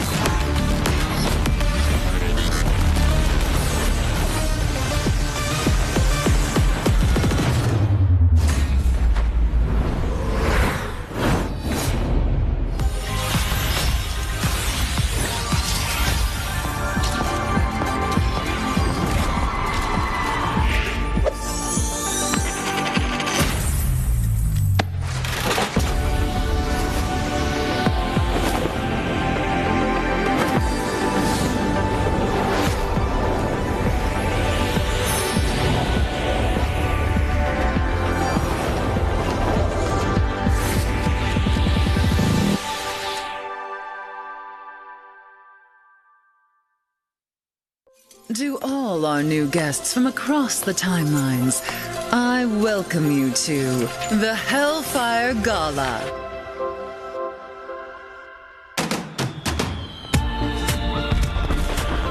Welcome one and all to Krakoa. This living island may be a sovereign mutant nation, but tonight, our home is yours. Honored guests, I propose a toast to Krakoa. Here, there are no rivals. Man and mutant Will be exterminated. You all belong to history. To me, my X-Men! This is a fight for our survival!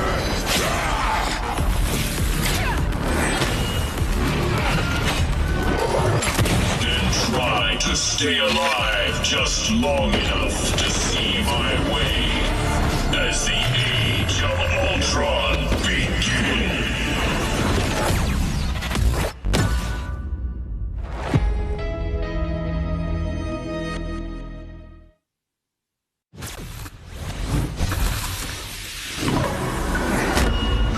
The White Queen's reign begins.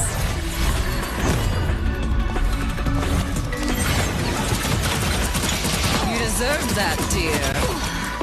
Mind crush!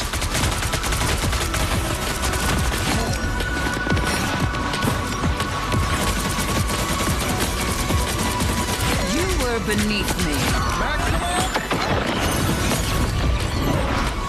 Impervious!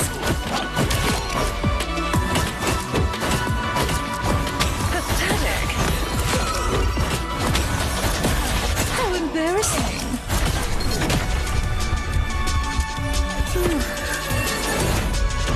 Kneel, peasants! That's White Queen mind control.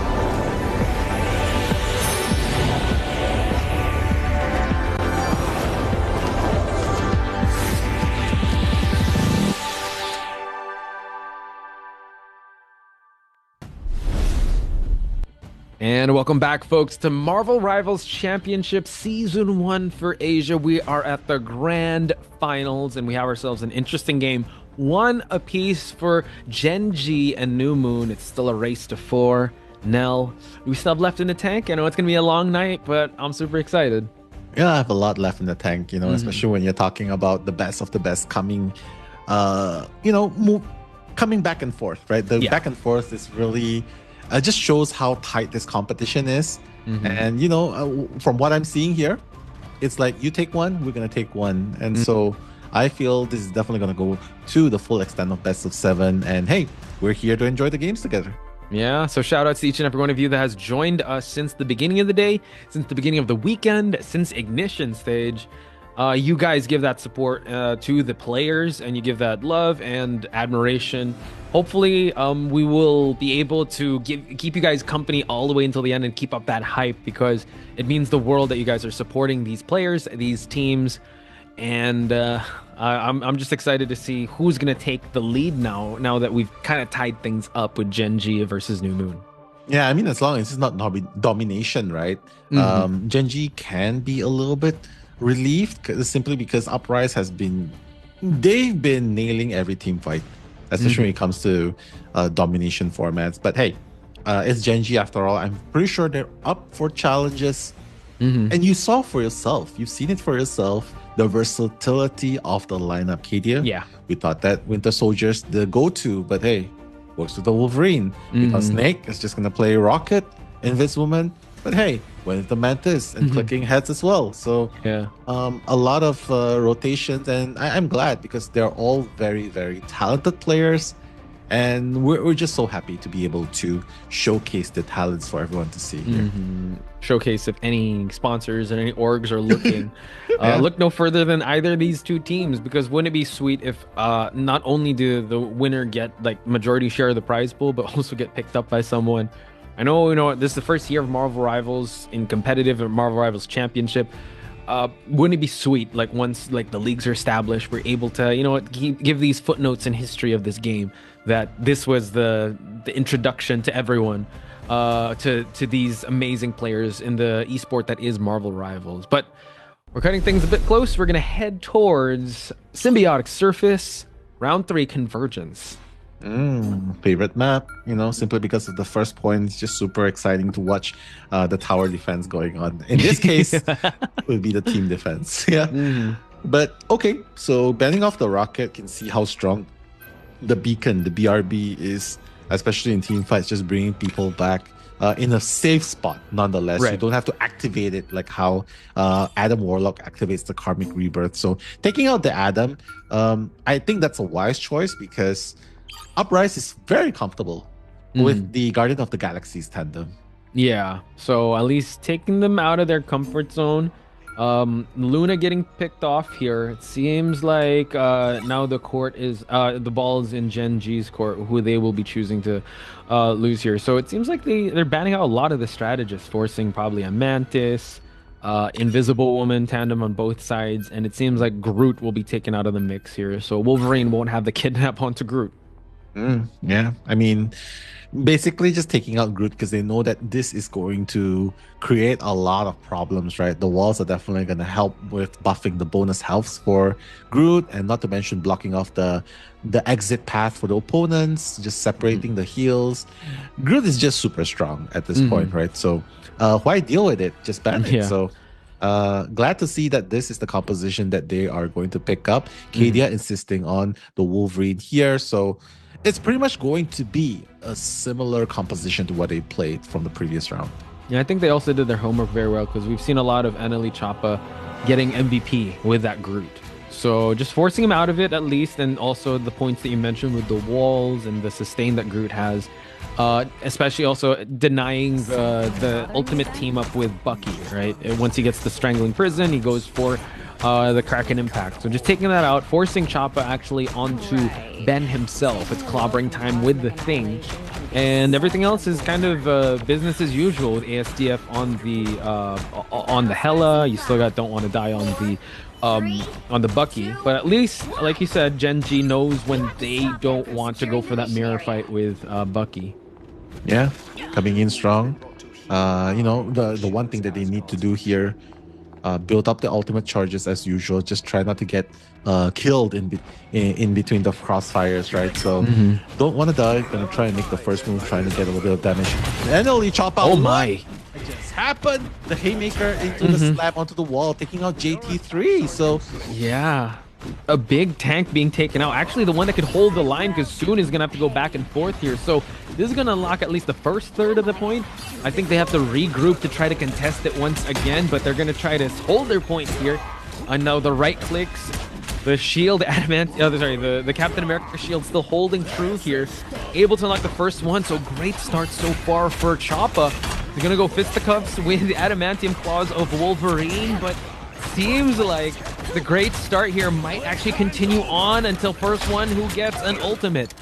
yeah, first one to get the ultimate is gonna ignite, and you can see that Dobby almost has his ultimate up. He's the one that's charging really, really fast. Fun as well. But Choppa with the haymaker taking out Zoon. Zoon's gonna be out of commission. It's gonna be a 5v6. Make that 4v6 because Kadia, JT3, Snake falling like dominoes, and X. So the entire team getting team wiped by Uprise. Yeah, I mean, I think it all started with Choppa just getting rid of JT for them to have the numbers game advantage coming into that first team fight. And they tried contesting onto that point, but I think they couldn't take up space without having Magneto there. Soon could only do so much, and he fell in the process. So now they have to really contest the midway point of this symbiotic surface. So they choose to engage at the second floor here, while Choppa being very careful, still sticking with his team here since he can't create space if he has to go over there to the other side of the building. Yeah, exactly. Choppa is just so versatile on the thing, right? Just the haymaker into the slam shield. Invisible boundary gonna be countered immediately by their very own invisible boundary. Just gonna reset the damage a little bit, but ASDF is trying to find an opening in order to take down anyone that falls into the crosshairs. And even Don't Wanna Die is very, very far apart. Loki gonna be hopping with an invisible boundary. Gonna be countered by another invisible boundary. He's flying left and right. Kadia. Oh my god, Goddess of Death as well as the Kraken Impact, but both of them actually getting pick-offs left and right, so it's still a 5v5 situation, but no more defensive ults. It's Exa that's going to go for the Goddess of Death. They have to get rid of the Death from above, but racking in more damage here. Everyone is still under a roof here, so doing a great job is New Moon staying alive after that effort of the Goddess of Death. Soon has the Freedom Charge to work with, and he's going to pop that right away to try and flank a position here. Wow, picking up, just giving bonus armor to the teammates as well, just creating havoc, bashing people left and right, and then just escaping through the battlefield, chasing after ASDF as well. The bird form got to be taken up by Exil almost immediately. It's like, yeah, I know where you're heading. That's your exit path, and I will be waiting on my left hip here. 5d6 in the vicinity. Will Uprise be able to hold on against this right now? Window of opportunity for Genji to contest the point, but now we see that Don't Wanna Die, and Annalie Choppa eliminating two of the players here. Is a three-person pick-off. ASDF forced to actually go for the Doctor Strange here and actually eliminates Exa. Holy smokes. What a play. Jarvis clipped that. He used the portal. What a Chad. Using the portal to just catch up to where Exa was. And now Portal Spawn on to jump onto the point, forcing out both invisible barriers. Trying to displace a lot of folks here away from it, and ASDF and Annalie Choppa taking out Snake and Kadia. Make that 2. Exa is also out of the team fight here, and they're also out of Portal. So now it's just that one person holding point on the side of Genji, and they're gonna unlock. New Moon is gonna unlock this first point here. Oh my god, out of the boiling water into the burning, scorching hot oil. That's exactly what happened just now. And they thought that we were able to secure that point. But mind you, the Fortress of Solitude, the iron defense that they have while having Don't Wanna Die at the back, just dishing out damage along with Dobby.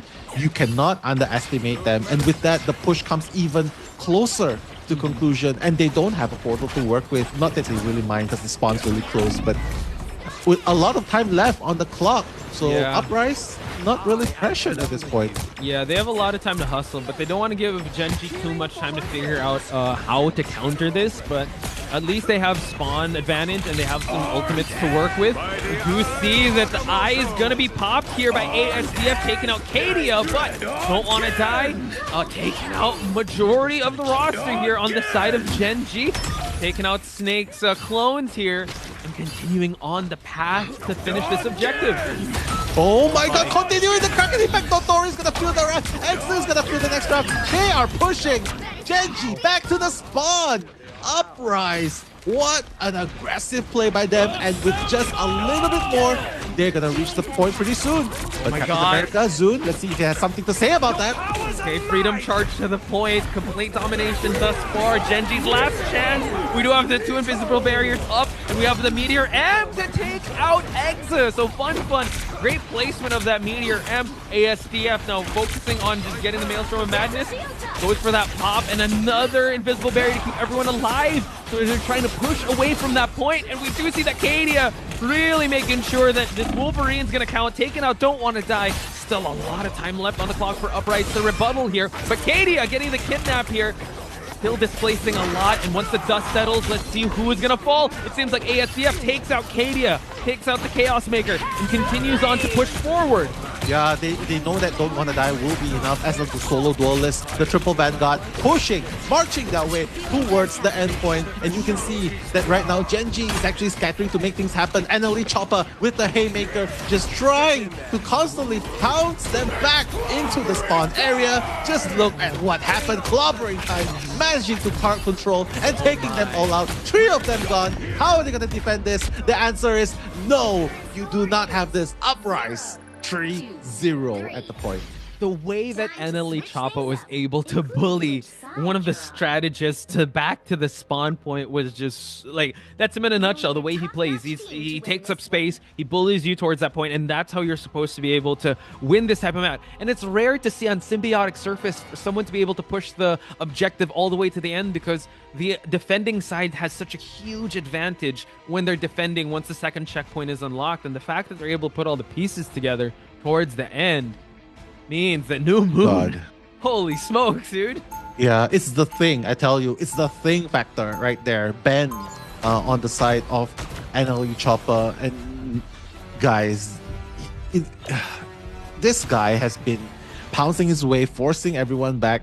It's not even fun. That's the one that's pushing them back. Right. You know what I mean? So the strong offensive capability of the thing, especially when being kept alive like that in a prolonged team fight, yeah, you know what? You can go invisible. Dotori, you're not going to be safe from the Haymaker. You're not going to be safe from the crowd control, even with Snake. So maybe that's why he's going to go on right now. Loki might be able to stall a little bit more, but that's where the danger comes in, because Don't Want to Die. Kraken Impact will be there to settle the score, and especially after Meteor M has been employed. Yeah, I really think that, Genji went back to the drawing board here, and it seems like soon. Benching Cap for a little bit and going for the Venom.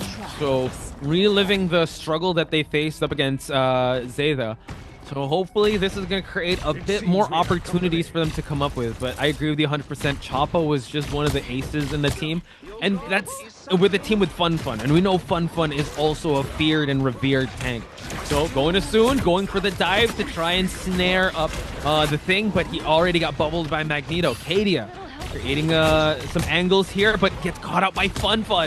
Oh my god, and with a sliver of health, it's going to trigger the passive a little bit, and he's also lost the passive, trying to get himself healed up. But honestly, I'm glad that it changed into the Venom, because the Captain America, bonus armor and all, but you know what, there's only so much you can do, especially in the face of overwhelming offense. Oh yeah.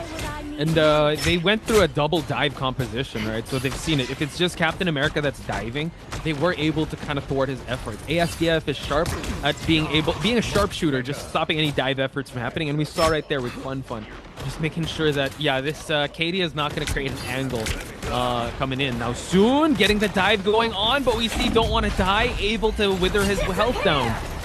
Yeah, just coming in with the meteor M. Fun. Let's see if we will take out anyone. Probably take out the hell. Oh! Flying to the moons. We know it's meteor M, but you're supposed to aim it to the ground. But it's okay because that's good news for Genji. And now, don't want to die, trying to head up with the uppercut into the left click onto JT3. Kadia's down for the count with 4v6 in the lineup. They are going to push Genji out. Yeah, again, excellent team fight won by Uprise. Even though, yeah, the Exes or the Hella there was actually thanking his lucky stars that it missed and wasn't the meteor M didn't actually connect. But at the end there, when they had the numbers advantage, New Moon was able to clean up shop.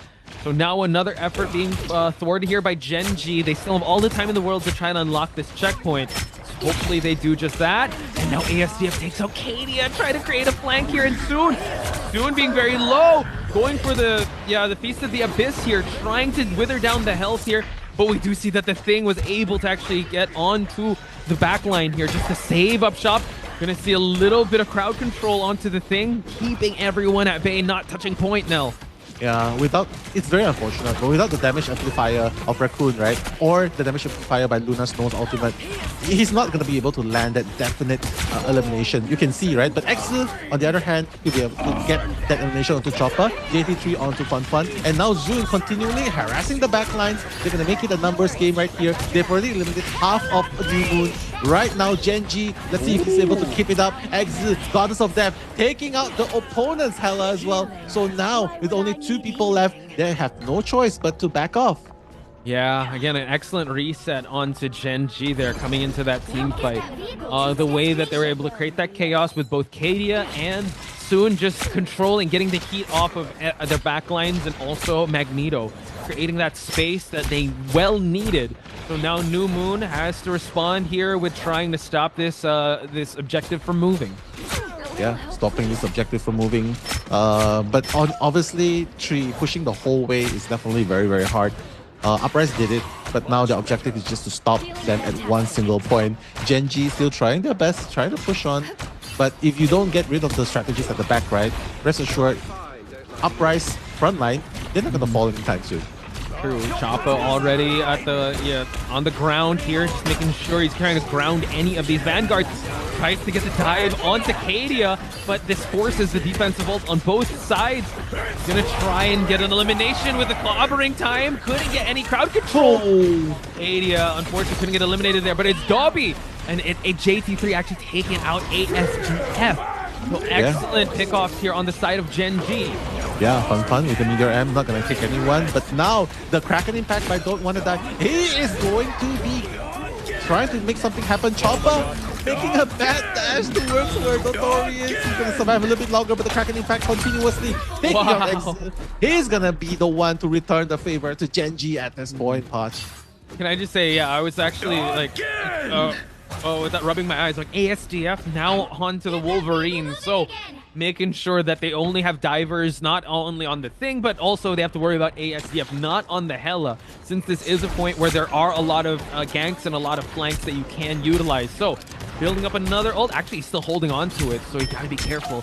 Don't want to die, making sure that this next Kraken Impact is going to be very impactful for this next team fight. Yeah, making it impactful. And mind you, while all this is going on, the clock is still ticking. Zoon trying his best in order to make things difficult for the backliners, but apparently he's the one that's suffering trying to make that happen. So, you know, when you know that the Venom's diving you, they're just all going to focus you and make your life very difficult. True. So now JT3, we're focusing on his camera angle. Has to be careful creating that space up against Eneli Choppa, forcing the Goddess of Death as well as the Invisible Barriers to be propped up here. So now everyone's being kept alive, but no, tries to get the kidnap to push away. Kadia taking out Dolby in the process. Exa taken out Don't Want to Die. So this is a big moment for Genji to continue on to push for this point. Pushing on this point, yeah, not too bad. Like already taking out 2 of them. Now ASDF trying to take out. Who is he gonna take out? Kadia is gonna be taking out 2 of them. Choppa and Fun finally getting the revenge onto the Vanguard that has been eliminating their team's lineup, right? So KD's got to be really happy with that because finally they'll be able to push on forward with only 20 seconds left on the clock. Genji still has a lot of ways to go. Oh, the distance is so short, but with Chopper coming with the portal, let's see if they'll be able to hold on. Soon coming with Beast of the Abyss. Will they be able to hold on? The Domain of Regeneration by Loki trying to keep them all alive, but that's gonna be enough, I think. Zune gonna have to try and back out a little bit, but the action still continues. Chopper has no Eye of Agamotto to work with, but Bucky is ready on a whim with a Kraken impact, especially with Fun. Meteor Ram coming in, not gonna be able to eliminate anyone, but Chopper taking out Kadia already, going on and on. Okay, soon taking out Dolby, one of the strategists, but we do see the Tori already put up the shield just to keep his teammates alive, and now continuing on, taking out ASDF. Final point being contested here in a 4-6 lineup, but it seems like they can continue to go for more Exa and JT3 and also Zoon. We're gonna continue on here for a clean pickoff onto this first point being unlocked to push for the bridge area. So now it seems like New Moon have to be very careful how they play up this next team fights. Yeah, Zoon's already up ahead, right? Scouting the areas above, right? Above and beyond. So just trying to look, settle himself into a perfect position in order to do the diving strike onto the back lines. JT3, in the meantime, just trying to be on the front lines, trying to do a little bit more damage. Clicking heads, trying to do that, building up the ultimates as well. He already has an ultimate charge ready. Fun is going to have it a little bit sooner.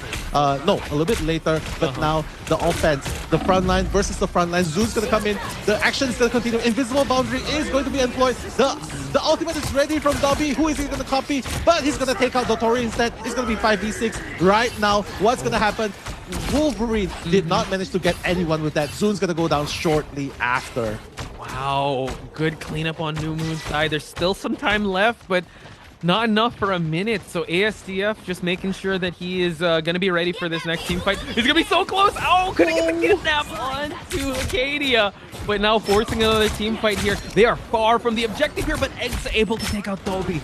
So this could be the start. At least they don't have that much sustain on the side of New Moon. And now Zoon going for the Feast of the Abyss, trying to go for the Abyss, and he takes him out. For them to push for this point, it's a trade-off, but still in favor of Gen G, folks, because of Eggsy doing a lot of cleanup here to push this point from the halfway mark.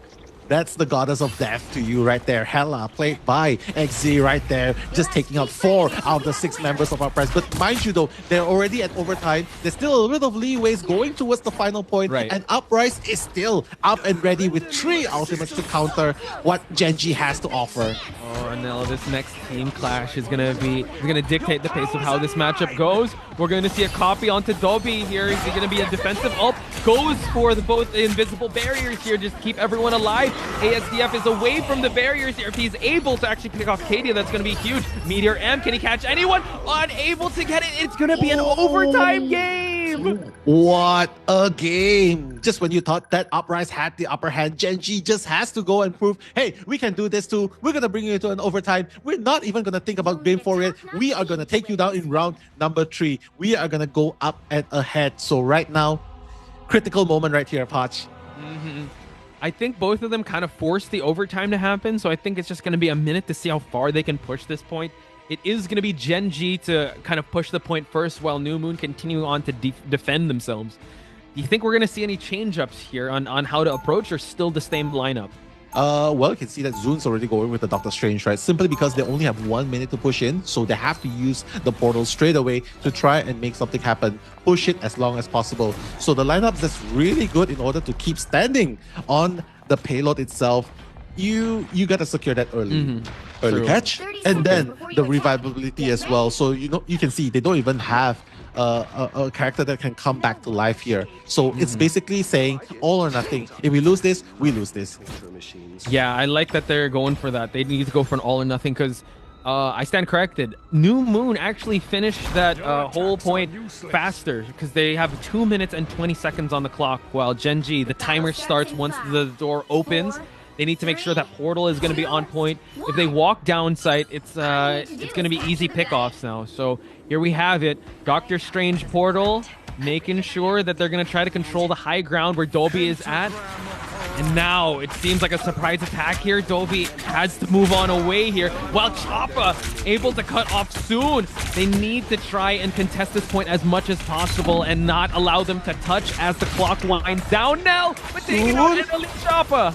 What a play! Choppa's the one that's actually really dangerous on the thing there, right? And with one of the members gone, the core Vanguard gone, they're going to be able to fight this 5v6. And it seems like Zune, continuing the assault, fighting an aerial battle, is trying to poke left and right. And you can see Uprise, although they are the ones defending, they are actually outside the vicinity. They are, but we see that Eneli Choppa has a portal of his own just to try and head on in. And now the contention is going to happen before the point is even going to open up. Now they do have the high ground. Someone needs to be able to take them out of here because Eggs is clicking heads. He's cleaning things up. And now Exit takes out ASDF. We do see a kidnap onto Kadia into the invisible barrier here. Fun gets eliminated by Kadia. Overtime is still overdue here, but Genji is the one controlling the pace of this match in this 4 versus 6 lineup. So this all or nothing strategy is working out for Genji. Yeah, exactly. With the reverse invisible boundary, it's not even going to help a little bit more. It's going to be the Eye of Agamotto and Eneli Choppa. Will he be able to come back with this? The Maelstrom of Madness, the counter with an Eye of Agamotto as well by Zune. 0-8 right there, trying to get that counter kill. Kadia coming back to the action, trying to kidnap, trying to get rid of the Eneli Choppa because that's the problem. Wow. The ultimate taking out 2, taking out 3. Everyone's down, all of them. Genji. Yeah, unlock the point. Oh wait, hang on, there's still no, they can't. Oh my god, they can't unlock it just 3v3. yet. It's a 3v3. Oh my god, I thought he was able to take out everyone. Eggs is still alive. No! Grab explosion. Only unable to unlock the point. So 98%, now, so close. 98%. Dude, Kadia was able to eliminate so much, but towards the end there, the Meteor M to take out everyone. No one touch point. Overtime was done. 98%. That is the magic number, Nell, for New Moon to beat. Yeah, I mean, New Moon, they have plenty of time to do that, right? Because of the time advantage, 2 minutes and 20 seconds. And to get that 98% point, they might as well just unlock the first point at that point, right? You know what I mean? So with 2 minutes there, I think it's safe to say they can afford 2 team fights right there. 1 team fight at the very beginning. And of course, if they manage to fail, if they fail to get that team, that point in the first try, the second try can always be during the overtime, and that's where they make it count. So honestly, 98.17%, it's like you gotta even stop Uprise from even standing on point. And the fact that, like you said, they have the time advantage, they can go for at least 2 team fights. But I wouldn't suggest Uprise to kind of rest on their laurels, because I think once you get caught like just relaxing and be like, oh, we have more chances, that could be the opportunity for Genji to fight back. So I think they're going to go with the same type of strategy here. It's looking like a mirror match of sorts, but we do have Don't Want to Die onto that Bucky, while Genji still on this Wolverine. So it seems like they're going to walk down because they know they might have to save the portal for when it comes in clutch. Yeah, clutch moment, like grasping the timing, right? That's what the game is right now. And Eneli Choppa moving on towards the Doctor Strange just knows that if they fail this first try, they have a second try in front of the portal. The team fight's gonna be starting now, right now, the collision of the front lines. And Eneli Choppa trying to just jump, taking some angles. Fun is the one to be taking most of the damage here. But now, we don't want to die. Access to grapple, uppercut to the side. No heal's gonna be happening, but no one's dead just yet. Yeah, just the totems of Loki keeping everyone alive. The backlines are still all good on both sides. No displacement yet. We don't have the thing on Eneli Choppa. He's just going to force it out, and Dolby actually takes out Snake, which is very telling. Exe, though, answers back and also takes out Snake in his own. So now, Fun holding on to point here, forcing everyone into this roof area. Kadia has to be very careful here. Not much to go with, and Fun takes out Kadia. It seems like New Moon has established the dominance here at this objective. New Moon, Genji can't afford this. JT has already switched on over to Captain America, but Fun takes out Exa. It's gonna be close now. They're gonna be super close. JT3, he knows that Zune needs the portal to come back in, right? And that's why he has to be the one to change to Captain America. JT3 trying to make things happen, just forcing away. You can hear Kraken Impact being employed already. by. Don't want to die. Will he be able to take out anyone? He's going to be take out Kadia. He's going to be take out June. He's going to be take out so many of them. The hook onto the Invisible Woman again. Coming back in. And going down. JD3 going down. Dotori is going to be next. Everyone's going to die. And that's going to be it. Uprise taking it 4-3. Holy smokes, guys. The way that they were able to do that, imploring their team fight, making sure that they still had a backup of that portal to keep on going, and just the cleanup of Don't Wanna Die. It was amazing the way that they were able to implore that. And now, this is the longest match that we've witnessed here, and it's still only 2-1. They were not even close to getting a match point just yet. But Nell, talk to me about these stats here, because that was an incredible back and forth that we saw. Yeah, I mean, just looking at the stats itself, right? Even though it is a convergence map, obviously holding the point is very important by eliminating, making it an advantage in terms of number. You can see for yourself. Don't Wanna Die, that's the Bucky we're talking about. ASDF, the Star-Lord, those are the top 2 eliminations, the eliminators of the team of Uprise, which actually contributes so much into getting rid of the flanks, the flanks of Genji. And Genji, honestly, super impressive. You see him eliminating so much. Kadia as well with the eliminations, but because of how the number of times that the strategist falls, Snake falling for 7 times, Dotori 9 times, it's honestly the Vanguard and strategist deaths that played the most difference. Yeah, the impact, the difference, the reason for the difference. Right, because the sustain onto the whole team relies on that strategist, and the whole point to take up space is on the Vanguard side. So just an incredible showing of just timing and knowing where to direct their fire and knowing where to direct the damage to really paid dividends. And New Moon is up 2-1, folks. They've been at this for how many hours already, and they're still sharp as ever. Dare I say, they leveled up with their match from XOXO, just continuing on with that dominance. And I would say adapting too, because we did see a bit of switch ups here and there. Eneli Chapa on the thing, going to the Doctor Strange, making sure everything's on point. We also saw ASDF experiment a little bit with the Wolverine, just to make sure that they have that same type of threat. But when push came to shove now, I have to bring it back to the domination part of the game plan of New Moon. I think they just played domination right there towards the final overtime, because they just needed to take up that space. You can't really move that point. But folks, we're going to move on to the next match. But first, let's check out the highlights and take a quick break.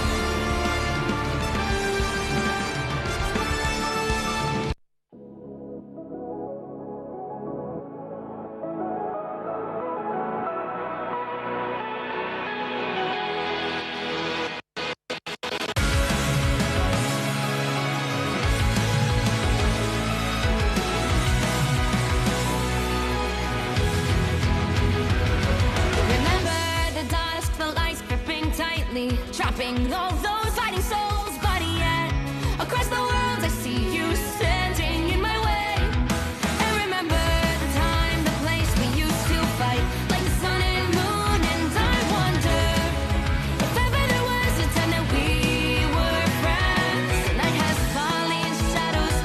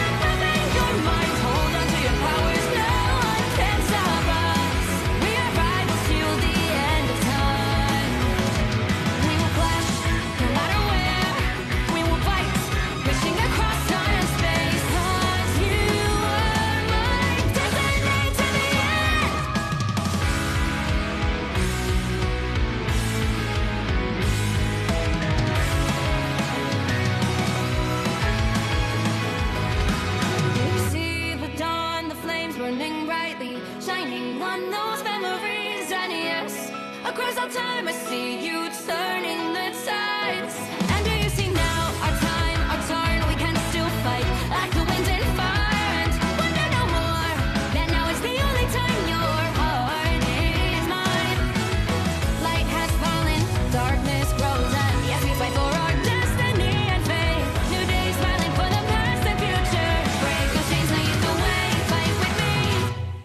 And when you wake up, open your eyes, raising up your fist and smashing through time walls. Before the rift winters again, we are rivals till the end. Rise up, open your mind, hold on to your powers, no one can stop us.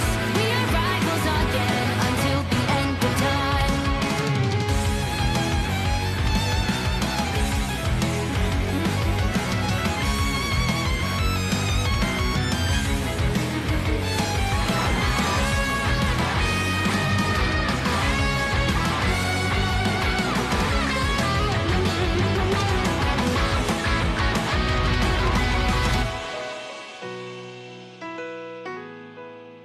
Show me that you are still the only one that matters for me. I'll be waiting for you. Wait up, open your hands, holding on to your heart. Look inside you. Can you feel it? The sparks in you. And it up, unleash it. Wake up, open your eyes, raising up your fists and smashing through time walls. Before the rift winters yet again, we are rivals till the end. And rise up, open your mind, hold on to your powers, no one can stop us. We are rivals till the end of time.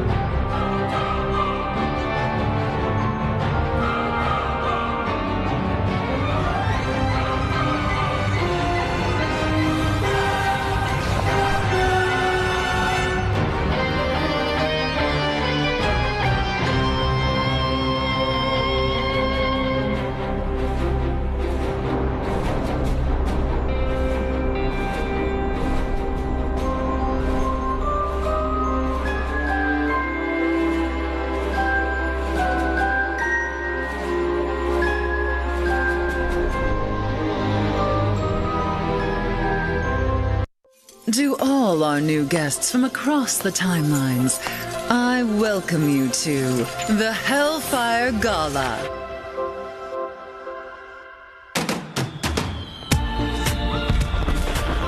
Welcome one and all to Krakoa.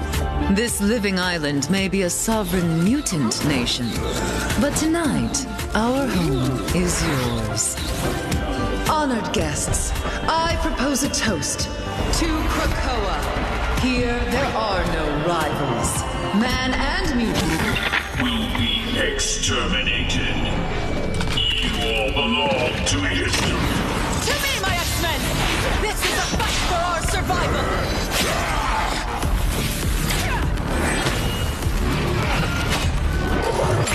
And try to stay alive just long enough to see my way as the age of Ultron begins.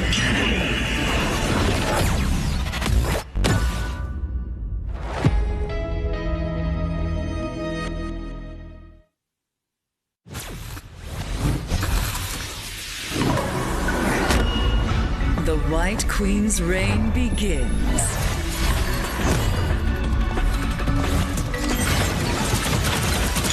You deserved that, dear. Mind crush!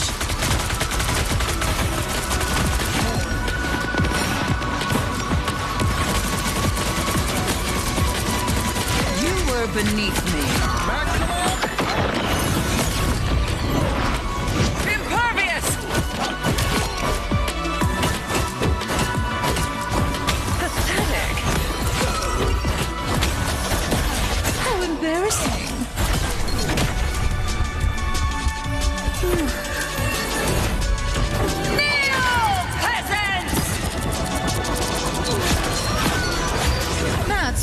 Queen mind control.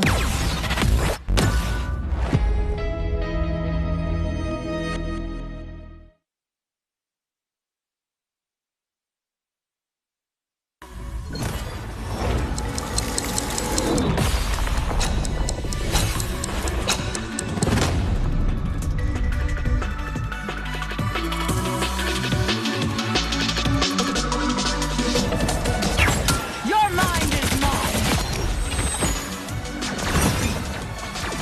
Impervious.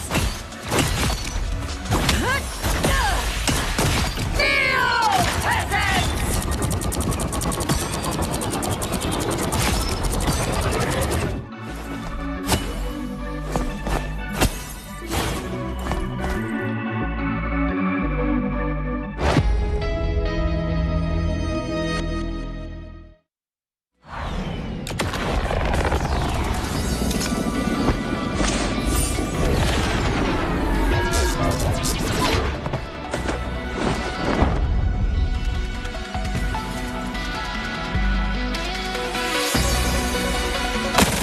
Three, two, one, blast off!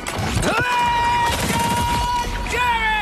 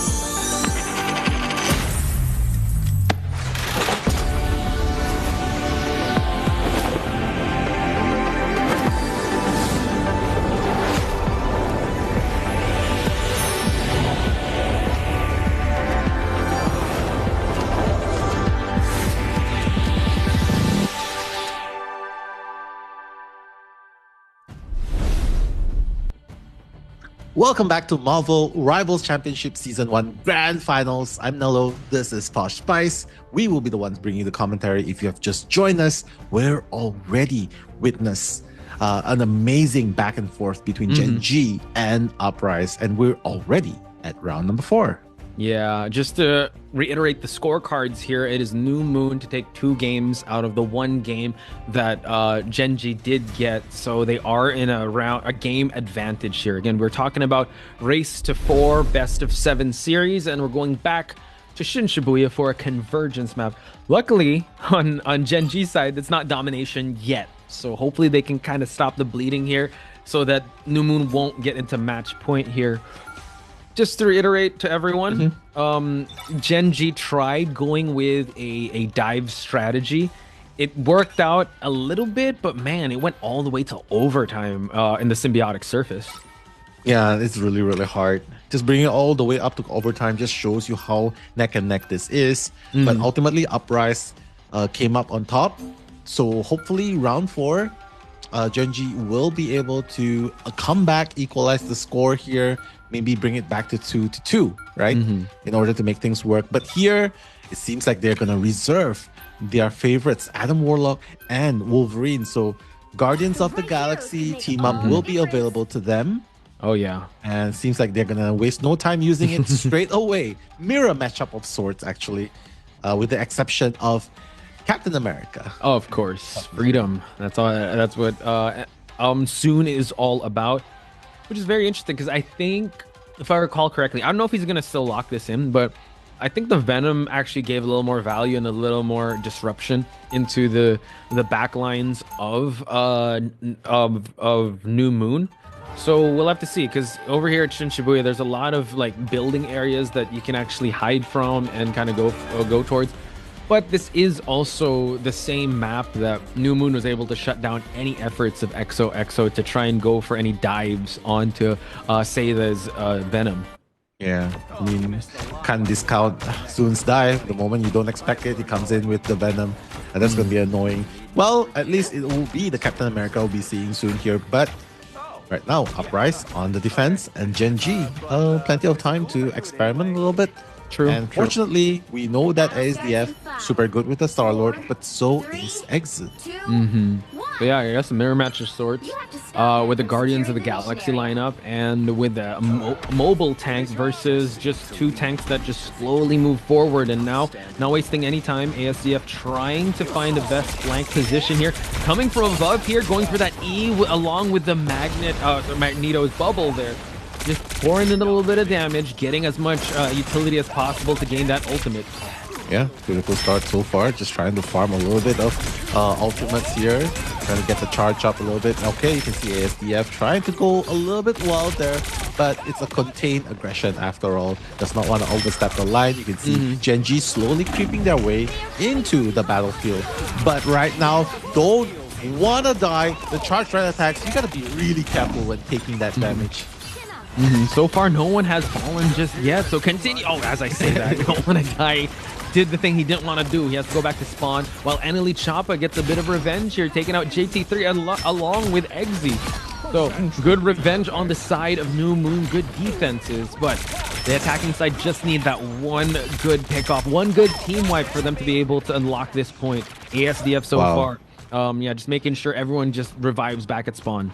Yeah, revive back at spawn, it's really okay. There's still 3 minutes left, right? So just have to make sure that the next few fights are gonna count, right? Because on the side of, they both have 3 ultimates on both sides. So ultimately, we'll see the better Star-Lord, the better Adam. That will be the key in getting more eliminations as well. So Meteor M will be ready for Fun as well as JT3. Sorry, makes that 90% actually. So team fight might ensue any moment right now. Yeah, we just gotta wait for who is gonna commit towards the ultimate. It seems like Eggs is gonna go for the Galactic Legend here, but everyone's actually hiding away.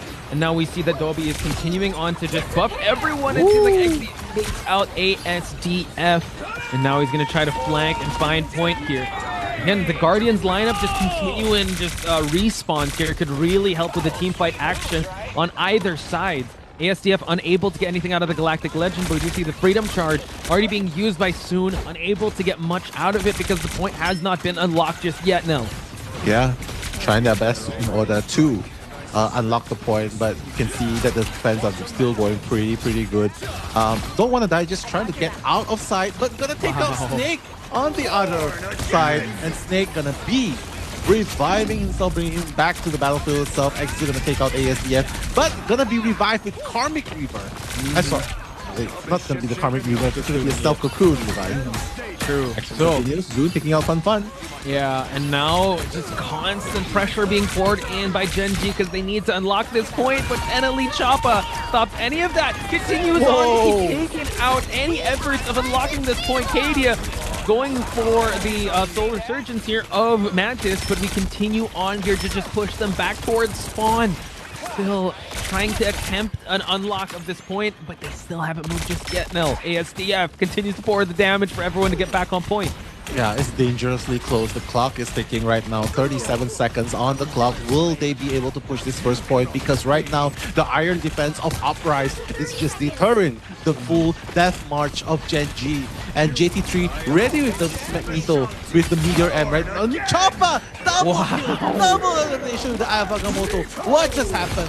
But Snake gonna be bringing in the Karmic Revive. They know that this second will be crucial. 10 seconds left. Will they be moving in? Galactic's Legend coming in. Who will be the casualty of war? No one yet, apparently, because Fun just so good at the shields, just covering the teammate to go back, and they're gonna slowly unlock the point, but it's overtime at the point now.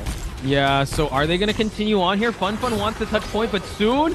Uh-oh, we do see that the portal was used, but Eneli Choppa with the sleep, and now the elimination. Soon able to take out Eneli Choppa after using that portal, so now he's going to have to walk towards the point. Oh, but we do see the Karmic Rebirth here just for him to get back into the team fight, and now the point is still being contested here. They need to be able to push past this, but ASDF taking out 2 more. Oh my god. Like the numbers game is not on Genji's side. Genji's gonna fall that soon at the first point? All of them fell. And this is going to be a solid iron defense. Capture progress only at 82%. Uprise. Showing that domination is not their only format. And this isn't an overtime game. In the overtime game, it was 98. But the way that they were able to just stop their defenses, all the team fights just really went their way now, because we agreed, and we can agree in chat also, that usually in Shin Shibuya here, it's attacker favored because you're just so close to spawn. But the way they were able to take out the strategists and then just make them go off cadence and not be able to go in all at the same time, that just shows that they were able to just stay alive, and it just shows why they wanted to add a Warlock. So in this mirror match, New Moon was able to best Genji, but can they duplicate that same type of success in the second half though? I mean, technically they have similar lineup, right? With the exception of the Captain America just now. But it seems like June 8 will probably be giving up the Captain America, going to employ a similar lineup, taking up the Doctor Strange. So technically speaking, this should be doable, right? Similar lineup. A mirror match. A definite mirror match. Yeah. And nonetheless, the talented players as well. So, I mean, I don't know, man. 82% in order to unlock, they have the full 4 minutes to give it a try. Yeah, we could say that the advantage is on New Moon's side, but I don't know. We just have to wait and see, because the fact that Soon changed the Doctor Strange, we're already going to see a portal right away, not allowing them to breathe at any point. And ASDF just trying to get rid of anyone that is trying to just harass the backline. Eggs are also up here in the rooftop, just trying to whittle down Eneli Choppa. So the point is being contested, but not at that alleyway. So could portal in? I'd have to say ASDF does get eliminated, but he can just cocoon his way back. Yeah, Cocoon get his way back, and that's exactly the game plan, right? You want to be able to get back to the battlefield as soon as possible, and that's why, hence, the Guardian of the Galaxy tandem here. But look at Snake, the charge right attacks, trying to take out as many people as possible, just dealing damage from the different angles.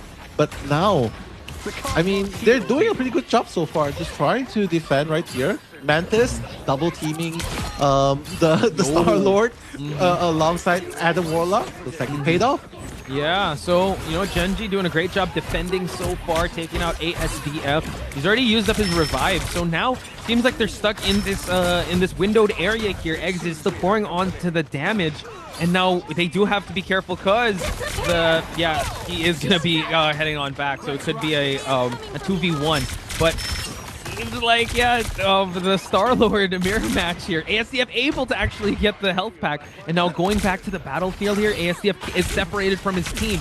Still a lot of time to work, and they're still trying to unlock the point. Yeah. Just half the time left, right? Just looking. I think Exil, and with the Galactic Legend, is gonna try and make something happen, trying to dish as much damage as possible, but the ultimate is all gonna be dished out in the vicinity. No one's gonna die from that Galactic Legend, but take that away.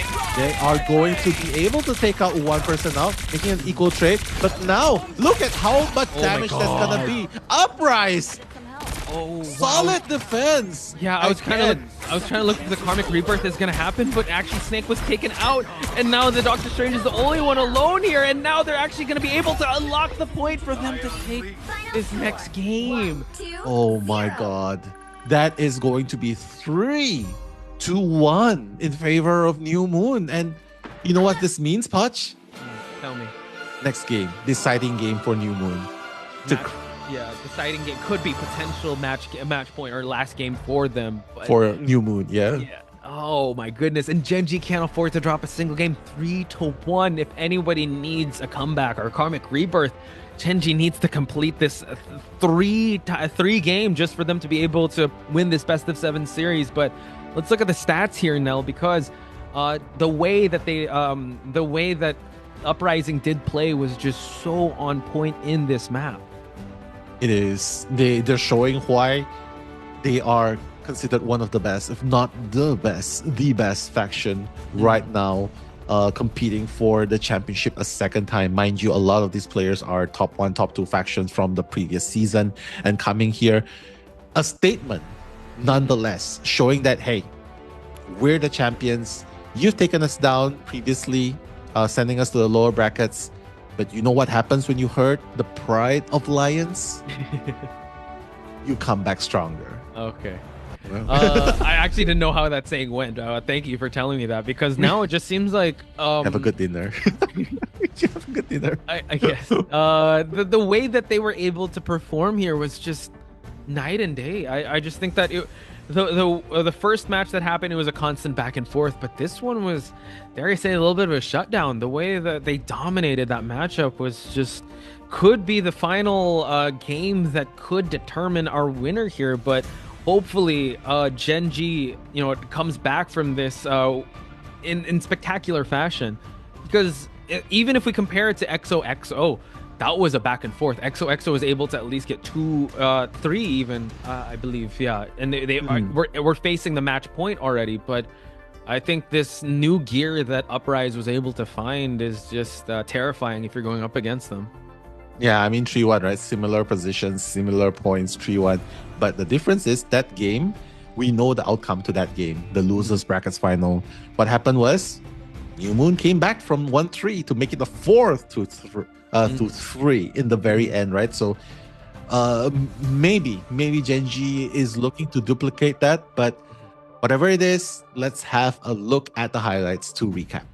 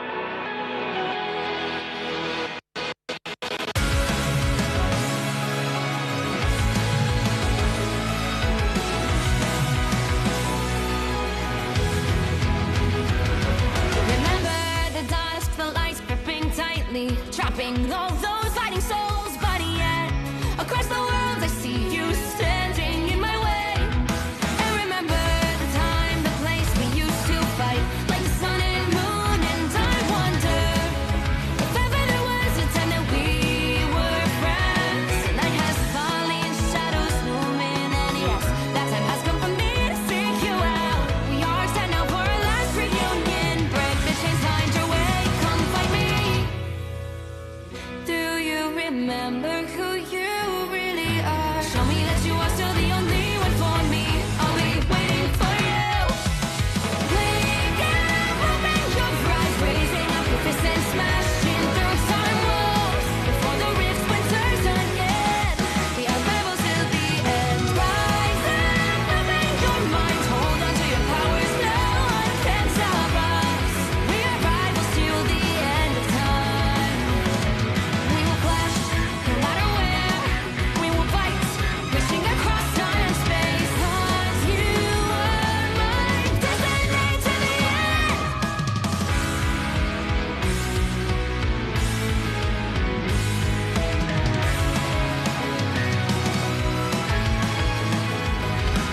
You see the dawn, the flames burning brightly, shining on those memories. And yes, across all time I see you turning the tides.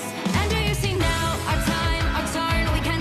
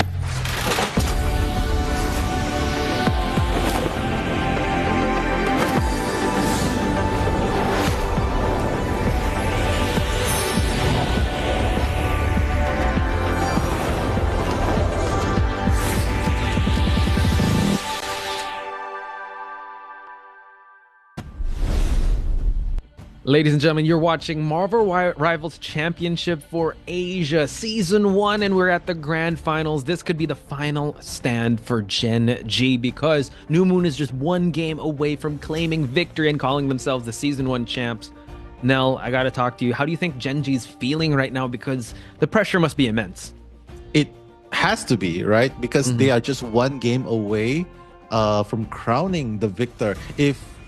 If Uprise wins this next game, they'll be crowned the champion. So Gen G is definitely in a lot of pressure.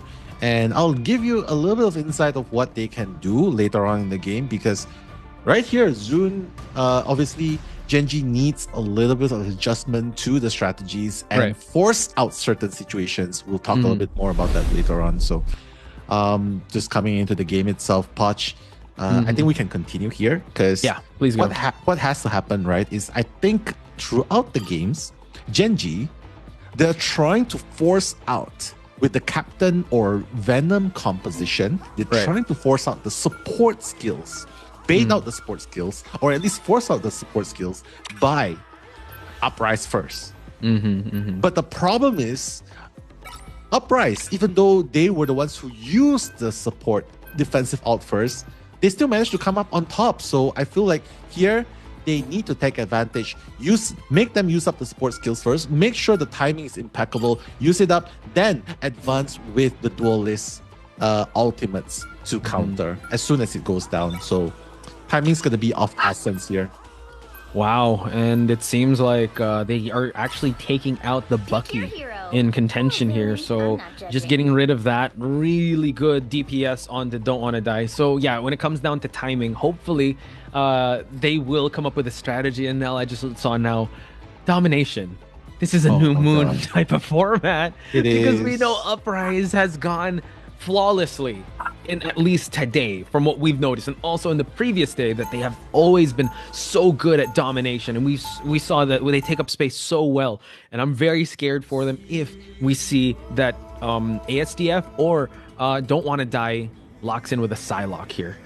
Yeah, well, let's see, because Psylocke is really good at flanking, right? And a domination game, you know the name of the game, you know that it's Uprise forte right here, right? So Psylocke, very easy to pick off people on the side, flanking from top and bottom, and you know perfectly well at this terrain, there's so many places to come in from. So let's see if Gen G will be the one to make this happen, because right now, the Venom comp is going to go in, and with this, they're going to have to force out the support ultimates first, and hopefully that will add a little bit more advantage to their side.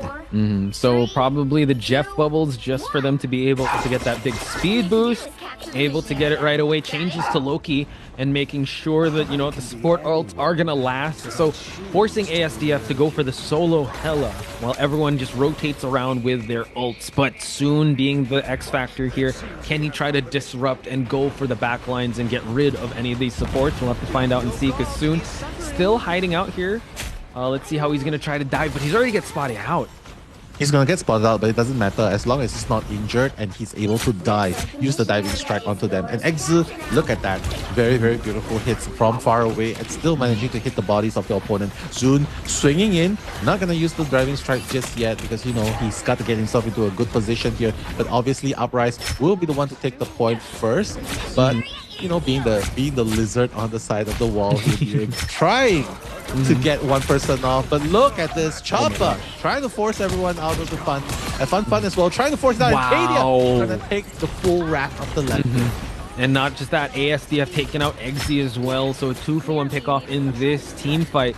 And the domination still continues onto New Moon's side as the percentages keep on climbing here as they clean up a little bit and force them to come back from their spawn room. So now Eneli Choppa creating a bit of a cutoff here just for them to stay away from the objective, while Soon is going to try to swing his way in to try and disrupt anything here.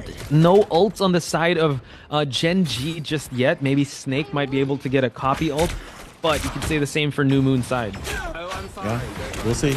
I mean, progress is already at 40%. Dobby making a good job on the Loki, right? This is such a great position in order to keep healing your teammates and keeping your teammates alive. ASDF also at an amazing position. Anything goes wrong, that's the health pack for him to actually go over. You can see Blue trying to give that, trying to make that pressure on. Has to work with, but no! Wow. Now Zoon. Okay. A skirmish. Yeah, this is actually could be the start for Genji to claim point here. An Eye of Agamotto being used to actually stop Zoon. They're going to try and go for some defensibles just to keep everyone alive. JT3 continuing to push back Kadia here away from that point, and now it's about to hit the 80% mark. And the Meteor M trying to find the mark. Able to get anyone, not quite, but Katie actually takes out Don't Wanna Die. And the Goddess of Death continues on here. They're Fun trying to get rid of this death from above. We're going to continue on the team fight here while New Moon continues to gain progress. Yeah, just trying to hit from all angles, right? And this is the problem. There's so much tankiness going on here in ASDF. Once you take out Exu, you are not going to have anyone else. And taking out KD as well, this is going to be a domino effect. And the beginning of the end is going to happen right here. They're going to take out 3 of them, 4 of them. No one will be able to do it. Yeah, team fight. A convincing 100% touch right here, Poch. Wow, New Moon. They're like I mean, the way that they were able to snowball their offense to having it now, it seems like complete domination here at the Stellar Spaceport. It was just real tough to see how Genji was trying to be able to create openings. I think Soon had his moment in the sun there where he was able to take out the Hela, but ultimately, if you're not able to touch point, if you're not able to contest the area, New Moon was able to win that 100%. So now we're going to head to Warriors Falls, and this could be the match point, the game-winning point for New Moon, unless Genji is able to figure out a strategy to counter the Domination Kings in Uprise. Yeah, Domination King, you couldn't have put it any better, right? And this just continues to show because they're not doing this against any faction. They're doing it against the second best faction right now, the top 2 faction right now at the finals, the grand finals of Marvel Rivals Championship finals. So this might be it, Poch, because one more match. And if Genji fails to crack the code of dismantling Uprise stronghold, I think this might be it. But yeah, if they manage to crack it open, well, the treasure is going to be waiting at the end of the line. Yeah, the thing is they have to dominate in 2 maps, right? So Genji definitely have their work cut out for them, but let's have faith and still believe in them as Zoon tries to create some chaos here in the back lines, able to get a big dive and a snare onto the Invisible Woman, just to create a bit of chaos, and now just going to swing right away just to make sure he's going to be still alive. Exit is going to still continue to pour in some damage from the back line while they're still containing themselves on this point. At least able to hit ASDF while the invisible barrier was up. So excellent pickoff on the side of Exit. Yeah, what a beautiful play. And then Eye of Agamotto actually catching everyone. And LE Chopper. Oh my god, but fortunately there's no... sorry, that's not an LE Chopper. I'm so sad. That was actually the copy, right? Was it? Yeah, I think it was the copy. But the invisible barrier is just to keep everyone alive just yet. But once the dust settles, let's see who's going to be remaining, who's going to be standing, and who's going to be remaining in this matchup. It seems like Fun was able to save his Meteor M all the way till the end there to take out the Tori, and now forcing out the sleep onto Genji's Kadia here. So we're going to continue on this fight. No one has unlocked the mission area just yet, while ASDF still continues to pour in some damage on the back lines here.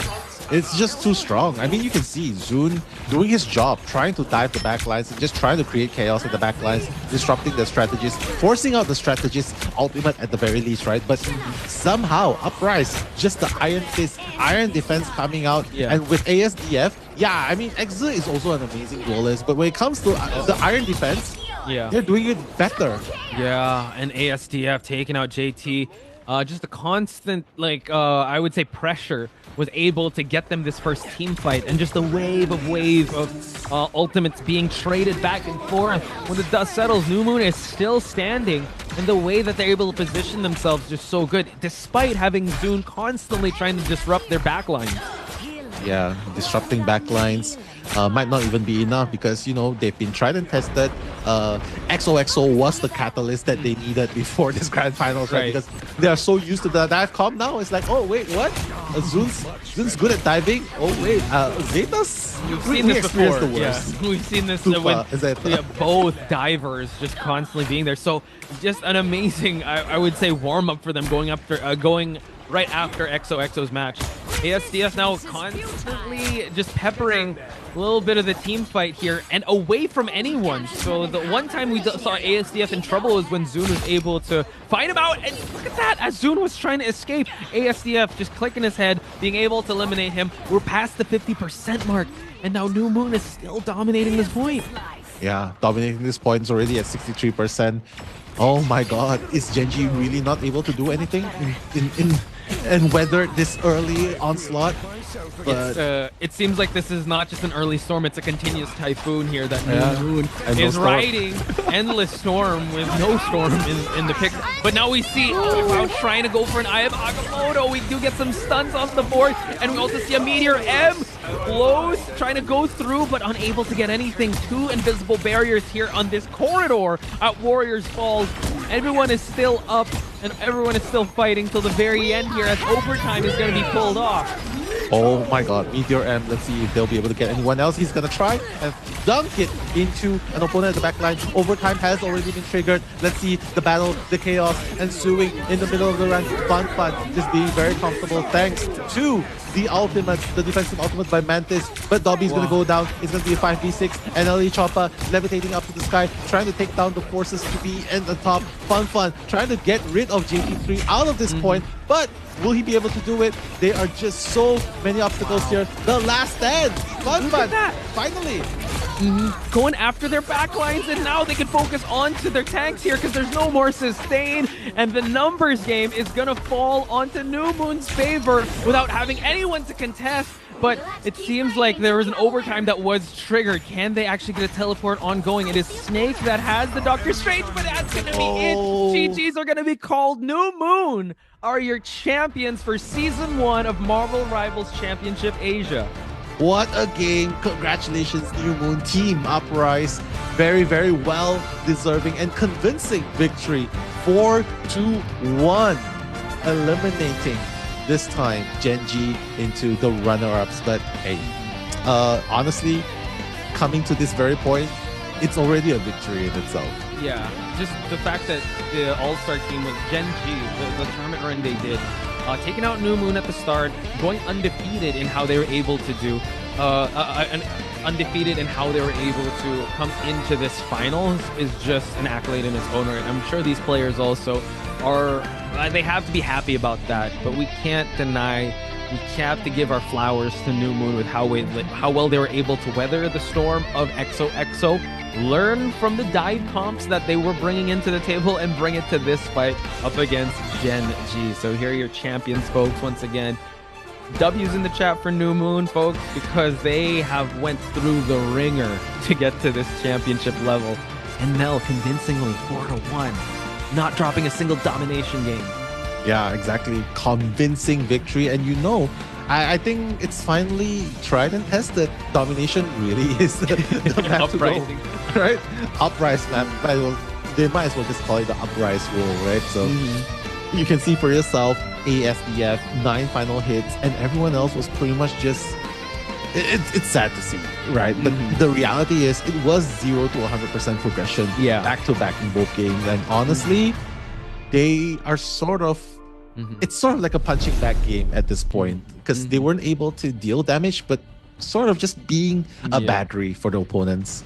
I would say, you know what, the victory and the defeat, it's the same side of the coin. It's our heart goes out to Genji because you know how much they fought and you know how well-rounded they are, but you also have to feel very happy for our friends over at New Moon. So I'd say, you know what, steel sharpens steel. Season 1 is going to come to a conclusion soon, and I know Season 2 is right around the corner, and I hope these teams look at the performances that that was put on display here in the grand finals and also at the lower bracket finals and get inspired because, you know what, sky's the limit for Marvel Rivals Championship, and I hope the Asia region continues to kind of to flourish and showcase amazing talents like Gen G, like New Moon, like XOXO, like Legit L.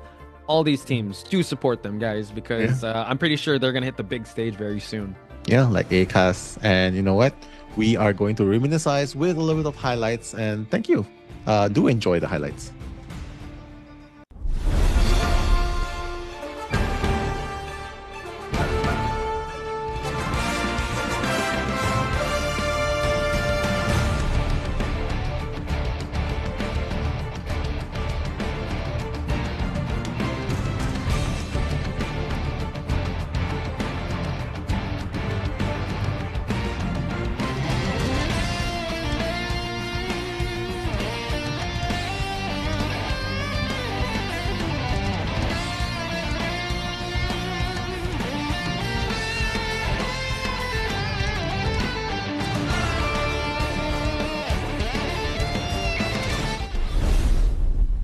What a culmination of the grand finals. Once again, congratulations to New Moon. Dominance incarnate with how well they were able to just win every map when it came to domination and the way they were able to adjust to whatever is brought to the table.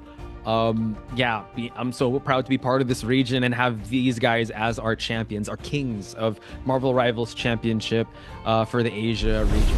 Yeah, super excited to see as well. And here are today's results for Asia region. MRC Marvel Rivals Championship, New Moon 4-3 up against XOXO, giving them hell at the very beginning. But now coming into BO7 Grand Finals, Need Sponsor will take only 1 point, and New Moon solidifying it with a 4 points. Convincingly, right? That's the word. That's the operative word. Dominant as well, with how New Moon was able to counter any attempts for any dives, any attempts of flanks.